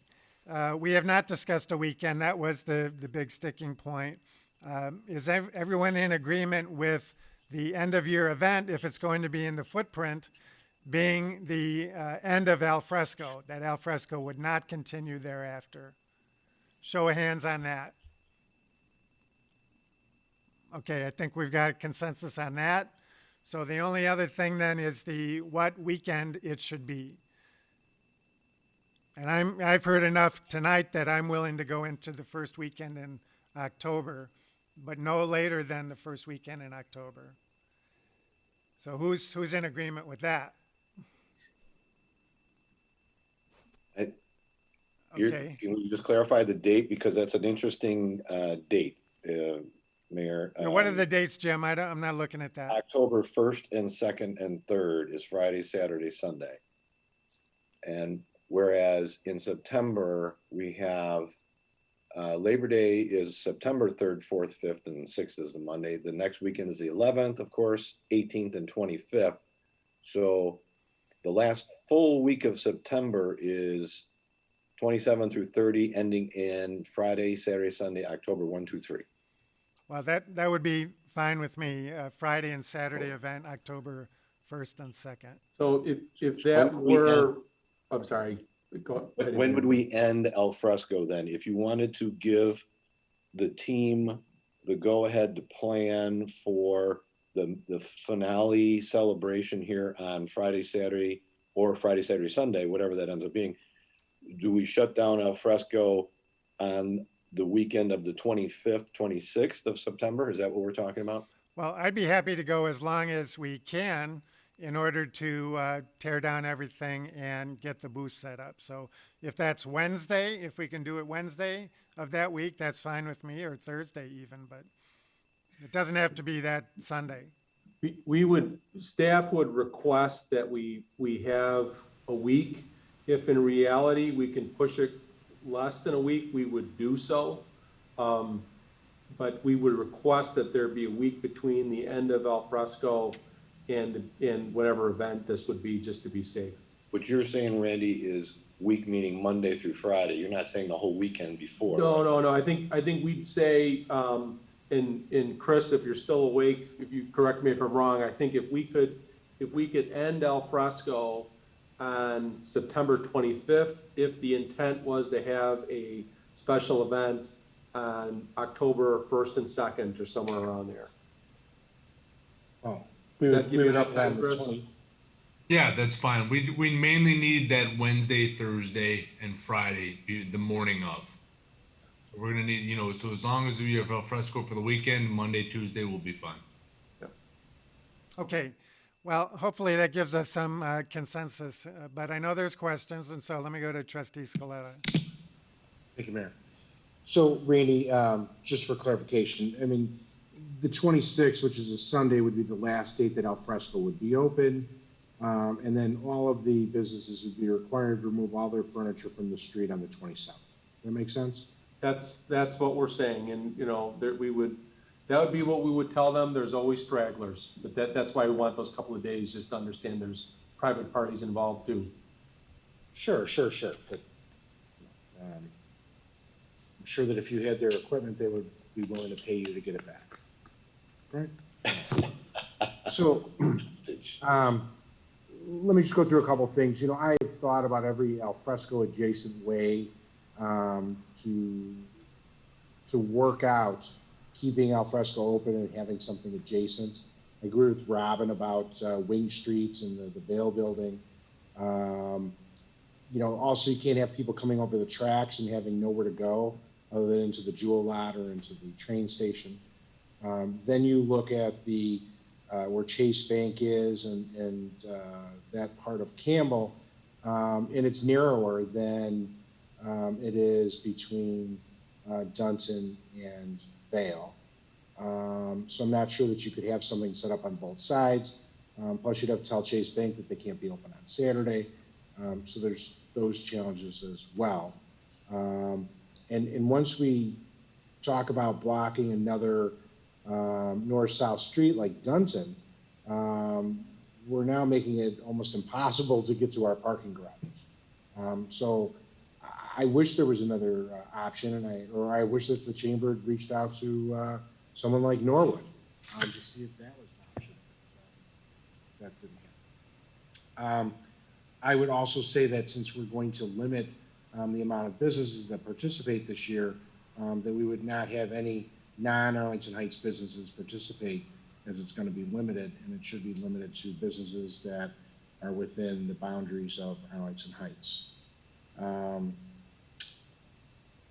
And I think that in addition to staff working with the chamber and the Special Events Commission, that I don't see anything wrong with us trying to find a way for the chamber to solicit sponsorships that would cover both nights. I would hope that that's something that we can work out. It needs to be fair and equitable. Also, let's be clear on this working collaboratively. That means that all parties approach the table in good faith, and that this isn't going to be a one-way street for anyone. That everyone has to work together to make this happen, and it can't be it's going to be my way or I'm going to take my ball and go home. This is a community event, and that means that all parts of our community need to feel welcome, and all parts of our community need to work together collaboratively to make this a success. The Maine and Taste have been successful for many years, and there's been issues over the years, and I think that if we start fresh and everybody kind of check egos at the door, that maybe this can be the best yet. And I want to see it the best yet. And if there's anything that this board can do to assist with that, I think that would be great. But Randy is going to be taking the lead on this, and he will have people on his staff that will be on this committee. But Randy's the guy that we put in charge of the village, and should be the guy that is going to be in charge of bringing everybody together and making sure that we move forward in a prudent fashion. I think that all the questions that the mayor had been asking, I've answered. Definitely a 2-day event this time, and I think that we need to have a better understanding of a lot of information from Alfresco this year, and we're gonna, since we're gonna be going into phase 5 on Friday, this is gonna give us a pretty accurate depiction, if it all stays the same, of what Alfresco would be like in the future. That includes, we'll have all kinds of parking counts and a lot of other details, including sales tax information to base our future decisions off of. Thank you. All right, Trustee Schwingbeck. Thank you, Mayor Hayes. Randy, we heard earlier from the chamber that they were pretty well set on that date in September, that they had bands on hold and equipment on hold. We're sitting here talking about a weekend in October. Are they okay with that? I can't speak to that. I think John Riddler is still on the call. Or we're sitting here talking about a date. Is it even something that they want?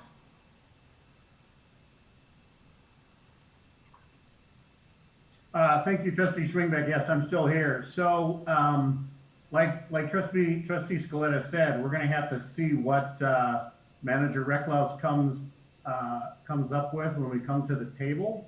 The challenge is going to be trying to find availability for that weekend. I have no idea because a lot of them are booked. So it's going to be a lot of work to try to figure out what's going to be available and how you can pull that together. So, I'll bring their recommendations back to the chamber board and see what they want to support.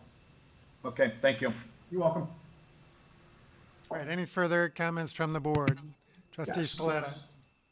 So just so we're clear, I mean, while John is going to go back and talk to his board about whether or not they're interested in moving forward with this, or whether we're doing a one-day event, which special events commission only, I think that there needs to be some immediate collaboration of what the chamber's decision is of whether or not they're interested in this date. And from, you know, and if they are interested, great. But then, you know, Special Events Commission, staff and the chamber need to work together to then determine what our entertainment is going to be, what the lineup is going to be. I don't think, I just want to make sure that we're not leaving this meeting with the chamber believing that we're expecting them to just start booking all the entertainment. No, I agree 100%, and we need to make those decisions very quick and get everybody on board and to the table to start planning this community event. So it's a good point. Mr. Recklouse. Thank you, Mayor. You know, I've rewritten, I've taken a crack at rewriting those motions based on some of the consensus, and whenever the board is ready, I'm happy to flash them up on the screen, and that way we have them in front of us, and we'll have clear marching orders, all of us. Okay, let me go to Trustee Bertucci first. You know, I think I'll hold off till I hear what Randy's motions are. Okay, go ahead, Randy.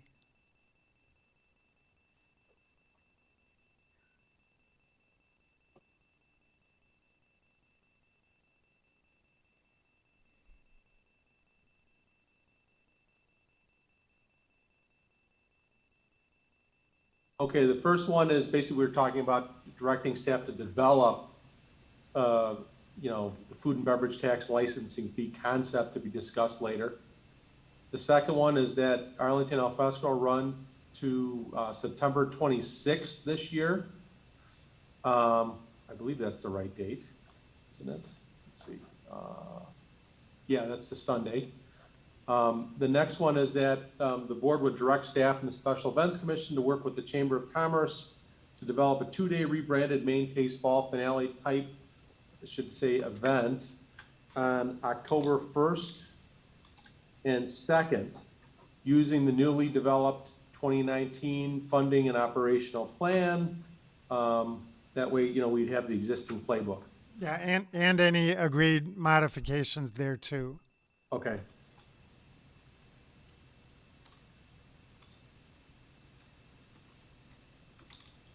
Okay. And then the last one, hopefully we won't have to deal with 4. The last one was directing staff to work with the parties to develop a new post al fresco finale event in 2022 and beyond. I think that one was pretty clear. Looks good to me. Trustee Bertucci, go ahead. Number 3, Randy, can you just put that back up? Thank you. The only thing I would add to that I'm not seeing that it would be in the footprint of the town square. That's fair. Yeah, we can do that. Thank you. All right, Trustee Scaletta and then Trustee Tinaglia. So my point of saying that to consider modifications to the agreement with the chamber and doing the sponsorships, nobody is interested in giving the village any money to sponsor our events. They look at us as, you know what, you're the government, you're taking all my money as it is.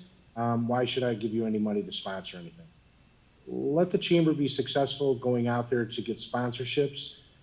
The chamber also needs to be respectful of the Special Events Commission in that this can't be over the top sponsor related, where, you know, there can't be just banners everywhere hanging from every part of the stage. I mean, you know, obviously it can be done tastefully, but this is an event for the community. The chamber can work on sponsorships for the event, but I think that, you know, staff needs to also work with the chamber to make sure that we agree of, number one, how it's going to be done and what costs of the event are going to be covered by the chamber. I don't think it's a bad thing for the chamber to be able to walk away from this community event with some funding that can be used to benefit the businesses. I'm done. And Randy's got his hand up. Go ahead, Randy. No, and you know, I agree, and that's a point that we've made with the special events commissions and others that you know, they're a not-for-profit. Typically, when not-for-profits run events, there's a fundraising component to it, and you know, they're taking on risk to do this, and you know, you could have a year where things go south and they can't make money, and so there's a recognition of that. The other thing I was going to say is I just want to remind everybody that just, you know, right before the pandemic, we negotiated in good faith, and both entities signed an agreement that defined how these sponsorships could go and how operationally it could go. That was one of the changes from how we had done it in the past. And this new 2019 agreement, which was signed but never had a chance to implement, allowed for expanded sponsorship opportunities for the chamber. And so from my standpoint, I don't know what's changed, why that agreement would no longer be valid, especially if we're talking about a 2-day event. I feel like that's a good place to start, and we can tweak in the margins, but I think fundamentally that should be pretty reflective of where the values of the two organizations are. A lot of time and energy was put in that agreement over several weeks in 2019, and I wouldn't want that to go to waste. So Mayor, can I ask a follow-up question? Sure.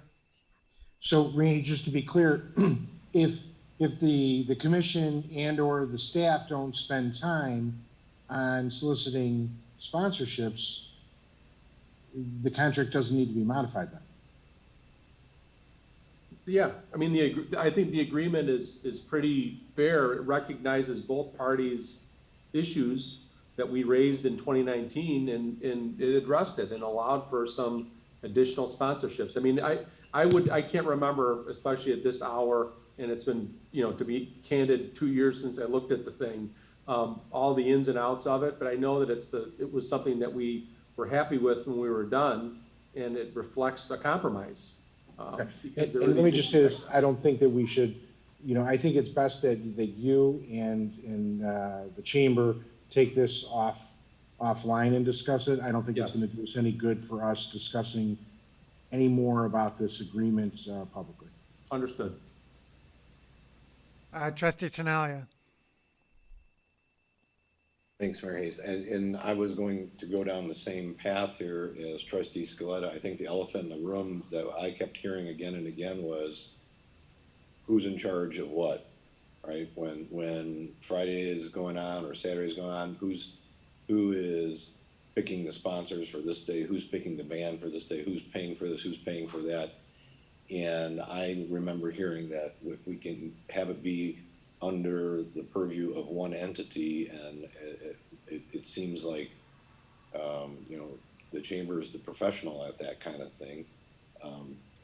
I'd want to give them as much rope as possible to be able to pull the best possible solutions together for everyone's benefit, for the Special Events Commission, for everybody. So, however we leave this here now, and it's fine, but I would like to give John's crew the ability to try and find a way to capitalize in everything that they can for everyone's benefit. All right, any further questions or comments from the board? We've got 5 modified recommendations. Trustee Scaletta. Sorry, Mayor. Last comment, and I swear. Let's not forget that our Special Events Commission does a heck of a job putting on events for the residents throughout the year. They're great at it, and there's a lot of people on there that are professionals at doing this. I think that what the chamber brings to the table really is about bringing the businesses together to make sure that they have an opportunity. But let's not forget that all the great main event parties that we've had over the years were put on by the Special Events Commission. And that's the taste, which is mainly the restaurants and everything else. And yes, the chamber did have to book some entertainment, but let's not forget that the Special Events Commission, which is an extension of this board, has done a fantastic job over the years. And I just don't want, I mean, you know, it's like we have a brother and a sister. We love them both. We can't be in a position where we're sending mixed signals that we're taking one side over the other, because that's not going to help when they're at the table. This needs to be a collaboration, and Randy's going to have to lead it. So I want to make sure that I leave with just one last comment in that Special Events Commission is our commission, and the chamber is our chamber, and we love them both equally, but we have to make sure that everyone has a seat at the table and that we're not making decisions that I think we should leave up to Randy at this point. Yeah, but nobody's suggesting that, Trustee Scaletta. And, you know, I think it's a consensus on all 9 members of this board that we do it in a collaborative fashion between the Special Events Commission and the Chamber, as has been done successfully for many years. So I don't think the Special Events Commission or the Chamber should walk away thinking that anybody's criticizing them. I mean, let's do it successfully like we've done in the past. So nobody's being criticized here. Yeah, I just, in case that had any inference on what I had said just earlier, I couldn't agree more with Trustee Scaletta just now. The Special Events Commission has been wonderful. All I'm asking is, let's make sure we give the table, whoever's sitting at that table, the best horsepower possible, and whatever that means. So Randy, you have a huge challenge. You're obviously like the uncle here. Let's make sure that all the players get it done. Trustee Bertucci, I know you're going to make a motion to concur with the modified recommendation.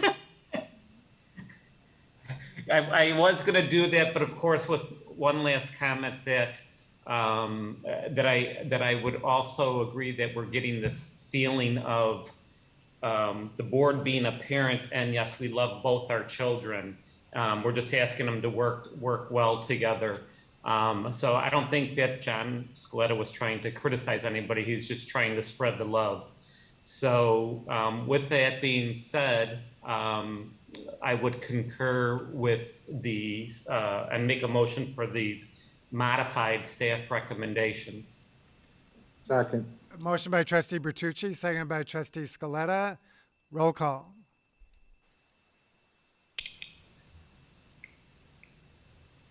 Becky, are you still with us? Trustee Bertucci? Yes. Yes. Trustee Scaletta? Yes. Trustee Baldino? Yes. Trustee Canty? Yes. Trustee LaBedz? Yes. Trustee Schwingbeck? Yes. Trustee Grassi? Yes. Trustee Tinaglia? Yes. President Hayes? Yes. Well, thank you all for this almost 3 hours. Very worthwhile discussion. It needed to be done, and I think we've made the command decisions that needed to be made. So I appreciate everyone's patience and persistence in getting this done for the benefit of our community. So thanks to everyone involved in this process. Randy, anything further under your report? I think everything's been said. Thank you. All right. Anything from the board under petitions and communications? Seeing none, I'd entertain a motion to adjourn. To adjourn. Second. Motion by Trustee Baldino, seconded by Trustee LaBedz. Roll call. Yes. Trustee LaBedz? Yes. Trustee Canty? Yes. Trustee Grassi? Yes. Trustee Scaletta? Yes. Trustee Bertucci? Yes. Trustee Schwingbeck? Yes. Trustee Tinaglia? Yes. President Hayes? Yes. Thank you, everyone. Good night. Good night. Good night. Night.